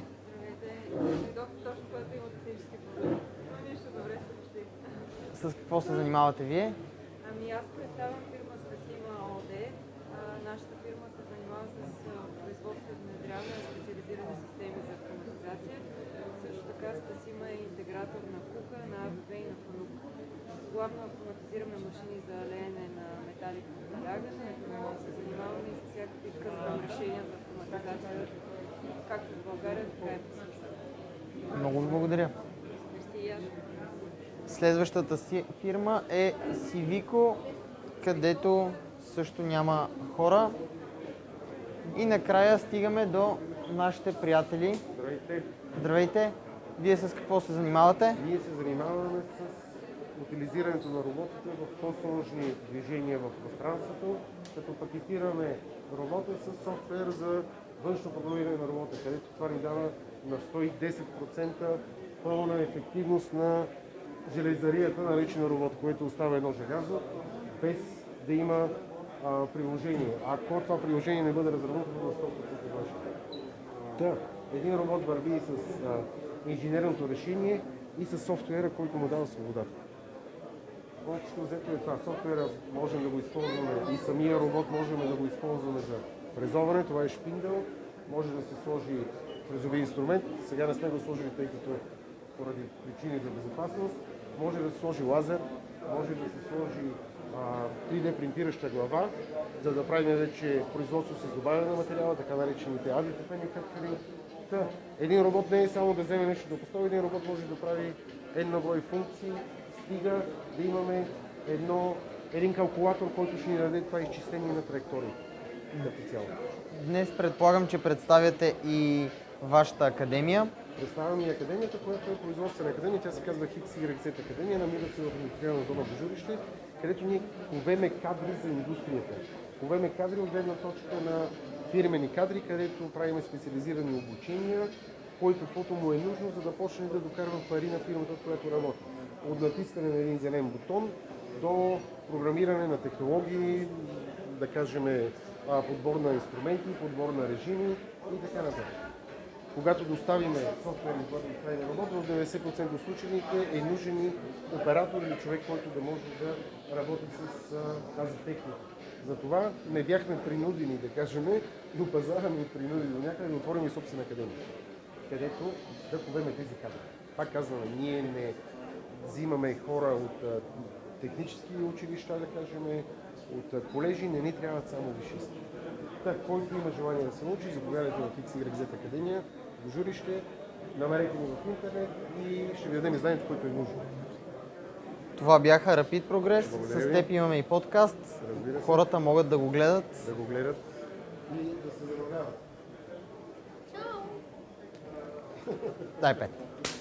Сега минаваме към следващата фирма. Здравейте. Здравейте. С какво се занимавате вие? Ние представляваме фирма Солтехна за събитие с представляваните от нашата компания колаборативни роботи, които са предназначени за работа в близост и съвместно с хора. Заради това още ги наричаме коботи. Представяме линия от няколко робота на Universal Robots и също така запознаваме заинтересованата публика с възможностите за интеграция с мобилните роботи на Mobile Industrial Robots. Това, с което тези роботи са уникални, е възможността не само да работят в непосредствена близост с хората, но също така дават възможност в случай на досег с човек да блокират. Можем ли да го демонстрираме? След което отново, разбира се, след което отново да продължат да работят, да извършват процедурата, която е необходима от мястото на спиране. Разбира се, нашият инженерен екип сега ще направи демонстрация, ще помогне за демонстрация. Всъщност виждаме как колаборативният робот в момента се движи и изпълнява някакви прости функции. И когато го пипнем, важното е да стане срещу посоката на движението и той блокира. Ясно. Съответно спря и може с натискането на бутона веднага робота да продължи там, откъдето е спрял.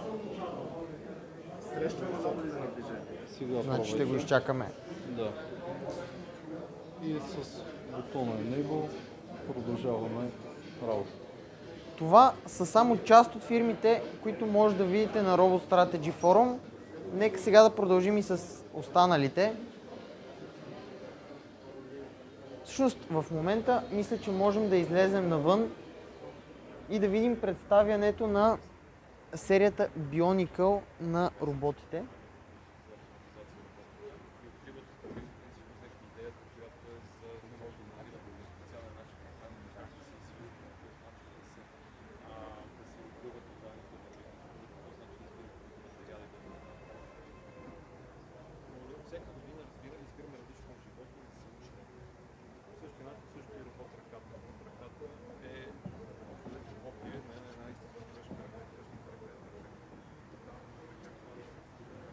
След малко ще ни разкажат малко повече на щанда на FESTO за тях. Има още роботи от серията Bionicle. Нека сега да минем на щанда на...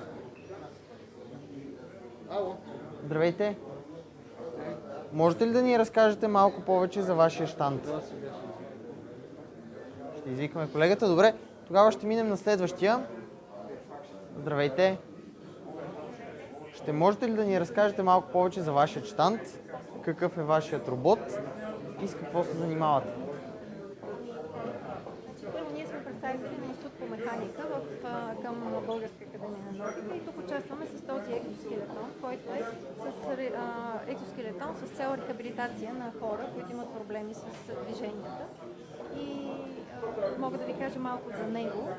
По принцип, направили сме тази разработка преди няколко години. Имаме разработка и за долни крайници. Там може да видите нози постер.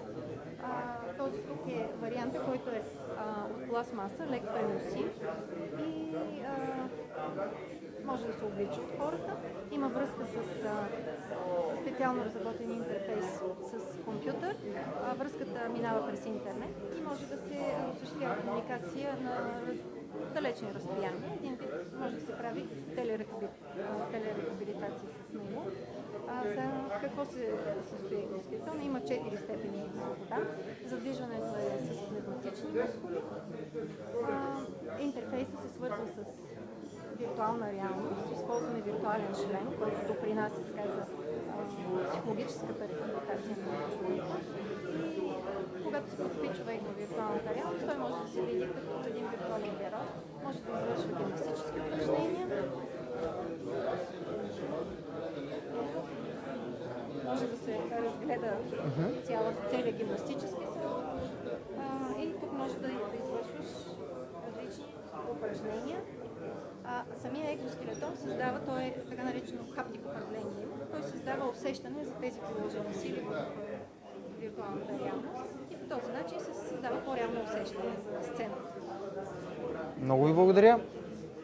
Колегата дойде ли вече? Може... Добре, ами значи ще преминем към следващия щанд. Да, имаме микрофон.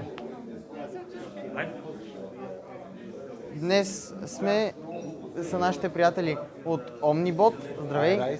iRice, извинете. Какво предлагате вие днес? Ние предоставяме да се види един прототип на робот, който е предназначен за хора с увреждания, да им даде пълната свобода на движение в затворени помещения и навънка, което им асистира така, че да се изправят в изправено положение, да могат да оперират в средата, така че средата да не е необходимо да се адаптира спрямо тях. Добре, можете ли да ни демонстрирате как той работи? Да, разбира се.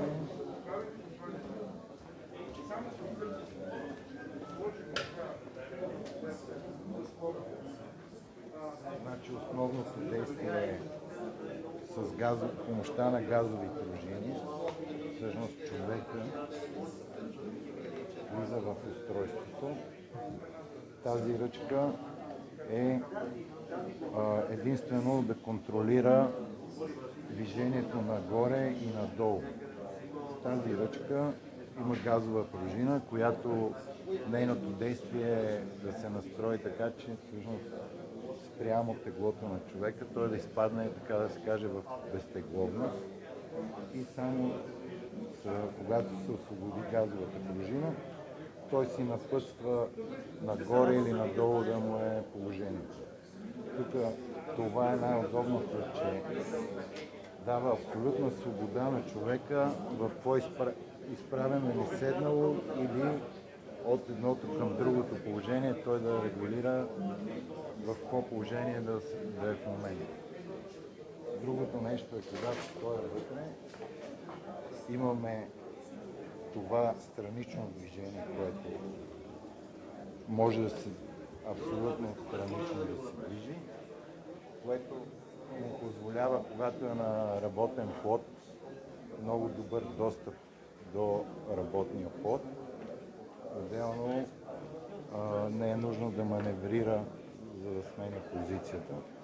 И нулевия градус на завиване, което всъщност той в рамките на самото устройство прави така.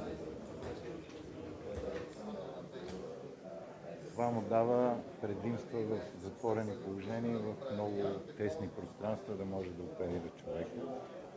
Много ви благодаря за презентацията. Сега можем да се върнем. Вече предполагам, че нашия колега ще е свободен и ще може да ни разкаже малко повече за техният щанд.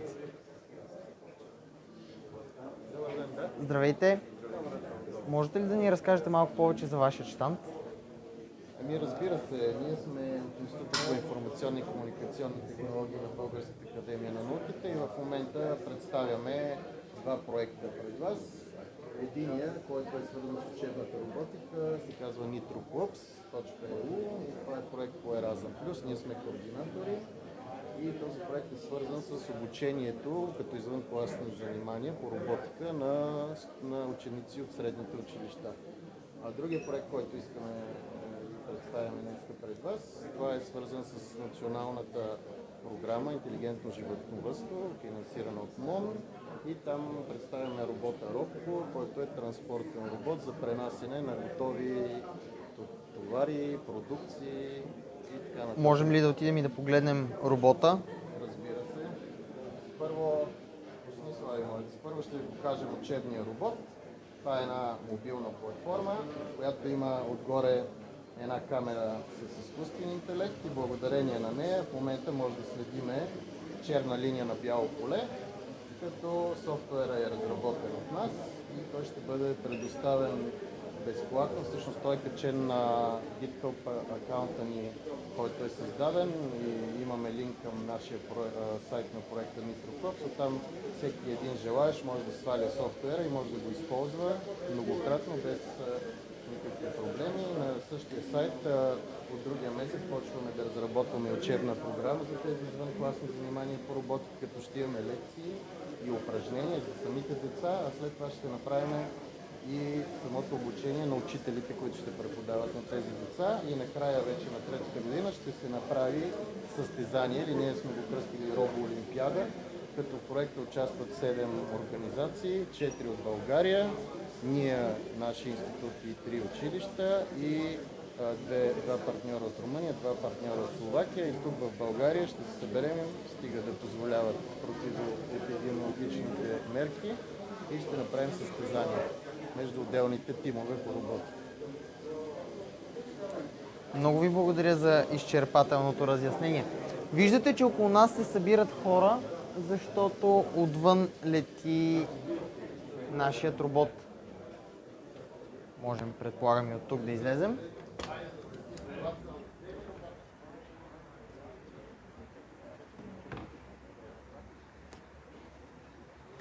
Жоро.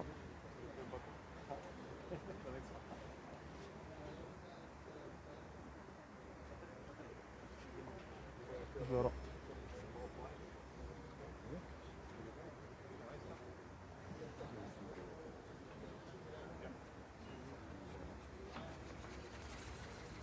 Снимаме за Facebook в момента. Можеш ли да ни разкажеш малко повече за FESTO Bionicle, който виждаме тук, как лети в момента? FESTO Bionicle това е една ресърч програма, която върви последните няколко години. Идеята на нея е реално да намерим как се случва в природата и да се възползваме от това, как може да го ползваме после в производствените линии.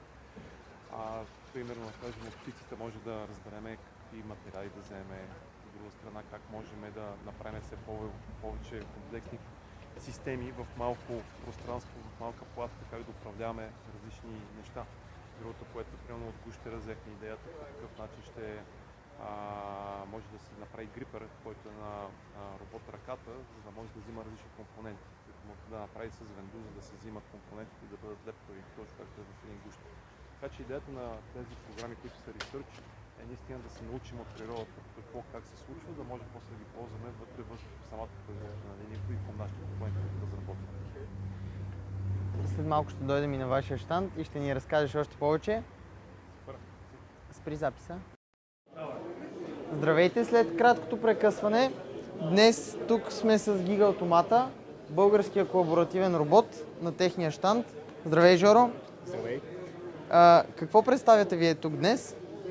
Ами, това е робота ни мото. Ще застана ето тук. Колаборативен робот, изцяло проектиран от нас, произведен в България също така. Като технически характеристики може да носи 5 кг товар, самия той тежи 22 кг. 5 кг на 850 мм разстояние от основата. Можем ли да го демонстрираме как работи? Можем, ето колегата ще направи някакво движение. В момента е екипиран с един плащач електрически на G-Matic, плащач е италиански. Монтиране колкото за демонстрация в момента. Може ли само да говориш малко по-високо, защото не се чува добре на микрофона? Добре ли? Не, продължаваме, но... Да, бе. Ами, това е. Приятели, това е щандът, който пропуснахме. Сега можем да продължим. Както виждате, има доста хора.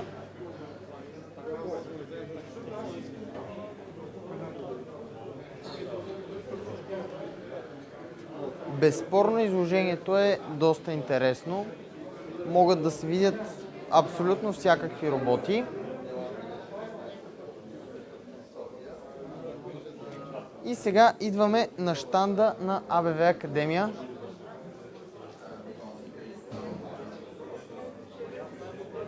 Здравей! Здравейте! Какво показвате вие днес? Казваме възможностите за обучение на деца по роботика от най-малкия ни робот, който е за 5-6 годишни, където работим без екрани, без лаптопи, с базова логика и залагаме на играта с ръце. Като минем през лего роботиката, която е класика жанра. Жанр, да, в обучението на деца и въвеждането в механика, и в физика, и в програмирането. И стигнем до по-комплексни и практични проекти, като това да си направиш едно умно устройство от няколко части, като децата сами си ги запоят, после да си принтират 3D кутийка, тази очевидно не е 3D принтирана, тази е много по-еко, картонена. И разбира се, винаги се опира до програмиране, всичко за да стане умно, трябва да има програмиране. Това е, което искаме да покажем на нашите приятели и да се опитаме да обогатим образователната атмосфера и да дадем възможност повече деца да се докоснат до система обучението. Следващата фирма, при която ще отидем, се намира в ето тази зала. Добре, ами при Милара няма никой, така че може би ще си поговорим с Жоро Грозданов от FESTO. Само... искаш сега? Секунда само. Така, вече е доста по-добре. Здравей, Жоро! Здрасти! Хайде сега да си поговорим малко повече за вашия щанд. Имаме и пеперуди, които не сме видели все още. Да, пеперуди, както казах, нали, също имаме и чайка, и пеперудите. Идеята да вземем точно от байониците, идеите как се случва в природата и да ги имплементираме после в производството. В момента разработваме също и колаборативен робот, който скоро ще има повече информация за него. И има една много интересна система, която тук сме представили, която е за Liquid Handler система, която идеята е с пипетките тя се ползва такава система да се ползва в фармацевтиката и също и за лаборатории за тестове. Както примерно сега модерно за COVID ситуацията, фактически с тази система може да се взимат и да се вкарват специално по микролитри течност, която е да служи за тестването на дали ще бъде за COVID, дали ще бъде за кръвни тестове. Идеята е да се оптимизират и все по-бързо да се случват нещата в лабораторни тестове. Този робот може ли да се използва и като биопринтер? По-скоро ние ползваме компоненти от принтиране от 3D принтери, а за биопринтер това е нещо, което е интересна тема, което трябва да помислим в бъдеще. Защо не? Защото принципа не е кой знае колко сложен. В смисъл подобен на това, което в момента имаме. Ако не се лъжа, биониците летят на всеки кръгъл час, отвън или вътре. Точно така. Ами... Всеки кръгъл час има тук, така че следващото мисля, че беше към колко часа е към... Да, след половин час ще има, така че ще направим с петролата да лети. Ами, значи, ако дойдете на Robot Strategy Forum, може да видите и летящи роботи. На всеки половин един час имаме летящ робот, дали ще е вътре или вън. Добре дошли сте. Можем да преминем... все още няма никой на щандът на Милара. Тогава отиваме при нашите приятели от ТОЕС.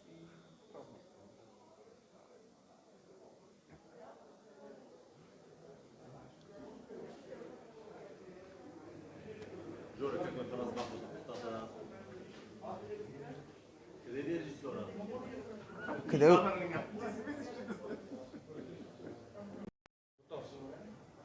Сега вече можем да продължим към щанда на ТОЕС. Здравейте! Здравейте! Ако може някой от вас да дойде или да говорите доста по-силно. Какво представяте днес? Представям своя проект Smart Electricity Meter, който представлява смарт електромер, който изчислява консумацията в дома, в който е включен, като уникалното за него е да разпознава консуматорите, които са включени в мрежата.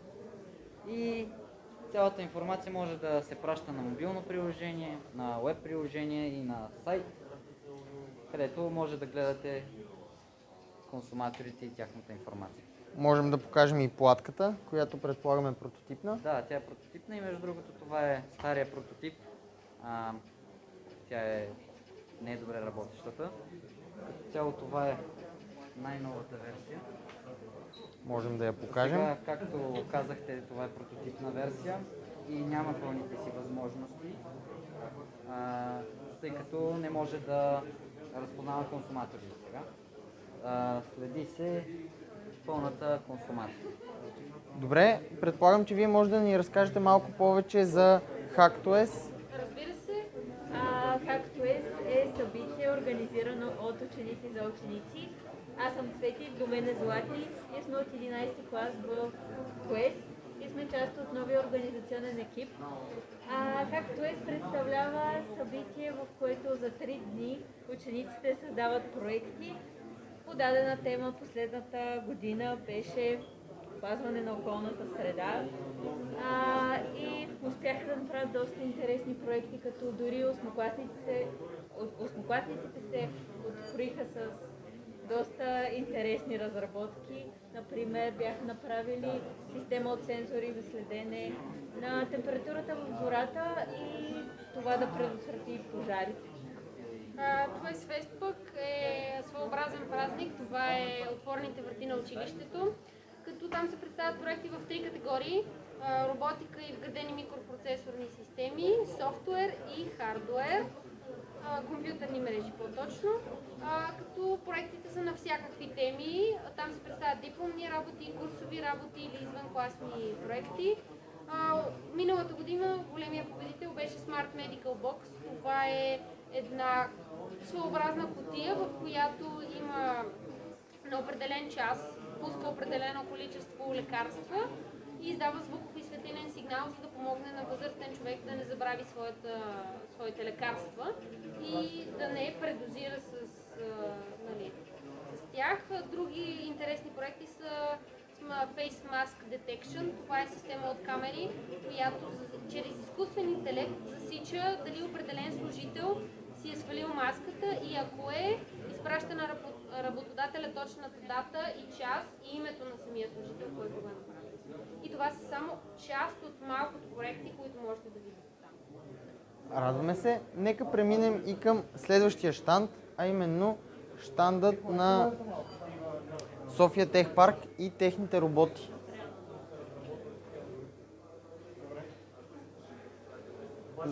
Здравейте! Можете ли да ни разкажете малко повече днес какво имаме на този щанд? На този щанд ние акцентираме върху малкия робот, който служи за обучение. Обучаваме го да изпълнява различни видове команди, като на него те са алгоритми. Той реагира на движение, реагира на команди, които му задаваме. В момента няма как да го демонстрираме точно какво прави, тъй като трябва да бъде свързан към сървъра. Но акцентът тази година е върху тази мобилна платформа за дезинфекция, която се използва в болничните лечебни заведения. Тя работи автономно, влиза в болничната стая, прави карта и прави дезинфекция на помещението, съгласно тези от UV лампи. В случая виждаме, че няма UV лампи, а сте го направили с LED лента. Не, LED лентата просто осветява, нали, тези лампи. Да. Ето това са UV лампите. Но те няма как да се пуснат, това стъклото е UV лампата, няма как да се пуснат в момента, тъй като те правят дезинфекции, те са вредни, когато човека е вътре в помещението. Тоест прави се дезинфекцията и трябва да няма хора вътре. Много ви благодаря. И вече пристъпваме към една от последните зали на нашето изложение и започваме с нашите партньори от Инженер БГ. Здравейте! Здравейте! Какво видяхте днес на нашето изложение?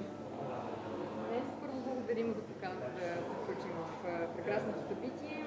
Това, което видях, е първо едно по-голямо събитие в сравнение с предишната година, с повече посетители и, разбира се, по-интересни, по-нови, по-инновативни, още по-инновативни разработки. Това, което и нас като техническа медия ни интересува безкрайно много. Много ви благодаря. Можем да преминем и към следващия щанд. Здравейте! Здравейте! Какво можем да видим при вас? Така, това, което ние сме казали, всъщност заедно с наши партньори, които предоставяха тази кафе-машина, е фактически модул, който е вграден вътре, който позволява да се извършват безкешови плащания посредством приложение, разработено от нас. Освен в вейник индустрията, този тип решение се ползва в ресторанти, бензиностанции, паркинги, навсякъде, където човек търси по някакъв начин да улесни начина си на плащане. Отделно се разработват и специални модули, вътрешен модул към приложението, към самата система, която да позволи плащане в точки, където хората нямат достъп до интернет, да се изисква допълнителен пост-терминал, просто с NFC tag или с QR код, да могат да получават съответните плащания. В общи линии това е основното, като нашите партньори са поставили една много високо качествена кафе-машина, където хората могат да се насладят, да спитат кафе и да си поръчат и се стилят положението и съответно да им кажем как става процеса и да... Ако не се лъжа, за тази кафе-машина можем да платим с криптовалути? Да, значи в момента се прави интеграция, за момента работим с Avalanche, правим разработка и с други валути, като търсим подходящия стейблкоин, с който да работим. В крайна сметка, поради популацията има моменти, които са по-различни, но да, точно в момента не знам дали с тази машина, но със сигурност има машини, които са на центъра в Витушка, с които може да си платите кафе, да си купите кафе с криптовалути, специално Avalanche. Много ви благодаря. И последният щанд е един доста интересен. Черешката на тортата са нашите приятели от SimLogic. Здравей! Наживо сме във Facebook. Какво можем да видим тук? Ами това е робот, който дава натурални сокчета, т.е. 30% концентрат. Индустриален робот на панул с интересна интеграция. Забавно. И имаме сензор, който е лазерен сензор, който позволява да работим в зоната на робота. В момента се опитва да представи, че ние сме навлезли в зоната, която е спорт, то е спрял.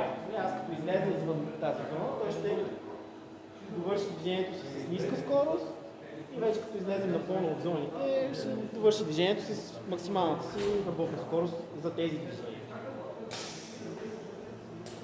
Тази клетка съответно е само направена с цел показване на шестосно манипулиране на обекти. Иначе конкретно този фанук е предназначен за заваряване. Самата механика, конструкцията му е оптимизирана за заварчен робот по процеса мик-мак.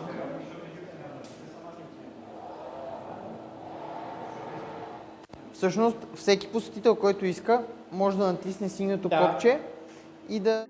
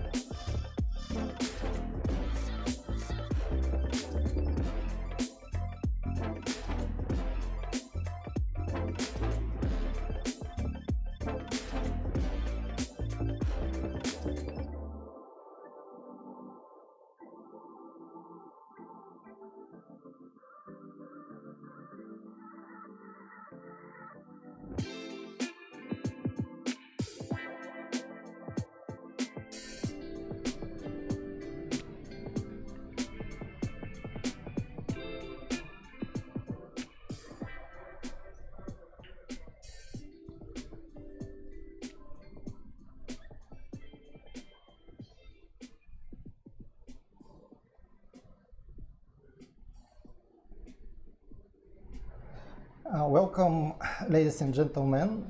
Currently, in this time, it's very different just to speak in the room that there is no people. But I intend that lots of us are working online. In the next 1 hour, we will talk about industrial automation and iGrow. What is the main points? In general, in the latest 10 years, there is a very huge growth in artificial intelligence. So from somehow theoretical discipline, currently we can find it everywhere. And also it is very connected to the industrial automation. I mean, lots of the companies fighting currently for digitalization, to different stuff related to the COVID and so on. Even we have a joke that currently the COVID itself drives the digitalization. So I will give time for a short introduction from me and my colleague regarding, can you share your experience regarding the current mode, work from home? Do you have some specific stuff that you do regarding these corona times? And first I will give the word to Nadia that is joining online. We are in the hybrid event. Thank you so much. It is a pleasure to be here. I'm Nadia. It's a pleasure to meet you all. And I'm with the company Technology Valley. We are specialized in artificial intelligence and more specifically in natural language understanding. We actually have developed our own technology in that field. And regarding the pandemic and work from home, actually, yes, absolutely. Before that, we also had such a policy that allows that as well. But now, of course, during the pandemic, we believe this is there should be even stronger, just to be safer and to maintain good health and keep distance. So we have different practices, daily meetings and others, digital meetings, so that we can keep up to date with everything and still socialize, although from a distance. Thank you, Nadia. Maybe Georgi. Yeah, okay. My name is Georgi Grozdanov, and I'm the head of the engineering center in FESTO here in Sofia. And about the engineering center, we are growing very quickly, and the idea is to develop a different kind of product for the automation and robotics, where we have already something like 100 people and doing a lot of things for the hardware, mechanics, software, testing, and so on. About the pandemic situation and home office, from the beginning, the people are a little afraid that if the home office will decrease the performance, I can say. But this is exactly opposite, because I think the home office really gives more opportunity for the people to be more flexible, working really in where they want and where they have, they are motivated and really to do the stuff correctly. And from the other side, what is good especially for the companies which are international companies, here we see a lot of benefit that everybody in different kinds of places, in different locations, they are working, all of them are working digital with different kinds of tools. And this is something which really help to increase the collaboration between the teams in different locations, and really to create one team, global team. For this reason, I think COVID, especially for the engineers and for the IT industry, I think it's something which is beneficial, to be honest. Beneficial, let's say it on this way, which is, I'm not saying from the... So really drive the digitalization in your case. Exactly. Okay, well, I'll take a step back to say a few words about myself. So, Tihomir Georgiev. I'm an engineering manager in Dokато technology in one of the development offices in Sofia. And what the Dokато technology is doing is it enables retailers to operate online by providing an integrated platform, which means basically an end-to-end solution that would take care of the planning, the forecasting of the goods, the full management of the supply chain, and the way these goods are being manipulated, stored, transitioned, as well as the customer fulfillment part of where we actually create and assemble the orders of the clients, so we can ship large amounts of groceries across the world. So from this perspective, back to the questions of COVID-19. So since COVID-19, what we've seen is that the demand for online grocery shopping skyrocketed, and the research shows that this type of demand is here to stay. And this type of demand, it inflicted big pressure to the large suppliers, to the large retailers, and they were searching and still searching for technologies that can enable the business to meet that demand. And Dokато technology kind of found this way with the Dokато Smart platform, where this is enabled with AI, robotics, and the integrated automation systems. Thank you. Maybe at the end I will introduce me, not only the topic. My name is Pavlin Dobrev and I am director of Bosch.io, the company of Bosch that is focused on artificial intelligence and Internet of Things. Regarding the Corona times, it was very strange in the beginning, but as any international company, what we are facing in the beginning, we're missing the mask. And what was the solution? We directly developed the production lines from masks, even a medical masks that are certified by the authorities. So this was maybe very strange to the technology company to develop automated production lines for masks, but it was very good. Also, in several weeks after the beginning of pandemic, we developed one very interesting stuff related to exactly to the artificial intelligence and PCRs. We're offering a Vivolytics device. It is the device that can do the PCR test directly in almost everywhere. There is no need for particular medical assistance and so on.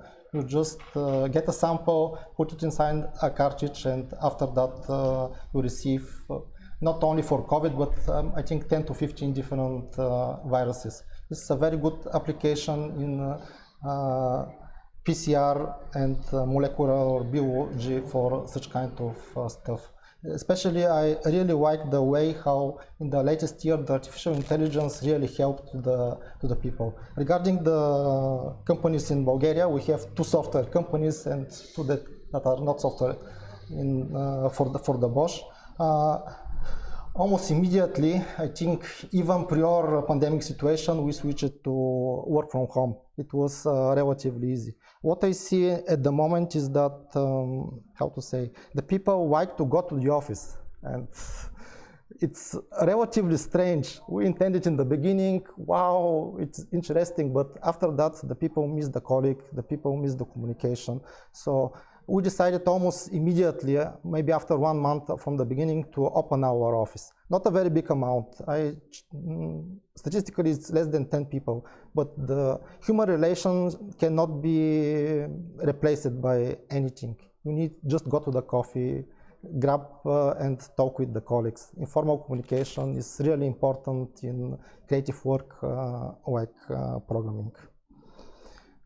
Okay, let's go to the second question. Can you share examples regarding the digitalization and artificial intelligence, I mean the project in this area? Maybe first start from Dokато now. Okay, thank you. Well, I can speak about a few areas where we'll use the technologies basically blended in the Dokато Smart platform, as I've mentioned. But one of the key areas where we are using this is, for example, on how we are forecasting the demand for goods. So we have powerful algorithms that would do this forecastings and collect all the information from the end users that would try to order goods from their homes, and then based on this information do a lot of calculations in order to acquire the right goods from the right suppliers in the right quantities. It's a huge challenge for groceries in this type of volumes to have fresh food and to have reduced waste. And these algorithms would help us to relocate fast the goods and to ship them as fast as we can to the end users. Another very interesting area is how we've managed the bots, the robots that are transporting goods inside the Dokато warehouses.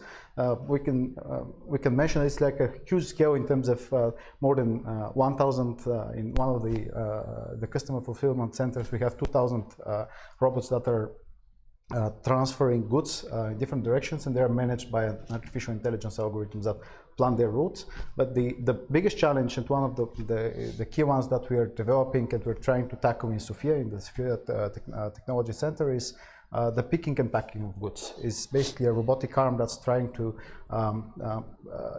do kind of soft manipulation and be able to pick and transfer and package goods with the speed of a human. And the goods are in a great variety of like more than 50,000 items with different physical properties. Thanks, Georgi.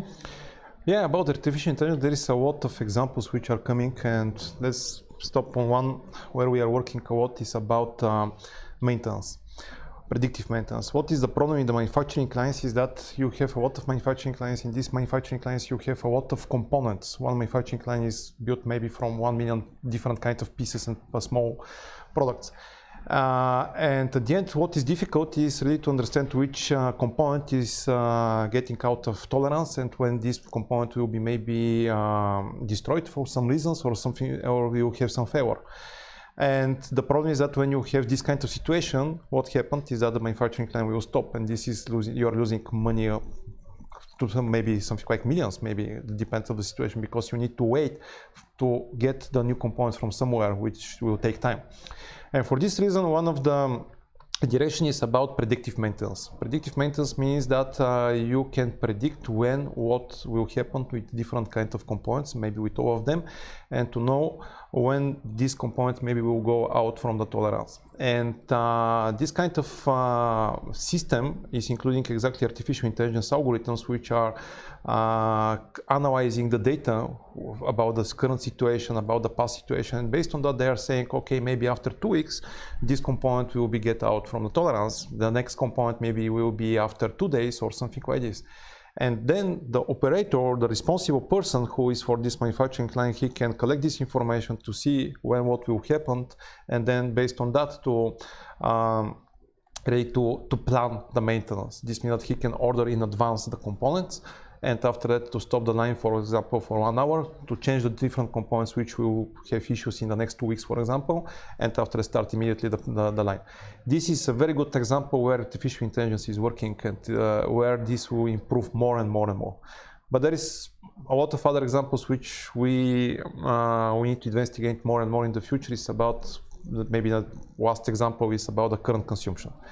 Current consumption in the manufacturing lines in factories is very, very big problem. We know what's happened with electricity now about the price, and the idea is that with this kind of algorithms to really to start analyzing and to see how you can optimize your manufacturing lines and components, how they should work, how they should, it is not necessary always to be on the optimal level. They need maybe sometimes to work on the something else to do it. And this is another potential which is coming as a trend, I can say. Yeah, thanks. Nadia, you have something Thank to you. add? Yeah, absolutely. In terms of applications and digitalization, especially now in the pandemic, I think I can give some interesting examples about applications for the pandemic.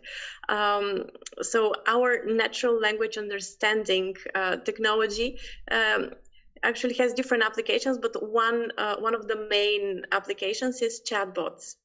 So during the pandemic, we had an interesting use case for one of the top 3 pharma companies in the world. They had the problem of having the problem that the sales representative couldn't go to the hospitals and talk to doctors about a specific cancer treatment of theirs anymore because of the pandemic and the restrictions. So we have created a chatbot, so that it could be a digital assistant where doctors and health professionals could actually go and ask questions and get information about this specific cancer treatment of theirs, and nobody had to go on site in person in hospitals. So this was an interesting example of digitalization during the pandemic. Actually, a lot of opportunities came up because of the pandemic, additional opportunities as well. Also, as you mentioned, I also believe that the e-commerce sector is growing as well. I also believe that, and I have noticed that. We also have applications for digitalization in that regard as well. I mean, in terms of natural language understanding, we create search engines, searches for e-commerce websites where users can actually search by meaning, not by keywords. They can search for specific products, etc., etc. And also based on AI, they can get suggestions and recommendations based on their specific preferences in the past and things like this.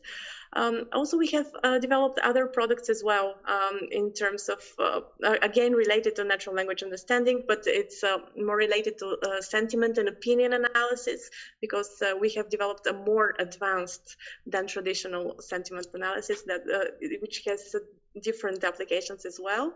And also we have developed another product which we call Knowledge AI, which is quite common, especially now for bigger companies. Since they have a lot of documents and a lot of different types of data. It could be audio, video files as well, in addition to a lot of PDFs and intranets, wikis, internal wikis, and many other documentation and files. So our AI analyzes does this information and is trained on it so that it can answer questions with natural language based on that. So instead of looking for a certain document or the answer of a question that you have for hours, you can just ask the AI and the AI can provide the direct answer of your question. Thank you, Nadia. Maybe just to add also one additional challenge that is currently to the industrial automation, and not only to the automation, but also to the industry itself. This is the climate change. I think that Georgi mentioned something regarding the energy consumption of the industry. Currently, lots of the company fighting about carbon neutrality. I can say that Bosch is one of the first big company that already achieved carbon neutrality. This was stated in the beginning of this year. But it's not only achieved the carbon neutrality, but also offered the different technologies in order other companies to achieve. So we have a new unit, Bosch Climate Technology, that the idea is to help in that direction. And I really like that in the current way, industrial automation and AI help to conserve the natural resources. Because in most of the country, the nature is similar to the human life. I mean, conserving the nature needs to be in the same direction that conserving the human lives. This will be connected to my next question. In the prior 10 years, there was a German initiative that was named Industry 4.0. After that, this Industry 4.0 became a buzzword, replacing the terms digitalization.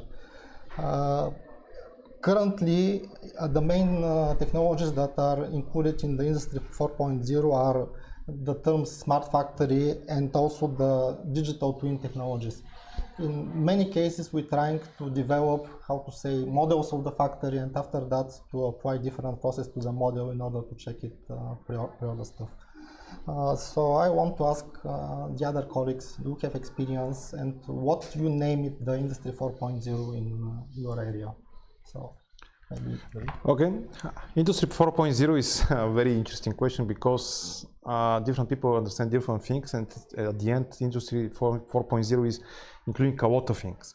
Smart factory, what means smart factories? From one side, smart factory means that you have a factory where you have a different kind of production lines, which production lines you can control remotely, and these different kinds of components you can remotely define what they need to do and how to adapt in the current production. It depends on the production. What this means? This means that all these kinds of components or different kinds of production lines in one factory, you need to have a very good connectivity. Connectivity is one of the main things about the Industry 4.0. Now we are speaking about 5G or we are speaking about Wi-Fi 6. There are constant pros in each of them. already we have examples in German OEMs, some of the biggest German OEMs, they are doing exactly with 5G, and they're implementing 5G for such kind of smart factory. And connectivity is one of the biggest trend and how to say boom, I can say for the really for the technology. The other thing, what I think is about the digitalization. Digitalization is exactly predictive maintenance. It is about optimizations of your lines, about your products which are included in the production line. Which means that you have a lot of possibilities how to optimize the production lines, how to optimize your components, and really to get the benefit from green energy, as you mentioned, for example, from the energy consumption or from the from other things. And there is a lot of things where you have a possibilities to optimize, and this is exactly with this kind of digitalization, AI include inside that. And the third one, as I already mentioned, is about the remote control. Really, the idea is that maybe your factory is 5,000 kilometers far from you, but because you are the expert and you need to do something quickly, because otherwise the production line will stop. For this reason, you are calling me and I need to remotely to do some parameterization, I need to do some changes. And this is what will be the future, that different kind of experts in different locations, they can do the optimizations of the lines and really to control them. This is the smart factory which will, I can say, for the next 10 years will really grow a lot from the complexity, because it is really a lot of complexity from the technology point of view, and will be the biggest challenge for everybody, as us, that we are doing the development for that. I think it's about blending the boundaries. It's basically with 4.0 we are blending the boundaries between human decision making and automation decision making. We are blending the boundaries about physical locations between people and robots. And we also redefine the boundaries, because digital twins allow us to do things that were not possible before. For example, in a year, we are now able to crunch as many experiments that would take 400 years to produce. And we can feed real data from our production systems and into digital twins and see how they are integrating, and have this on a different scale. We can simulate a single arm, for example, how it moves, how it operates, and find the best change, physical change or software change for that arm.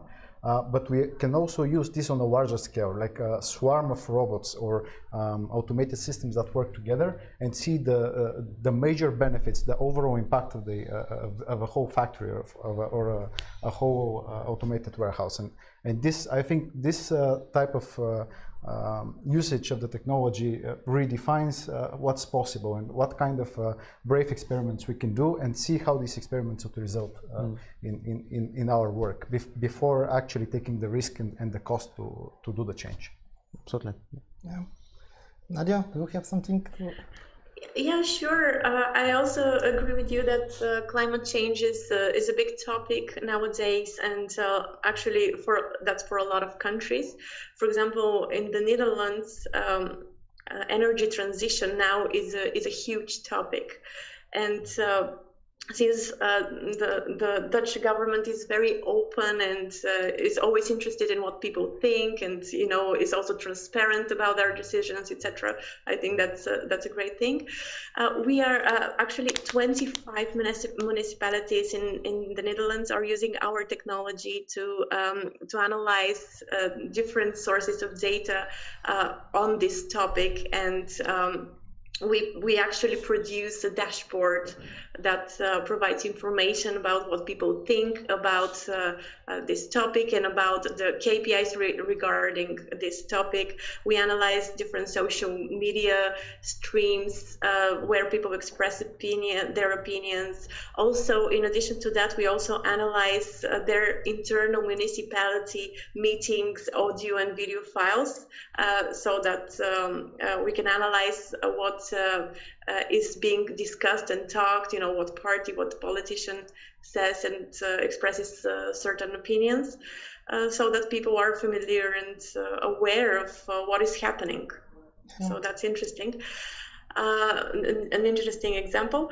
And in terms of the other part of the question regarding what we do for industrial automation and factories and things like that, so some of the main things that we do in that regard are actually to use our natural language understanding to put a voice to robots so that you can actually give commands and generally talk to the robot rather than just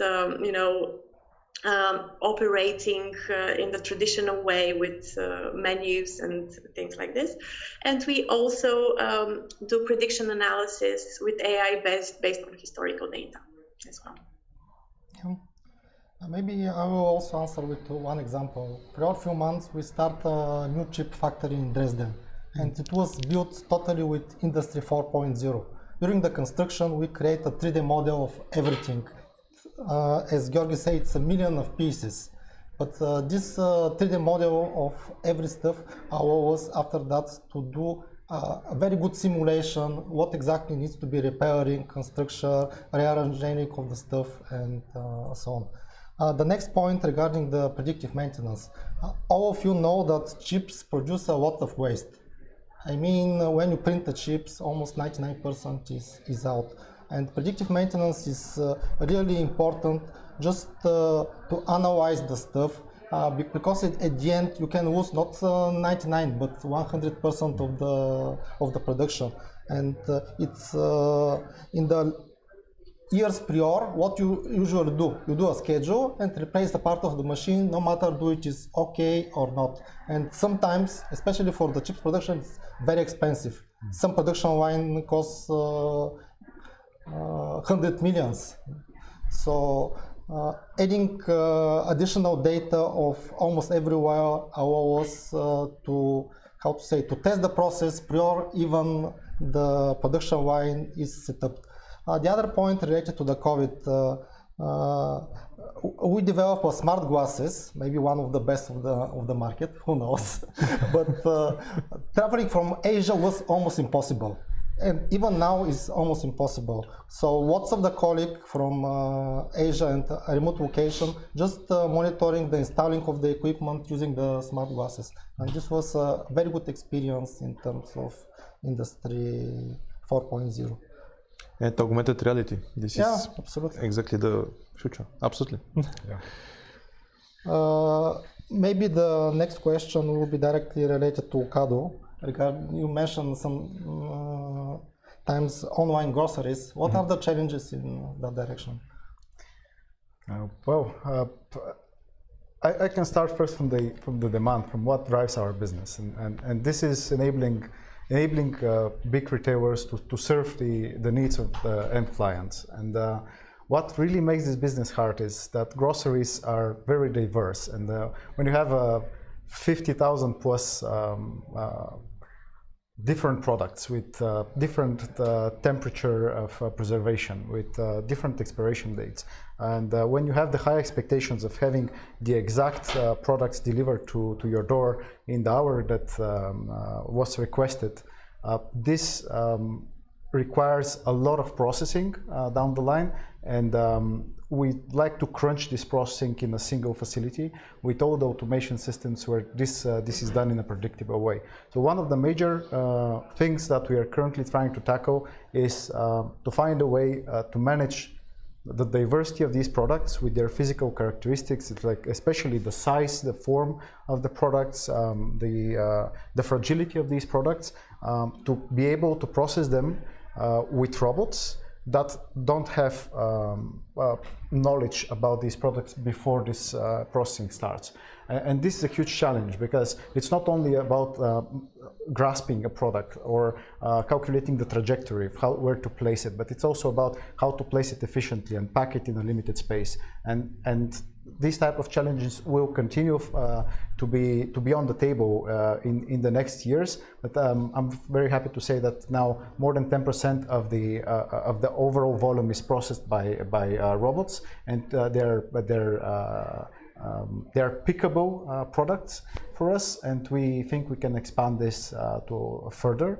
I can also mention additionally about the routing of the goods for the last mile, because this is maybe the single biggest cost for any big retailer to deliver the goods to the door and to do it in an environmental friendly way with the speed that's needed and without causing congestions and of course without big waste. And automation would allow us to reduce the waste under 1%, so it's under 0.5% right now for Dokато compared to more than 2-3% in the general industry, which is several times smaller waste due to using this type of technologies. Thanks. Maybe we'll continue with the next question. Nadia, are you available now? Yes, sure. You talk a lot regarding the technology, but I think that most of the people doesn't really know what exactly is the conversational interfaces and natural language understanding.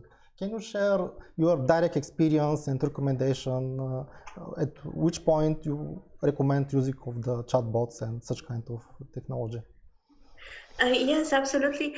There are different applications for the chatbots. Also, it could be integrated with different interfaces, including our own that is quite flexible. We actually have innovation in the interface field as well. Yes, maybe I can share some examples with projects because they're applicable in different industries. For example, maybe it would be interesting that one of the recent unicorns in Europe actually was our client some time ago when they started and when they were building MVP, etc. They were using our technology. They're called Go Student, and it's an educational chatbot, and they have other services as well. So maybe that would be interesting because now they're worth 2 billion. There are other applications. I mean, there are other industries that can benefit from chatbots as well. For example, we have, since our natural language understanding technology supports more than 100 languages, which is really good. As I mentioned, the Go Student, for example, was in German. We have other applications and examples. For example, in other languages like Danish, which is interesting as well. We have a e-commerce recommendation system for wine recommendation, which is interesting as well. As I mentioned, we also work with the Dutch government in the Dutch language. For example, we have projects including with some governmental agencies, including on this big topic about the Schiphol airport, which you probably have heard about. There were certain concerns. You know, some people think that it's great for the economics. Other people think that it's quite noisy and can bother the people that live nearby. So we have analyzed surveys based on that were provided by the government. So we analyzed those surveys, and based on that, we have provide results to the government so that they can take decision based on what people really think about, what they have concerns about.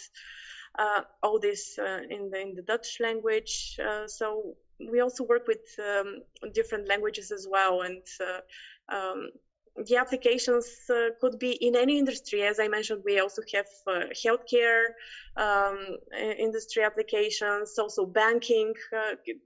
Especially the banking industry can benefit a lot from chatbots since, especially now during the pandemic, since a lot of the communication, even more of the communication is going online, and people have a lot of questions. They need to be, served digitally. So the chatbot can do that, and a lot of the process can be automated.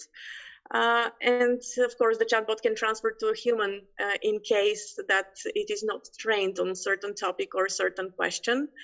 Also, e-commerce, especially for recommendations and many other applications as well.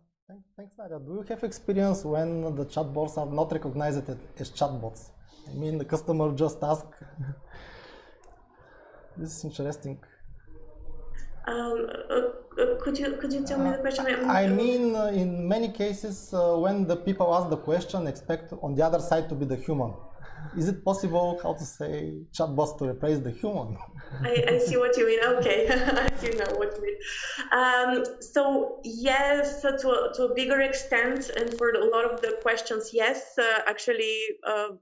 A big percentage of automation can happen, and only for a small part of the questions to be transferred to a human. So it depends on how extensive and the training the client wants to do. But we always recommend our clients that they are honest with their users and they tell them that it's a chatbot, that they're talking to a chatbot. So we always recommend that. Yeah, I think even GDPR requires that. To explicitly mention that you use such kind of technology. I have a very good example. I mean, 1 week ago, I think was with a bank, if I remember correctly. I'm asking some questions and I didn't realize that I'm speaking with a chatbot, to be honest. And in one moment I realized that I'm speaking with a chatbot because the chatbot told me I cannot answer now, I'm reconnecting you to the operator. Okay. I mean, now I realize that it is a chatbot. it is interesting this, yeah. Georgi may be connected to this question, but what do you think regarding factory without human? Do you think that automation reduces the usage of the human power?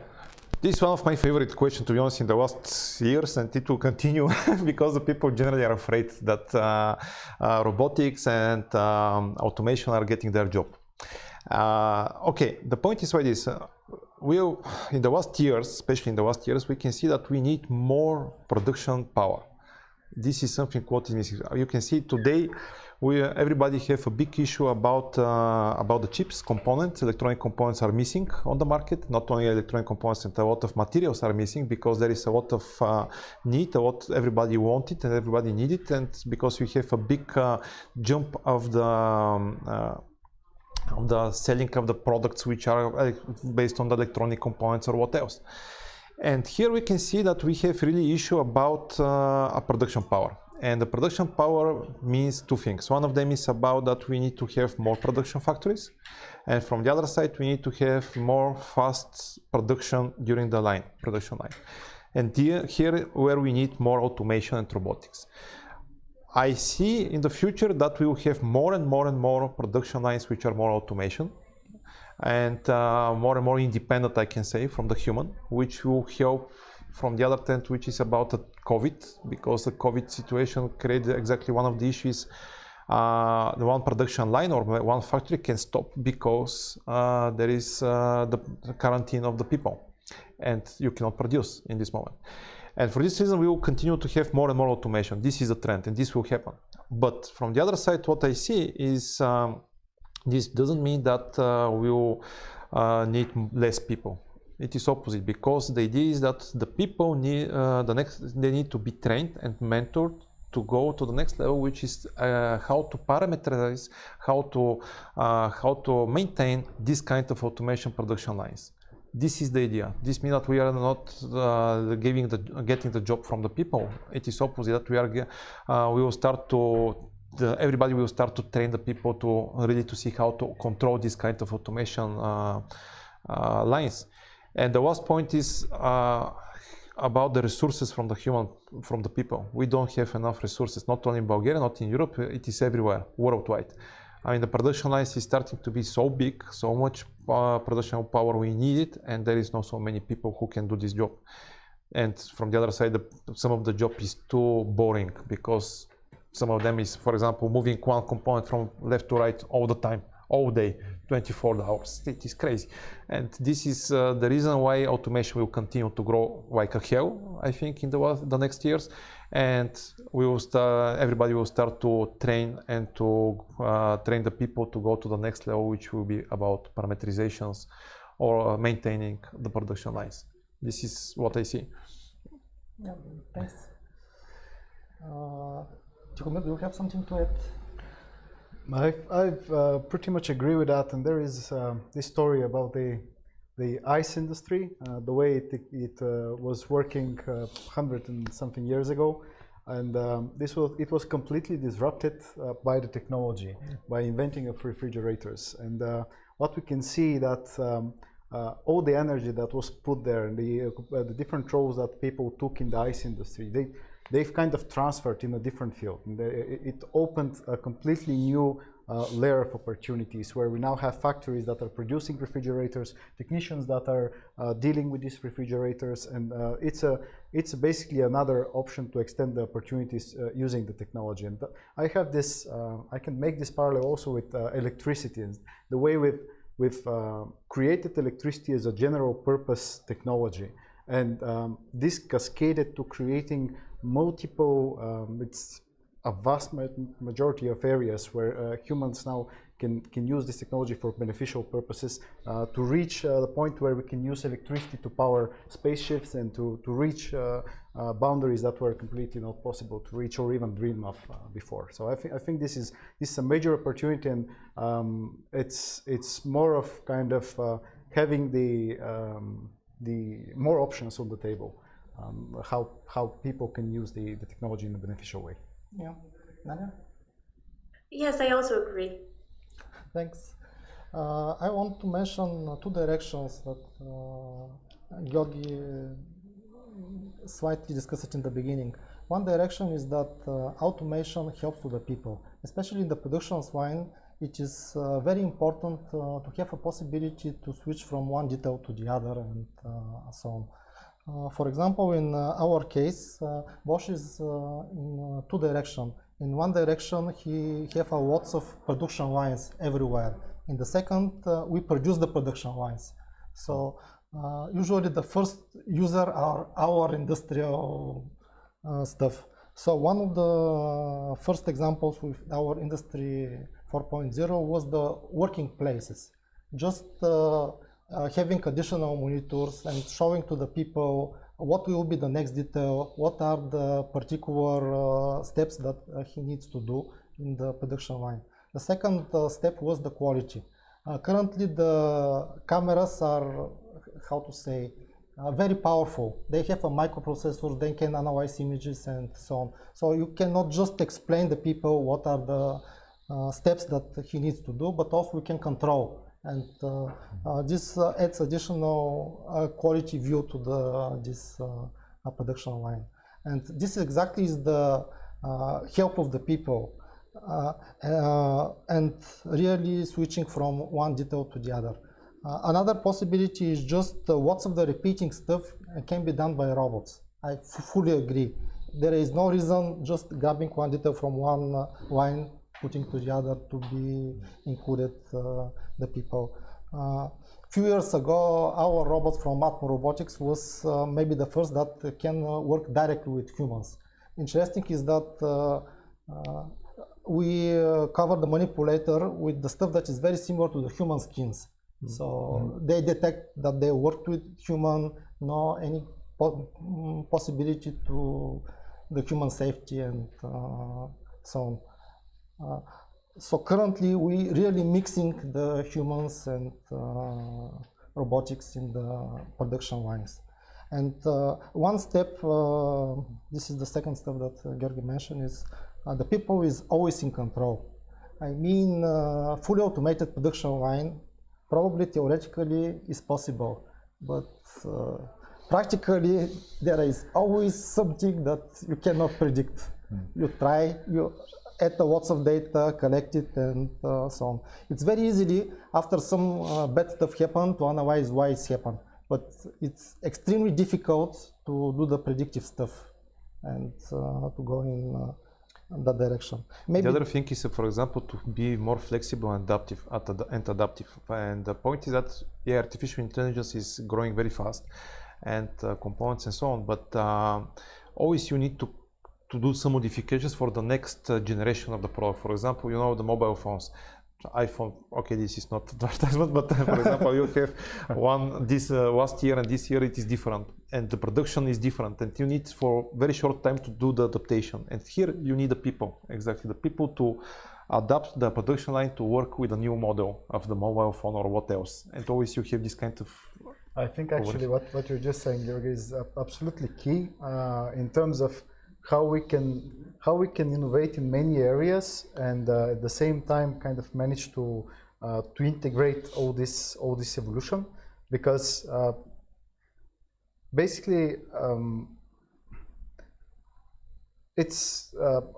I think it's an absolute challenge to drive disruptive changes in the hardware, for example, in the drives, in the belts, in the joints of a machine, in the software on the other side, in the control mechanisms, how it works, in the sensing materials to try to achieve dexterosity that's similar to humans, anthropomorphic arms that can do soft manipulations, and all this to crunch it and to be able to kind of produce a single automated systems out of it, and it's an absolute challenge. So integration is really, really key. Absolutely, absolutely. Yeah. Maybe I just want to add one talk in the latest month. The current car are driven by gasoline. The next year's car will be driven by software. I think it is already now. It really happens, especially even on the hardware side. Few years ago in 16, I think every car contained 7-8 Bosch sensors.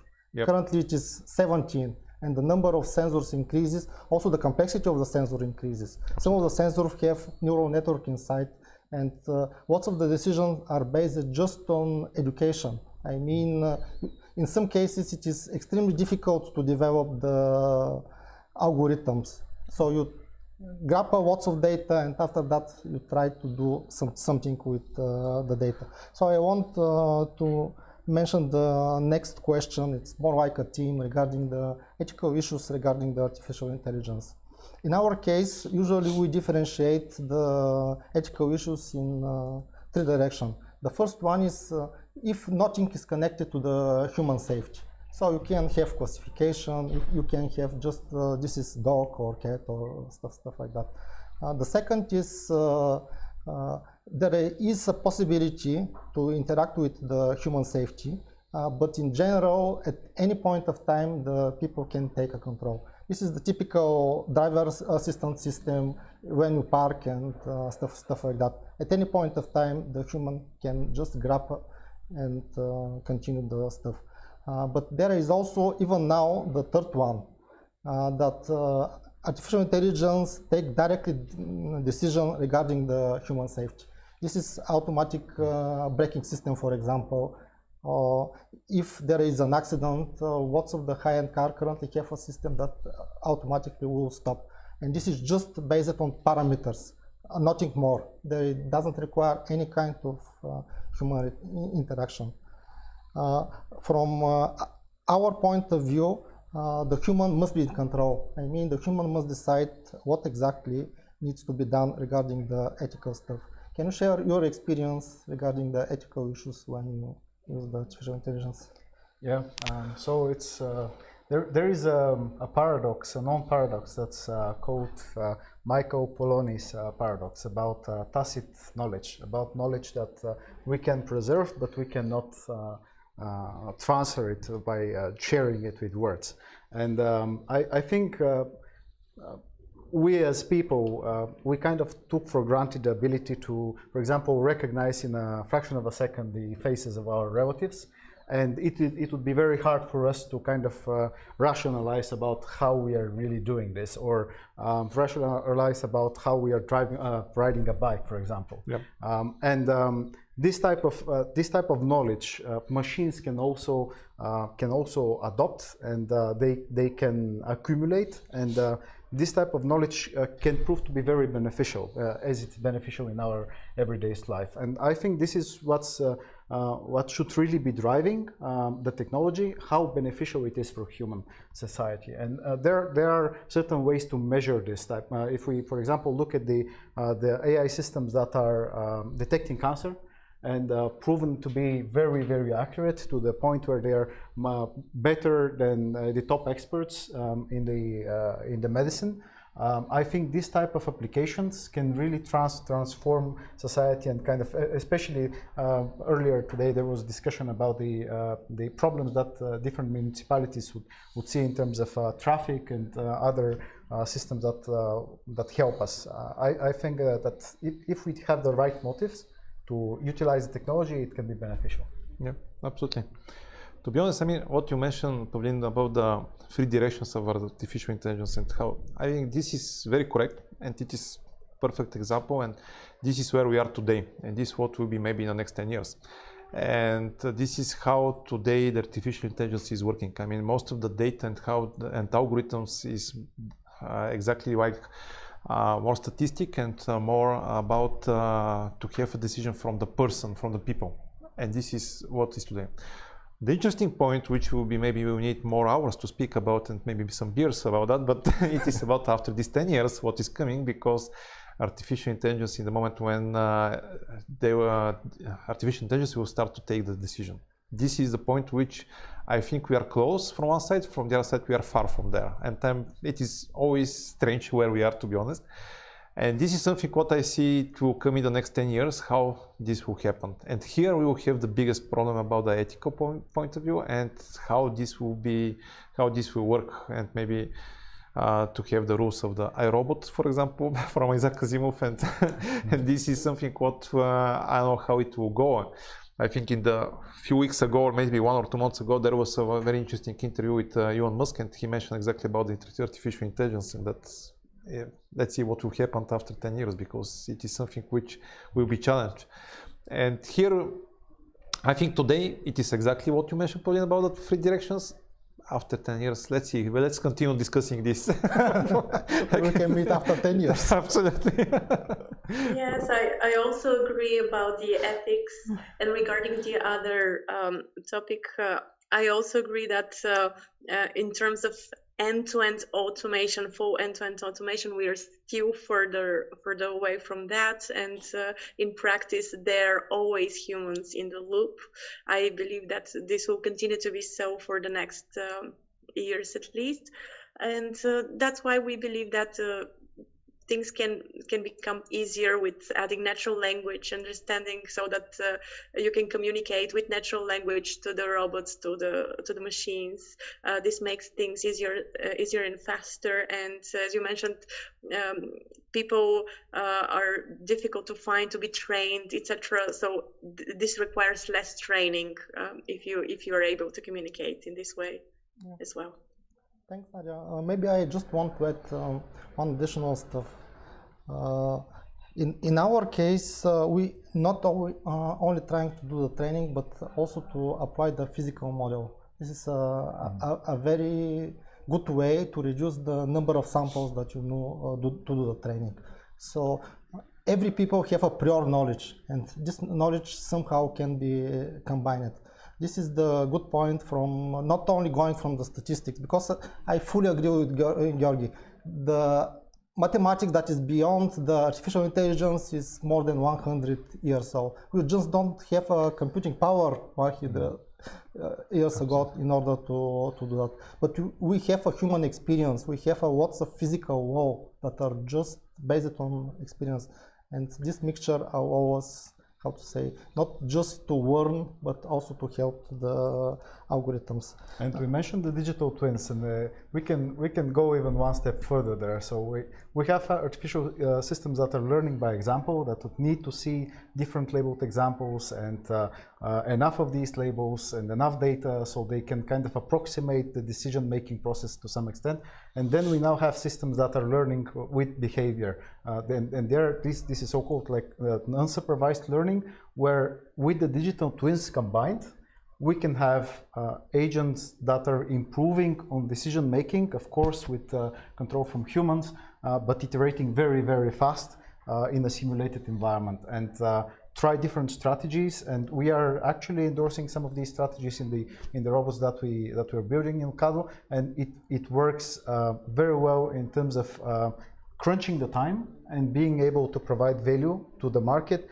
And usually the research cycles, it would take like 5 to 10 years to finish your research, to productionize it. We want to crunch this, and in Dokато it's basically a blend of research, production, and stability, and then evolution on a multiple vectors. Yeah. And this is only possible if you have this type of technology in the core. Absolutely. Thanks. Maybe just to mention one research made by Pricewaterhouse regarding the increasing of the GDP of the different areas. In China, it is expected 25% or more from the GDP increase to be based on artificial intelligence technologies. In United States, it's I think 6%. In Europe, it's just 10%.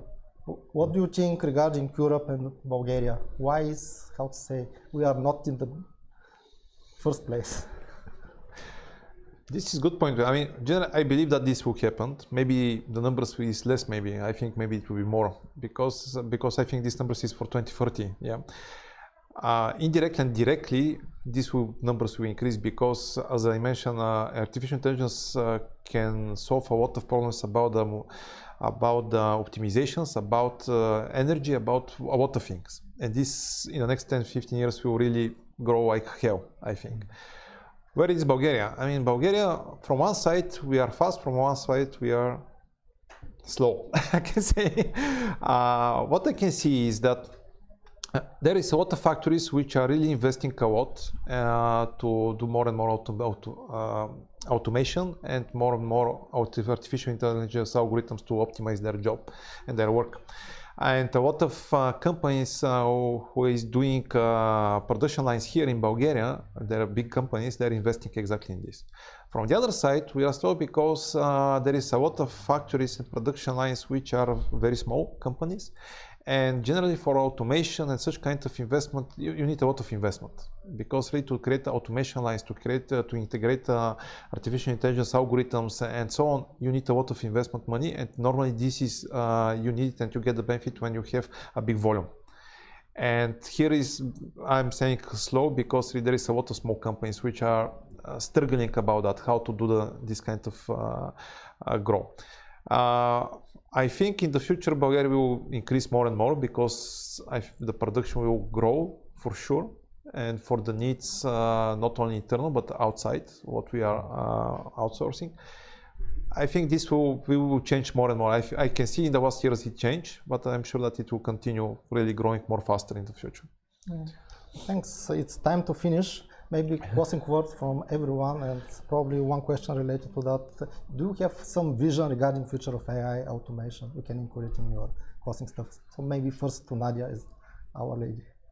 Thank you. Yes, so I believe that there is a huge future, and especially now with the pandemic, I think this digitalization and AI adoption is being accelerated. So yes, I believe that even the number that you mentioned for the statistics, I think it can even become higher eventually. So yes, I believe there is huge potential.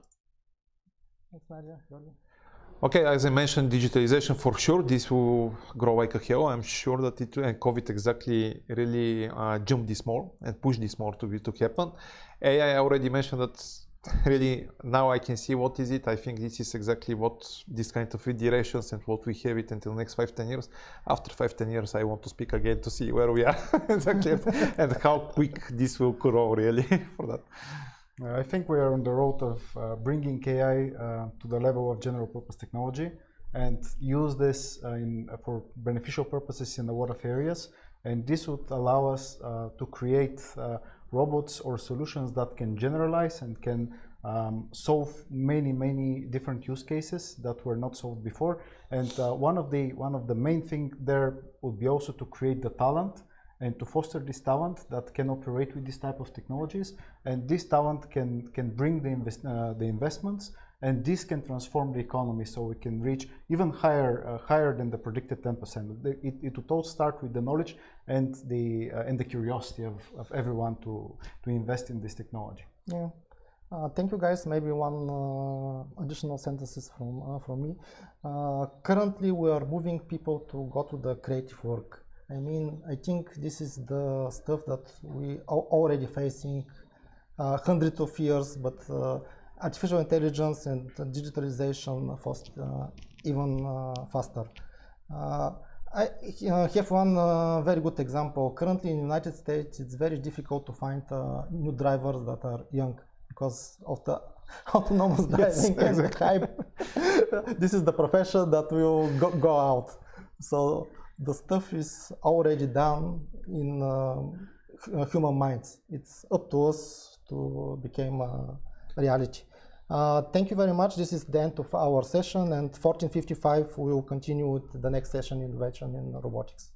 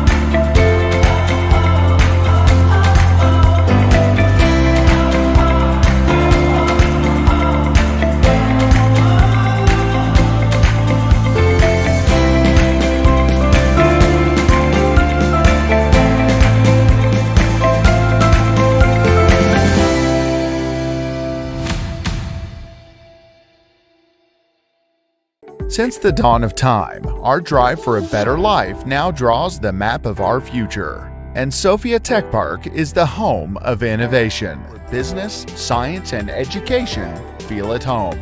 The laboratory complex of the park is the cutting edge of progress. Total of 11 high-tech laboratory units led by luminaries of Bulgarian science. Innovation is the focus of all the startup companies in the business incubator. Sofia Tech Park is home to dozens of young Bulgarian enterprises with a high-tech profile. Sofia Tech Park is the home of innovation.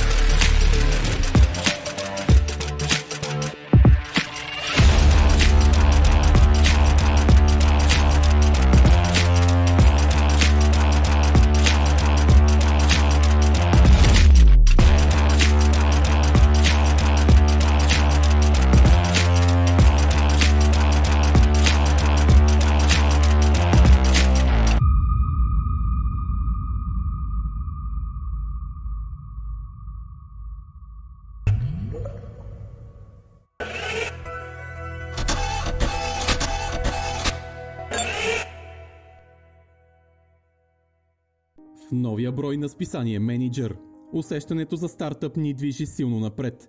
Димитър Димитров, изпълнителен директор на водеща технологична компания. Не пропускайте! Какво ни струва забавянето на плана за възстановяване? Международните очаквания към новото българско правителство. Днешният човек се нуждае най-много от дискретност. Интервю с джаз певицата Мирослава Кацарова. Търсете Менеджер в разпространителската мрежа в цялата страна и на zinzin.bg.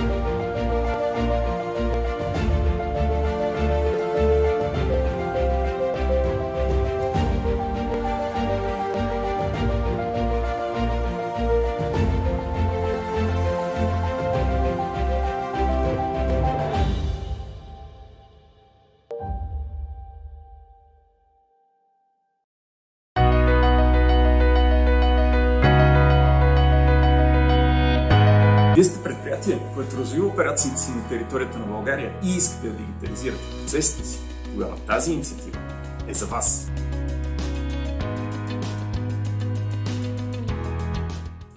Участвайте в конкурса на Schneider Electric Стартирай 4.0. Това е инициатива за дигитална трансформация в българската индустрия и чрез нея можете да спечелите имплементация на архитектура с 3 водещи софтуерни решения Schneider Electric.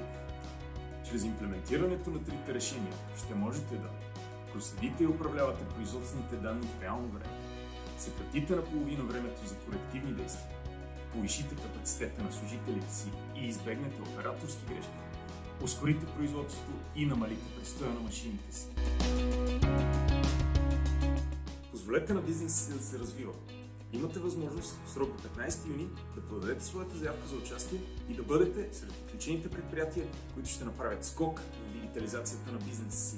Запознайте се с условията за участие в конкурса на линка долу.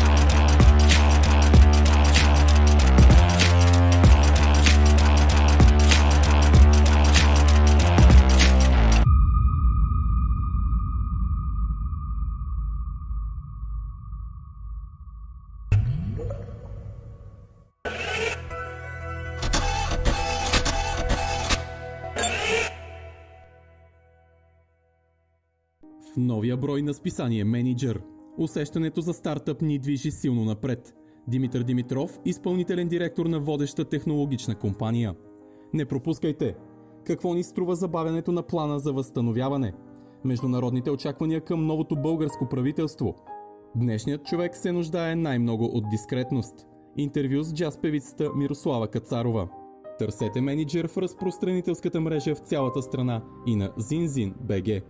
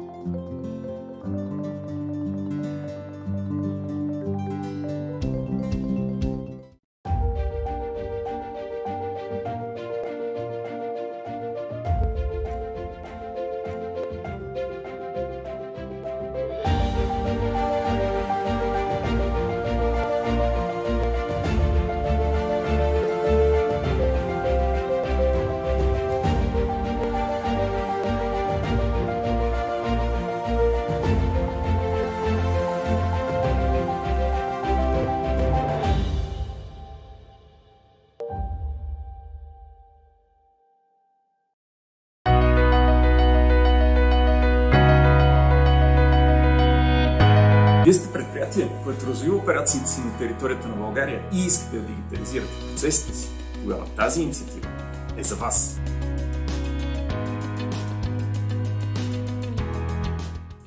Участвайте в конкурса на Schneider Electric Стартирай 4.0. Това е инициатива за дигитална трансформация в българската индустрия и чрез нея можете да спечелите имплементация на архитектура с 3 водещи софтуерни решения в Schneider Electric. Чрез имплементирането на трите решения ще можете да проследите и управлявате производствените данни в реално време, съкратите наполовина времето за корективни действия, повишите капацитета на служителите си и избегнете операторски грешки, ускорите производството и намалите престоя на машините си. Позволете на бизнеса си да се развива. Имате възможност в срок до 15 юни да подадете своята заявка за участие и да бъдете сред отличените предприятия, които ще направят скок в дигитализацията на бизнеса си. Запознайте се с условията за участие в конкурса на линка долу.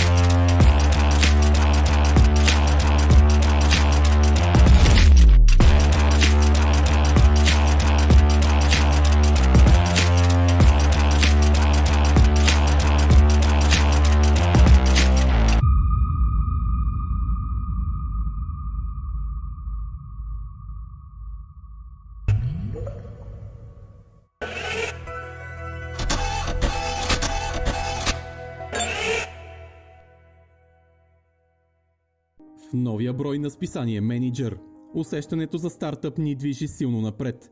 Димитър Димитров, изпълнителен директор на водеща технологична компания. Не пропускайте! Какво ни струва забавянето на плана за възстановяване? Международните очаквания към новото българско правителство. Днешният човек се нуждае най-много от дискретност. Интервю с джаз певицата Мирослава Кацарова. Търсете Менеджер в разпространителската мрежа в цялата страна и на zinzin.bg.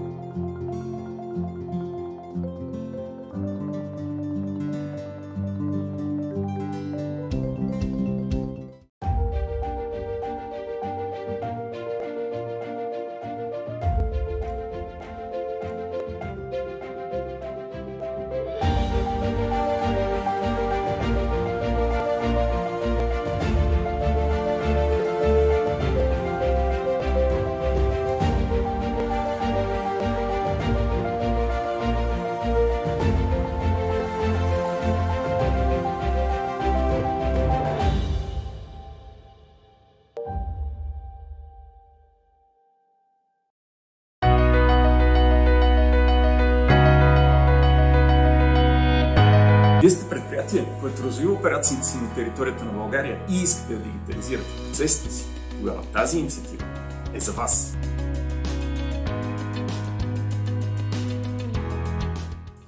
Участвайте в конкурса на Schneider Electric Стартирай 4.0.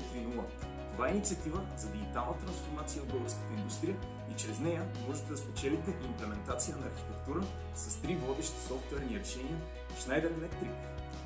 Чрез имплементирането на трите решения ще можете да проследите и управлявате производствените данни в реално време, съкратите наполовина времето за корективни действия, повишите капацитета на служителите си и избегнете операторски грешки, ускорите производството и намалите престоя на машините си. Позволете на бизнеса си да се развива.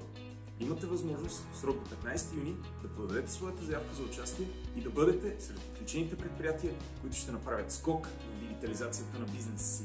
Запознайте се с условията за участие в конкурса на линка долу.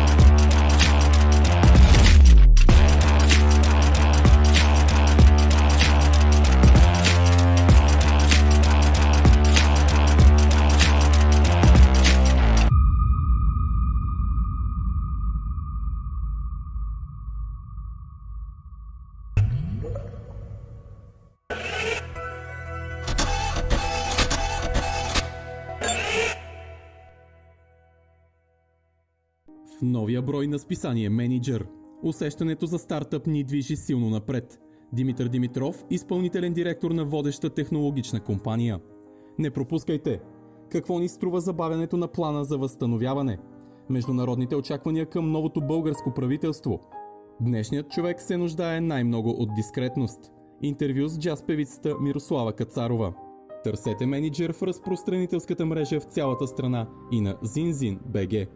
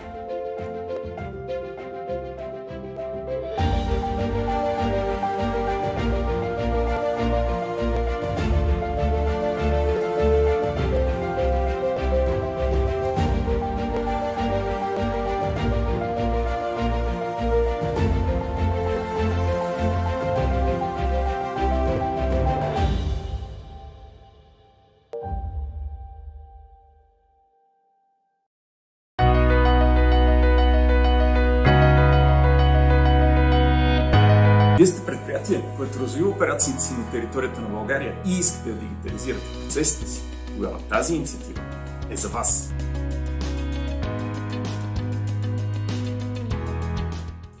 Участвайте в конкурса на Schneider Electric Стартирай 4.0.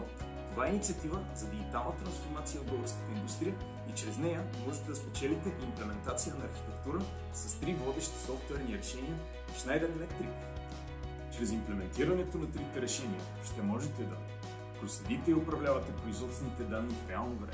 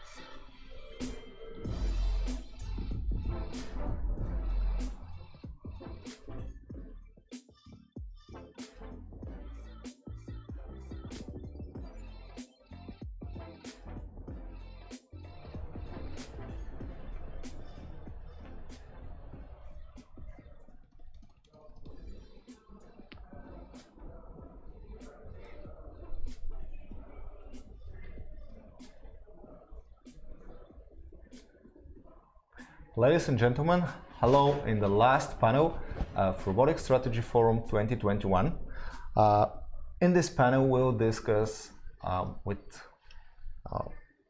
the panelists around me the innovations in robotics in Bulgaria in the last year and a half. I'm glad that today I have with me Kaloyan Georgiev from Schneider Electric, Svetoslav Vasilev from Civico, and Ivan Volkov from Rapid Progress. Hello, gentlemen. Hello. Hey, Hello. Ivan. Thanks for having us. Hey, this is Yuan, right? Yes. Hey, Yuan, how are you? Good. Good, great. Okay, so guys, the idea of this panel is to discuss what happened in the Bulgarian industry when it comes to automation in robotics. So if I can start with to tell me more about one of the last projects that you completed in the last year and a half. What challenges you faced and how you solved them? Maybe. Okay, yes, I can start. My name is Svetoslav Vasilev from Civico. We are a system integrator for NUC, an engineering company in general. We had several interesting projects last year. One of the projects that we did was for a robot that was doing 6 different operations with just one single gripper. So in this case it was possible because the production rate was slow. It's producing bags filled with paint for the roads, and what we created was actually a very complex gripper that can handle the bags, open them, it controls the dosing, then it seals and then palletizes. And the innovation here is that we don't use any other manipulators than the robot. We don't use any other transport systems, which saves times, investment, saves space, and it's as efficient as ever. So it's the customer was very happy because it didn't take too much of his floor space, and he was able to solve one of his main issues, that was that he couldn't find people for this job position because it was very dull and very heavy. So it was a perfect solution for a small company, but they're using a robot and they can use it for years. Okay. Ivan, can you share more? Yes, I can share our experience. Maybe the very last project we did was lately we have been making packages of ordinary 6-axis robot with a software and making a package for a milling robot. And not only a milling robot, we can utilize the robot also for additive manufacturing by putting dewes for 3D printing, by we can use at the end effector, we can use a laser.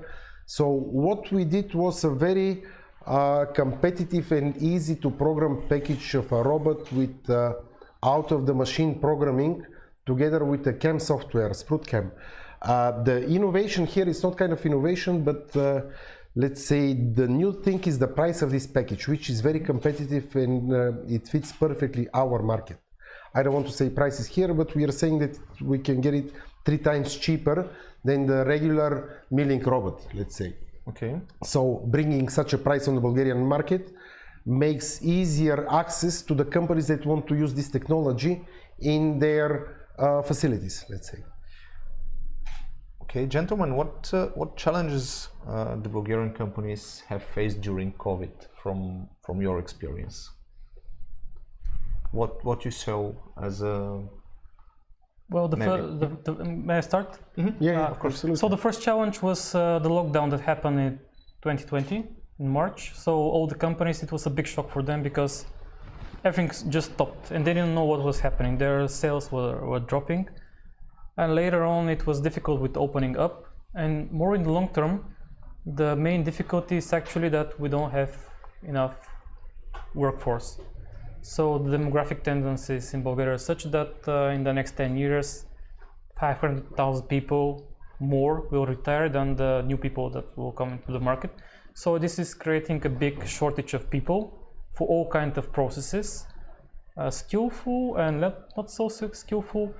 And if companies want to be competitive, if they want to grow, they have to automate. So this is what I see as a big challenge.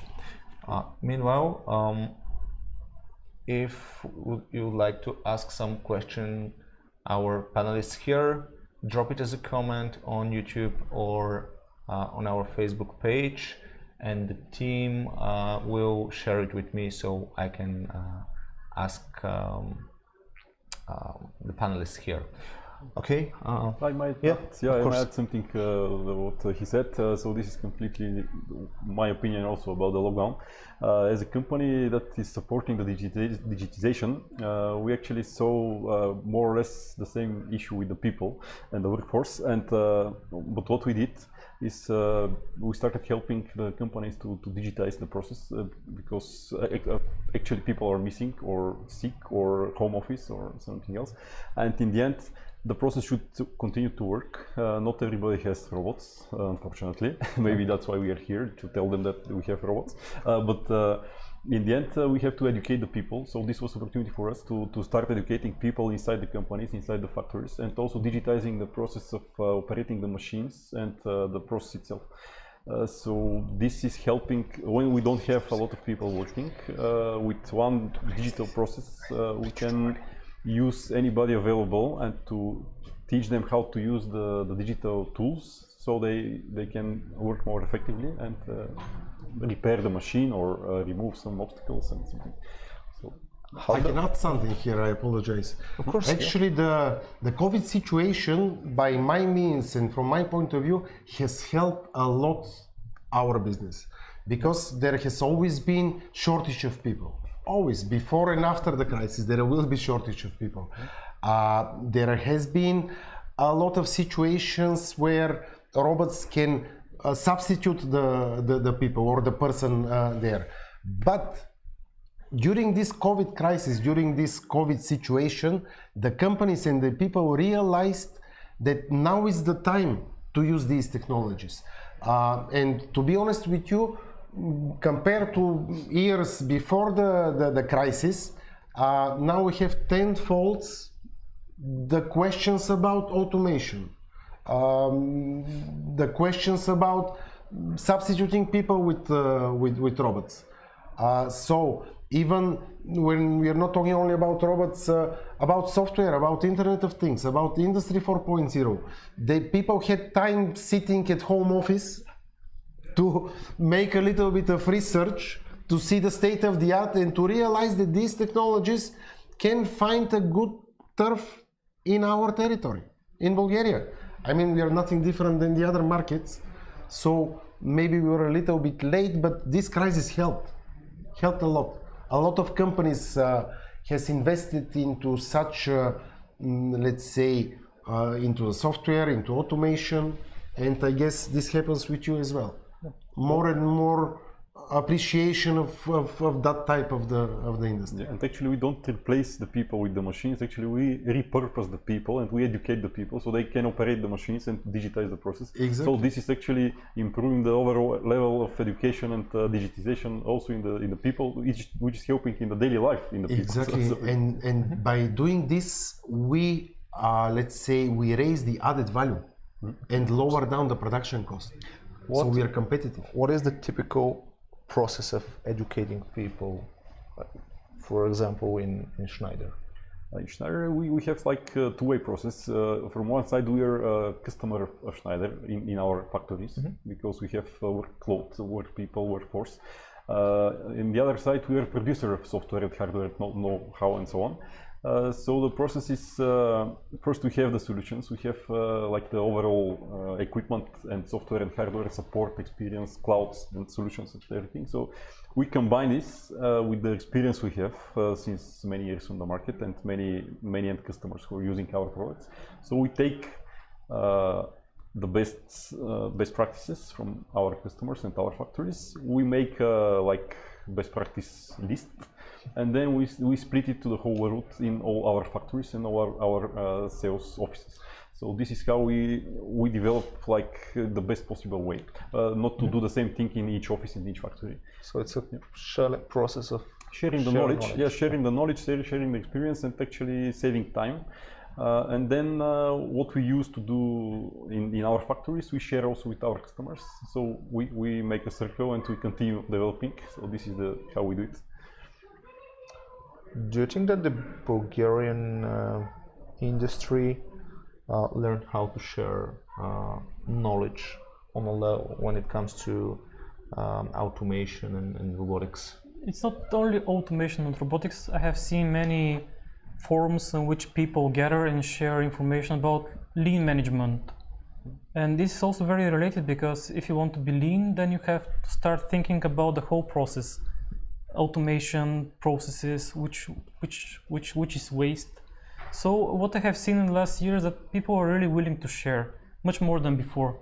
Like before, you were really scared that somebody will steal your idea, he will copy you, and he will steal your customers. But now I think that that's not the mentality anymore, because the market is so huge, you have so much opportunity. Sharing is caring. Yeah, also as well, it's a good marketing. Exactly. So if you want people to know you, you have to show yourself. Exactly. Agree. Okay, when we talk about knowledge sharing, when it comes to automation and not only, what's the overall expectation for rapid automation of the Bulgarian industry? I think it's there. Many business owners and managers realize that they cannot go the same way. They see the people they have. Many of them are on the ages that they will retire soon. Somebody has to replace them. Even if this is not a consideration, then you want to grow your business. This is a natural drive. So you want to do more with the same people, as you said. You want to have one guy managing several machines, let's say, not just standing there the whole day and putting material in the machine, right? You can put robots there, and then this guy can do a more interesting job, like optimizing the whole process, thinking that this is what people are good for. Okay, now in order to zoom out from Bulgaria and see the trends on a global level, which are the trends when you talk about robotics, automation, manufacturing that should come, that we should adapt in our economy, in our industry? Well, I think we are adapting everything which is on the market bit by bit. Different companies have different needs. So let's say if we are in the hospitality business, we will get Sofia to tender at the reception. If you're automation, you will get a good automatic robot or a cobot. So we can see worldwide that the use of the robots and the way you feel the robots closer and closer to the people in our everyday life is getting more and more there. It's on the field. So we are not separated by the global market or by the global trends. Maybe we are a little bit late, but everything which emerges on the market, it comes to Bulgaria in 1 or 2 years, I can say. Also, I don't want to say that we copycat everything from there. There are a lot of companies in Bulgaria that do innovations, do projects, research in the robot field, etc. So we are not behind.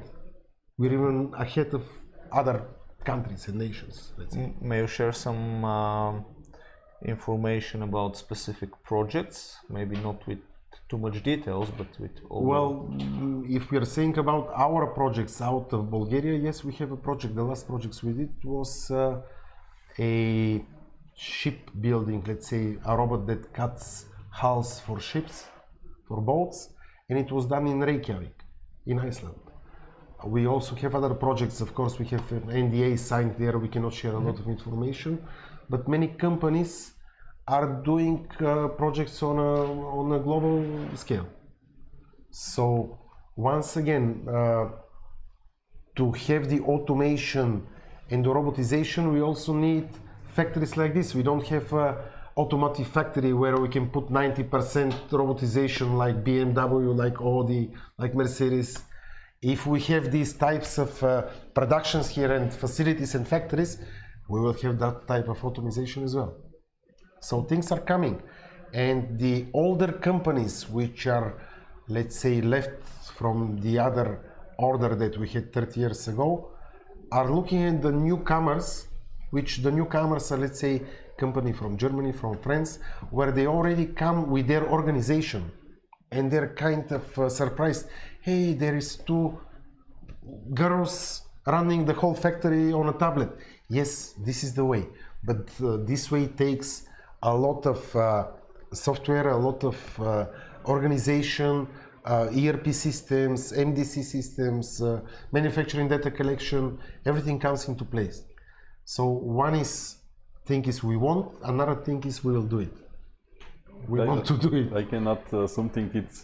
I agree with you. And as a producer, Schneider Electric also has in the whole world we have production, we have customers, and so we also cannot afford to just to start one product in Germany and not commercialize in Bulgaria. So this is not like he mentioned 30 years ago with the bananas. They had bananas, we didn't. So this is not everything is global. So as a producer, when we launch a new software product or cloud or whatever service, it's globally launched. So it's a matter of if we have the right type of customers, and as we spoke, the attitude is coming. So we have the customers are asking and actively seeking for digitization solutions. Not all of them know what's available on the market, so that's why we can help them and consult. Yeah, and but we have access to everything in the world. So it's a matter of few years maybe, depending on the COVID. The COVID is accelerating things. It is accelerating. But yeah, and also when we speak about Industry 4.0 and everything IoT and communicating, so this is also the case here. So I completely agree with Ivan and with all the people that actually we have a lot of, we add value. Usually we don't have a lot of factories, but we add value to existing solutions. And many Bulgarian companies actually, this is how they're seen on the global market. Actually, we assemble some non-typical solution. We put a lot of know-how inside, and we make completely new product. And this is how we achieve success outside Bulgaria. So I think this is our strong something that we should build on. Yeah. And we give solutions. Yeah. Maybe we don't have the big. We are lazy. We have big minds, and we do. From some point, this is good. Yeah. Because it's an added value into the solutions, into the engineering solution. It's not a chip making. We're not doing only the bulk of the work. We are doing projects with added value. It's there's something else in Bulgaria. As you said, there is not so many factories producing on scale, like big factories. Here in Bulgaria, we produce small quantities of many various products. All of the stuff is done manually. And this is a challenge for automation because now the global trend is to implement smart automation that can work only not just in the big car manufacturers that have products that last for 5 years and they're always the same. You have to be able to change super fast, like in 5 minutes you have to change to the next product. And because Bulgaria is facing this, our industry is like that, we have to create the solutions, and those solutions then can be exported to other countries. And actually they are, I apologize, maybe I interrupt a lot, but our experience in the factories is exactly this. I'm not going to say any names, but a big hydraulic making factory for cranes, etc. There used to be one innovation how to optimize the process here into one of their Bulgarian plants, and this experience was taken and it was spread in other factories all over the globe, in Brazil, in Mexico, in USA, Austria, etc. It's cheaper to innovate in Bulgaria because failure is cheaper, and you can iterate, because you always have to iterate if you want to make the innovation sustainable enough and attractive enough for other people to use. So Bulgaria is a really nice place to innovate. And to invest. And to invest as well. Agree. But what's the how you can describe the main challenge that we can provide innovations for, like for example for Schneider, for FESTO, and big names here from Bulgaria, from our R&D centers. But it's hard for Bulgarian projects to showcase their experience worldwide and become successful projects. What's what should happen in order to fix this and to somehow more and more Bulgarian projects in the field of automation and robotics to become successful on a worldwide? It's not something that will be done easily. I think one of the things is image. Let's say if we now start a company in Switzerland, everybody expects that it's expensive, high quality, precision company. If you start in Bulgaria, you don't know nothing. You know just that if you go there, it's not very well organized. The roads are not very good. So what do you expect of those people? You have never heard anything that is made in Bulgaria. So you have some stigma? You have some stigma. You also lack some networking because Bulgaria is not the center of the world. A lot of the business is done in northern Central Europe. We don't have such kind of local global companies, for example, like Sweden has. Sweden is like not much bigger in terms of population than Bulgaria, but they have so many big international companies like Electrolux, Tetra Pak, SAP. Just they're working on a global scale. I mean, there are also companies for 100 years. Yeah. I mean, private companies in Bulgaria are 30 years. They need time to build their capital. Should we and wait capacity. another 30 years in order to No, we become shouldn't. successful? For me nowadays, if you have a good project and a good solution with the tools that you have by internet, by providing, you can get expressed in a really easy way. Now, for the solution to be elaborate and to be really working and to be presentive, of course you need investment. But nowadays, I believe if you're even single crazy inventor, you can find funding for your invention. This is the effect of the internet. Yes. You post on YouTube and you become world famous. I mean, nowadays these influencers, sometimes they have more power than New York Times. You know what I mean? Yes, usually we also have this power that we mentioned about creating added value, and so this is what we could do. Of course, if tomorrow you start a company for producing Intel's processors, maybe you could not compete with China, but if you add some value on top, you step on the shoulders of big companies and you just add something. This is visible worldwide. And maybe a lot of big companies, actually worldwide companies, they like to work with big companies. So if you buy a service or a product, with the product it's even worse. When the big company is buying something, they expect to be able to buy it in every country in the world. So this is what small companies like our companies, in the local companies in Bulgaria, actually cannot compete, because maybe they have the better solution, the cheaper solution, everything is better, but they don't have office in Netherlands, for example. So this is stopping a lot of big companies working with small companies. But speaking about solutions, the IT and digital solutions are globally visible, and the support is global. So because you step on Microsoft, on Amazon and some other big names, so you just give experience and added value on top of already known brand. So it's not because of that we have not so skillful engineers. We have the cases. Oh, we have very skillful engineers. I mean, we have very good engineers. We don't have oil. We don't have a lot of exactly. We don't have any natural. So we need to invest into knowledge. Need to invest in the knowledge. I think also a good point is about Bulgarian engineers that they're quite open-minded. Like they're not like, let's say, German or Japanese that are very like they're afraid to get out of the box, let's say, and do something stupid even, but try something new. And we also have this kind of, a bit of a misery, a bit of restrictions from the environment, which is also making you think differently. You don't want to make super complex, super expensive solutions. You want to do something smarter, right? Something which is working. Like what you said. Something quality. Yeah. Actually, if I can share this with you, this morning one of the customers here, one of the visitors, he shared this story. I was told that 30-something years ago, the guy used to live in Canada. He was invited to a startup company, let's say, called Dell. Okay. So he said, we went 20-30 people there at this open house. They gave us pizza, Coca-Cola, and we were thinking, hey, why do you start assembling computers, computer techniques, when everybody's making it? The Chinese and the Taiwanese, they're making the chips, they're making, and they said, we will do a quality product. And now Dell is number one. Just because, I mean, they can use the same assembly chips, the same techniques, but they gather the best from the market. And at the end, they have assembled a quality product.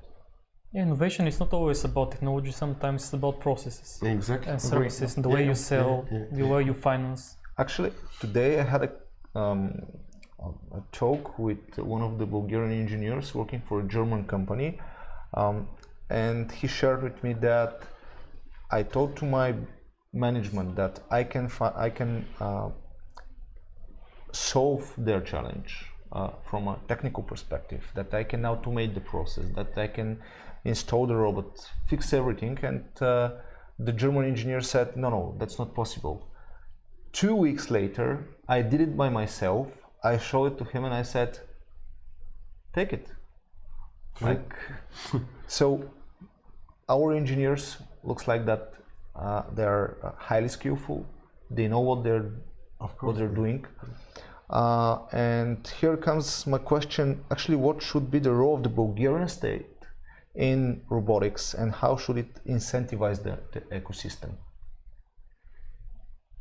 Support by building these incubators, these high-tech centers, by providing the knowledge in the ground to have these engineers in a few years, as we talked, invest into education. Maybe like with the electrical vehicles, when you buy an electrical vehicle, you don't pay for parking. When you buy a robot, you should not pay for something else. I think this is the way. So maybe some taxes or something else. Well, we'll go again if we should tax the robots. We'll go into this. My opinion is that the state could do a lot of stuff, but first it should focus on itself, like should break the corruption, should fix the infrastructure, should invest in education. This is what they really can do. I mean, the private sector cannot break the corruption, cannot build highways in most cases.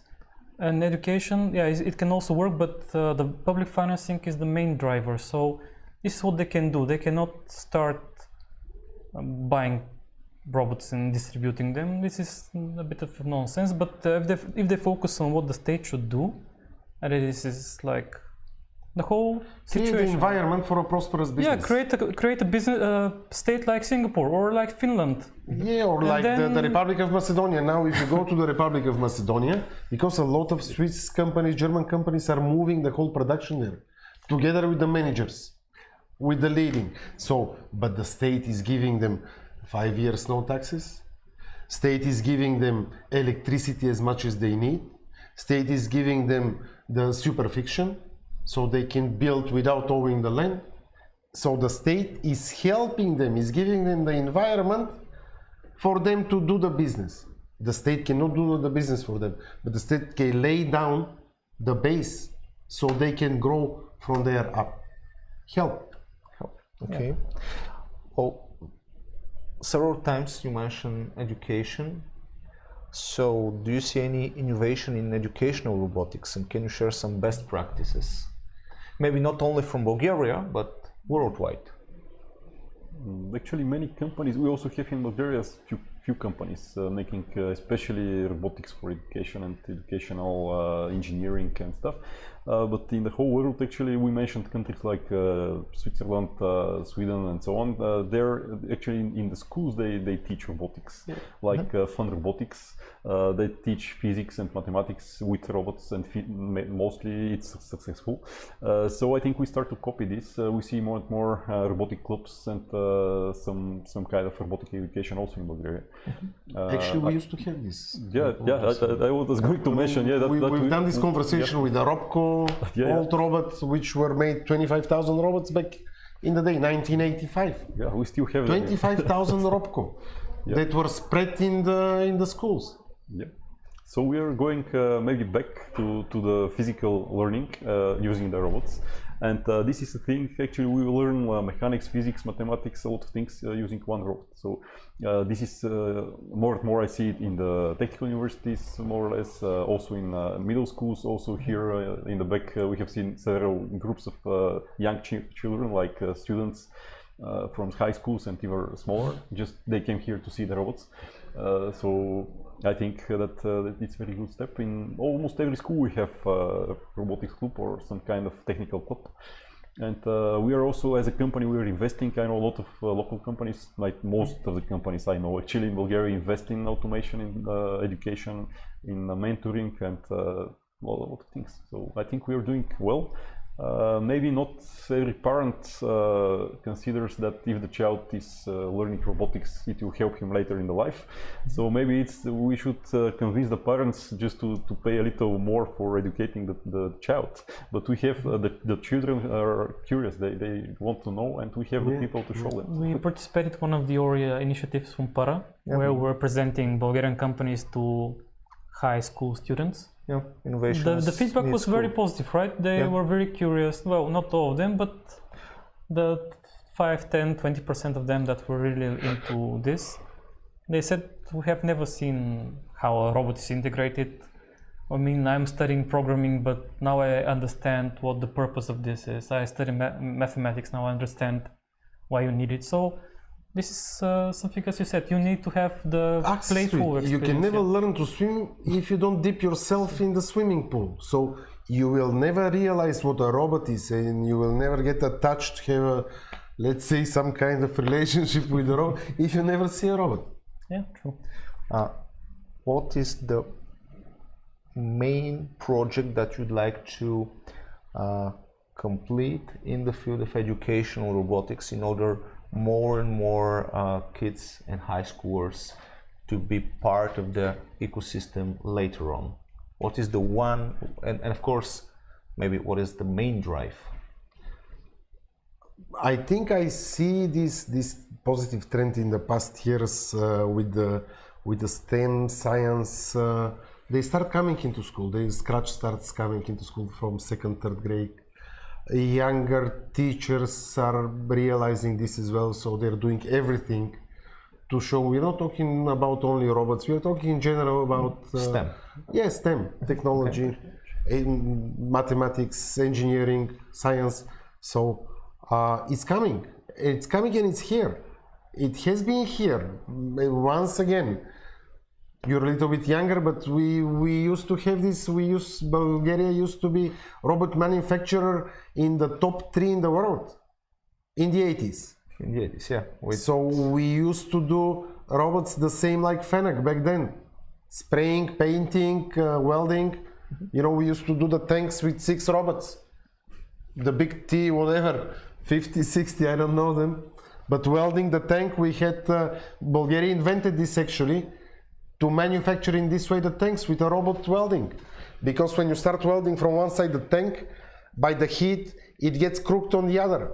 So they did this invention in our defense factories where it was welded by robots.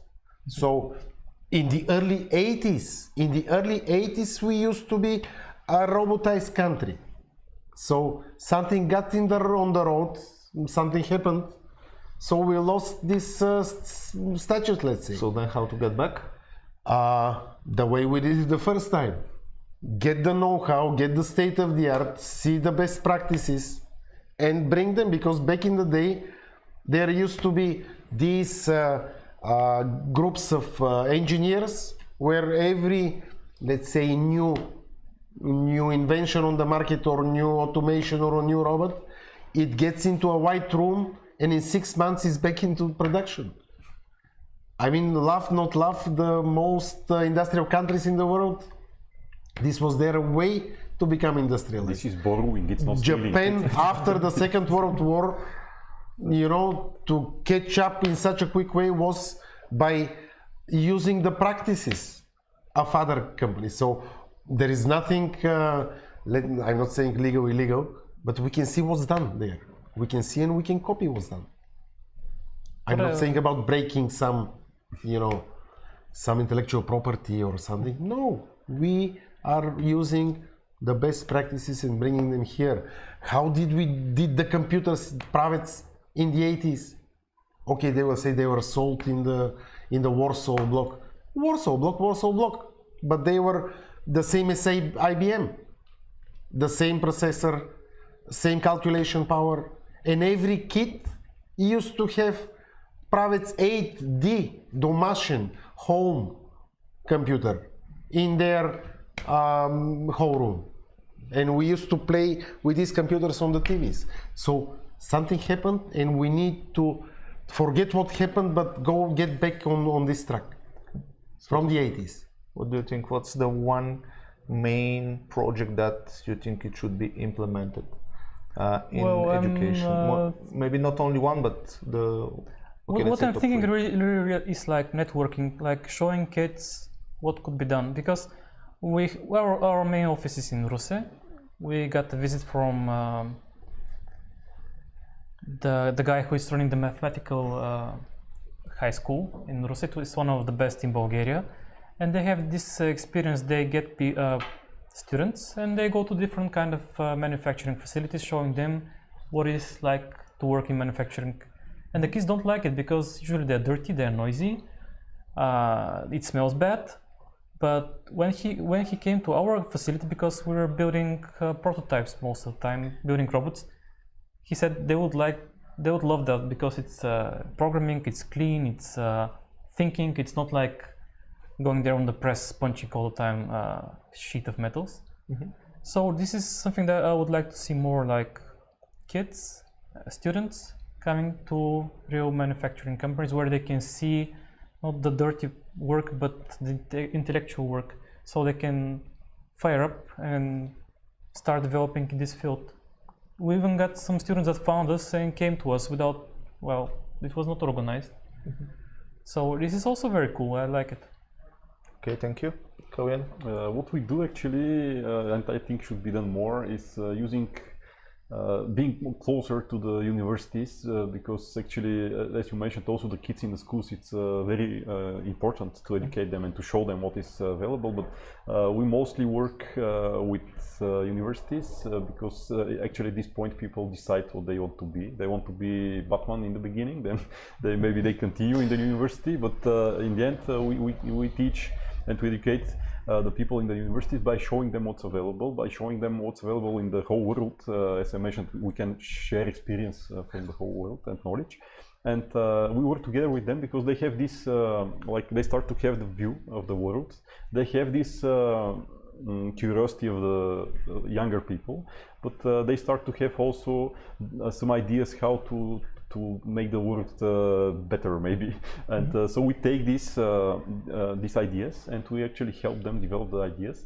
And in this final step, usually people have a lot of ideas in the university ages because they start to see more and more how the business is connecting with the education. We also have a lot of examples, but they don't have the physical environment, they don't have funding, they don't have time or something. So we try to provide these missing things to the people with open minds. So when you work in a corporation for 25 years, maybe you're missing something. And so we use this fresh know-how, and we just provide the tools like funding, equipment, time, and so on, so we can use these fresh ideas. So sometimes most of them are like not garbage, but maybe not optimal. But certainly mentioned that this is a matter of iteration. So we start optimizing, asking, working with them, giving inputs, feedback. Failing is one of the most important parts of learning, right? You have to fail to learn. Otherwise, you only say I'm super good, super. So we invest in this, and I think we should do more since in the schools. Okay. When it comes to robotics, apart actually in robotics, do you see a progression in other sectors like autonomous driving, AI, AVGs, 5G, for example, where Bulgarian industry can deep dive in and showcase an innovation? It's, from my own experience, is one step more complex, more difficult. Of course, it's developing because the processing power is doubling every 2 years. So if some applications were not possible back in the days, now they become possible. But the difficult part is how to apply this in real environment. Like, what people speak about preventive maintenance, but it's very difficult really to realize it and to be really like helpful. A lot of companies investing in that, and there will be a breakthrough at some point.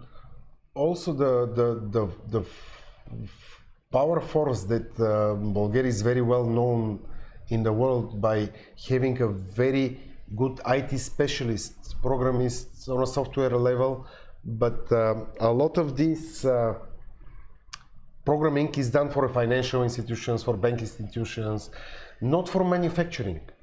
So maybe by combining, we had such a project in the past with Chris, maybe in future more stress should be put on the industrial programming. And a lot of these companies, they want to deepen the industry, in the manufacturing and this and that, but it takes experience to go in there. It's a bit different because it's a bit different. If you're building a site, it has bugs, you can fix them. Okay. But if you're operating like a big machine, 24/7, you can break it and it costs like €1 million. Exactly.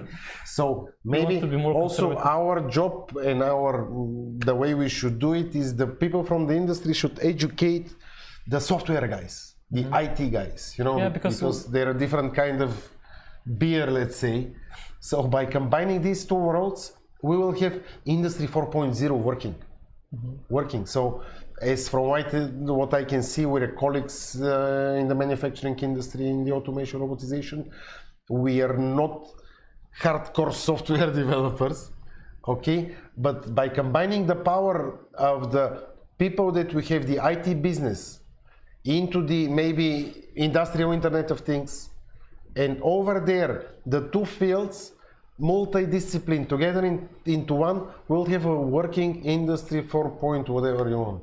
Yeah, you can have a working solution without, let's say, electrical engineers. Exactly. Right? It's something like not very new technology, but it's essential. You can't go without knowing the basics. Even if you're a good programmer, you also need electrical engineer, mechanical engineer, somebody who understands the process, depending what you're doing.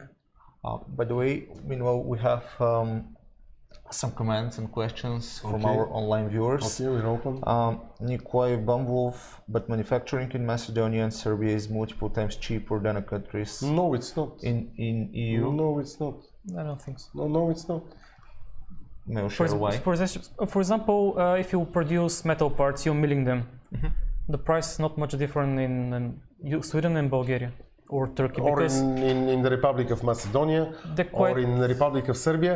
The machines, they invested in the machines is the same. The machines are the same. Exactly. If they're top machines, I don't want to make any advertisement, but we all know the top machines, they cost the same in Serbia, metals in Kosovo. Are the same? Yes, metals are the same. Electricity is not, but it's a small part. Electricity, but the electricity we are not a foundry where we need a lot of electricity. We are not melting metal. Okay. I mean, for a metalworking machine, you don't need such a high electricity. The difference is not much.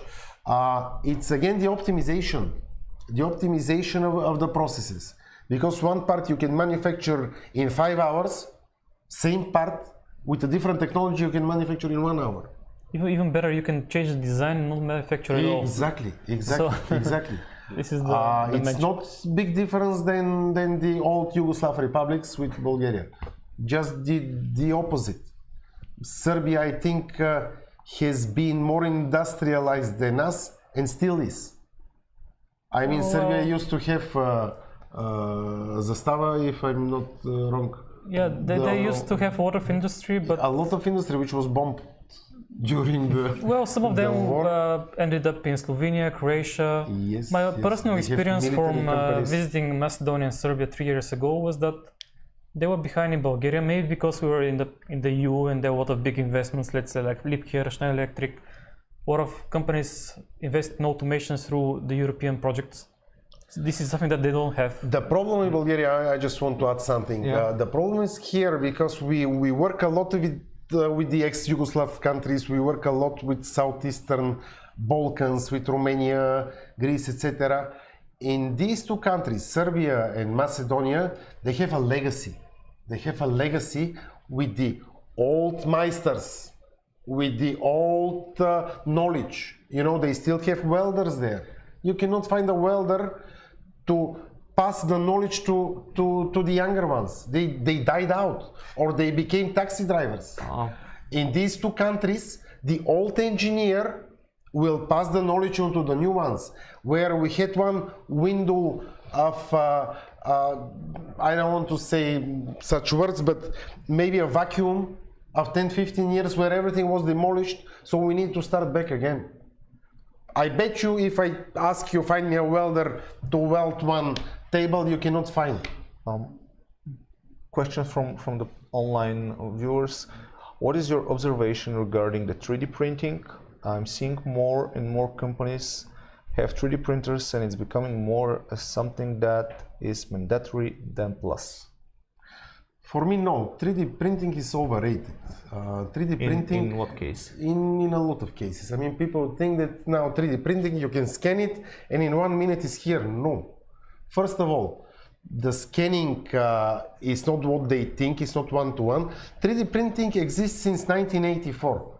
3D systems, they're the pioneers in 3D printing. They developed the stereolithography format where to represent the 3D object with a really small amount of information.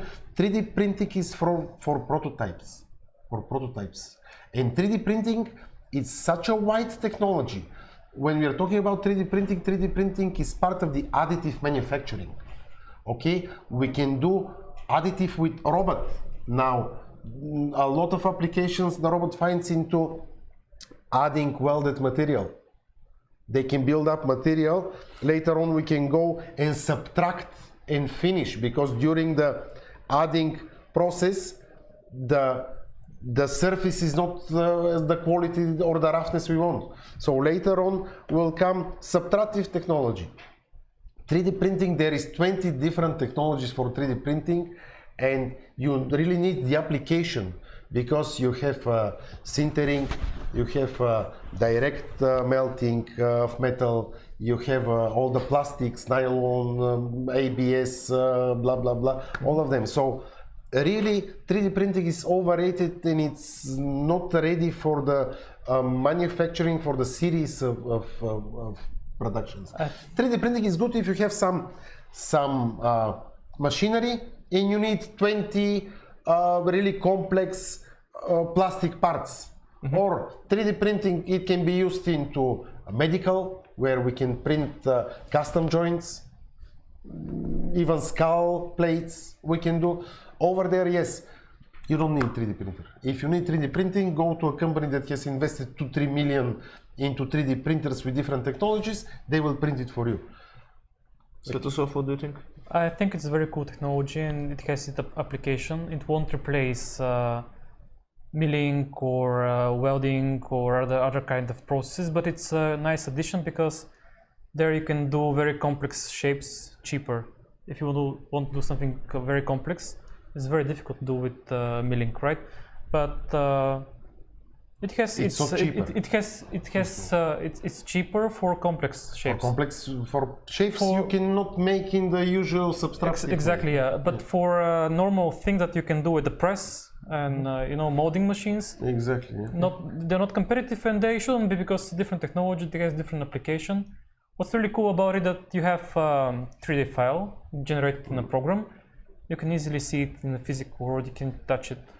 It's not very complex to 3D print. It's not like milling. There is a lot of technology there. So, Kawian? Yeah, I can add what Ivan said also regarding it's really used the 3D printing in innovation and prototyping. So maybe the boom of 3D printers means that we have a lot of innovators and prototypers. So which is great. Yeah, maybe we invent a lot of things now. For me, the use of 3D printer was really shown when there was a publication in a magazine saying that on the International Space Station, they printed a key to unscrew something on the outside. No, the other thing is the cost of the machines of the 3D printers themselves, because like 10 years ago you couldn't find a 3D printer in the market. Now it's for 100 euro you have decent quality of 3D printers. In home, right? Yes. If we're talking about metal printing, we talk about the regular type of 3D printers. If it's a plastic, mass you can buy for a few €100. Yes, this is one of the reasons, and actually this is another thing that is allowing young inventors to invent, because we didn't have this technology like 30 years ago. I shared this with you 10-15 years ago when I started working with 3D printers and started representing companies. In Germany, one of the biggest worldwide manufacturer of 3D printers, they gave away 5,000 printers to the below first grade kids, just to play with the technology, to get to know the technology. One question from Petya Par. What is the most important thing for kids to know to get them into robotics? Svetослав? Well, robotics is a lot of, it's a combination of a lot of things. One is programming, but you also have to have a view of the physical world. You need to understand mechanics, physics. So this is the cool thing about robotics, that is a combination of a lot of stuff. Even not just this, but even like theory of random events. In the factory you always have random events, and robots have to be able to cope with the randomness. So this is the really interesting part. And well, you can start with programming, but you can expand from there to other fields. The use of robots is very wide, so it depends on what they like to do. There can always be a robot in there. One of my projects when I was a student used to be a robot bartender.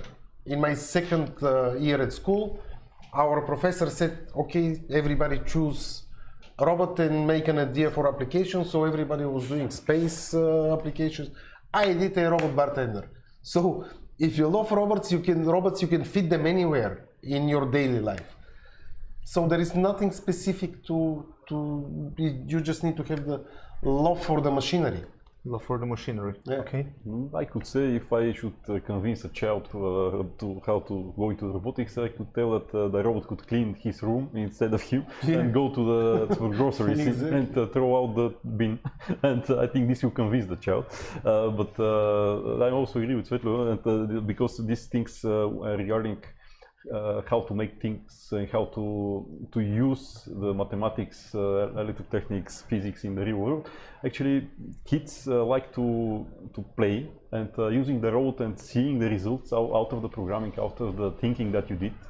You see the robot do something, make mistake, so you again program something else, you change some part and so on. So this iteration, I think, is the interesting part, and the thing that you see the result.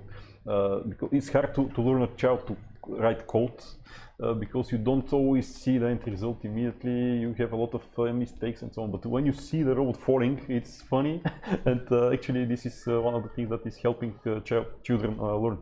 And out of the lazy part with throwing the trash and so. I think also kids, like people, they have different kind of mentalities. Some people are more interested in machines. Some people are more interested in other people. Why did you become engineers? You're engineers, right? What was your drive? Well, I used to be in love with robotics since I remember myself. But why? What drives you? What attracted you? Maybe the movie Star Wars, maybe the movies or the books of Isaac Asimov, all the science fiction that we used to read. Access to this information. Dreaming. Once again, if you don't have a swimming pool, you will never learn how to swim. Do you remember Voltron, by the way? This is what got me into robotics nowadays. Because so everybody of Voltron. has his own story. Maybe if you hate people, you like speaking to machines, you could become engineer.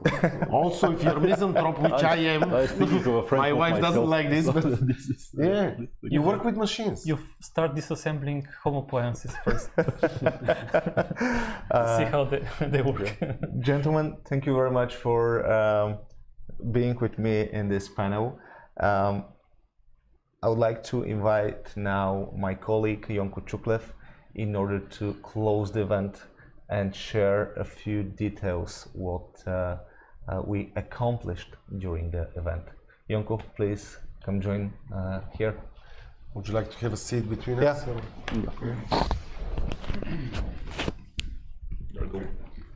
Thank you.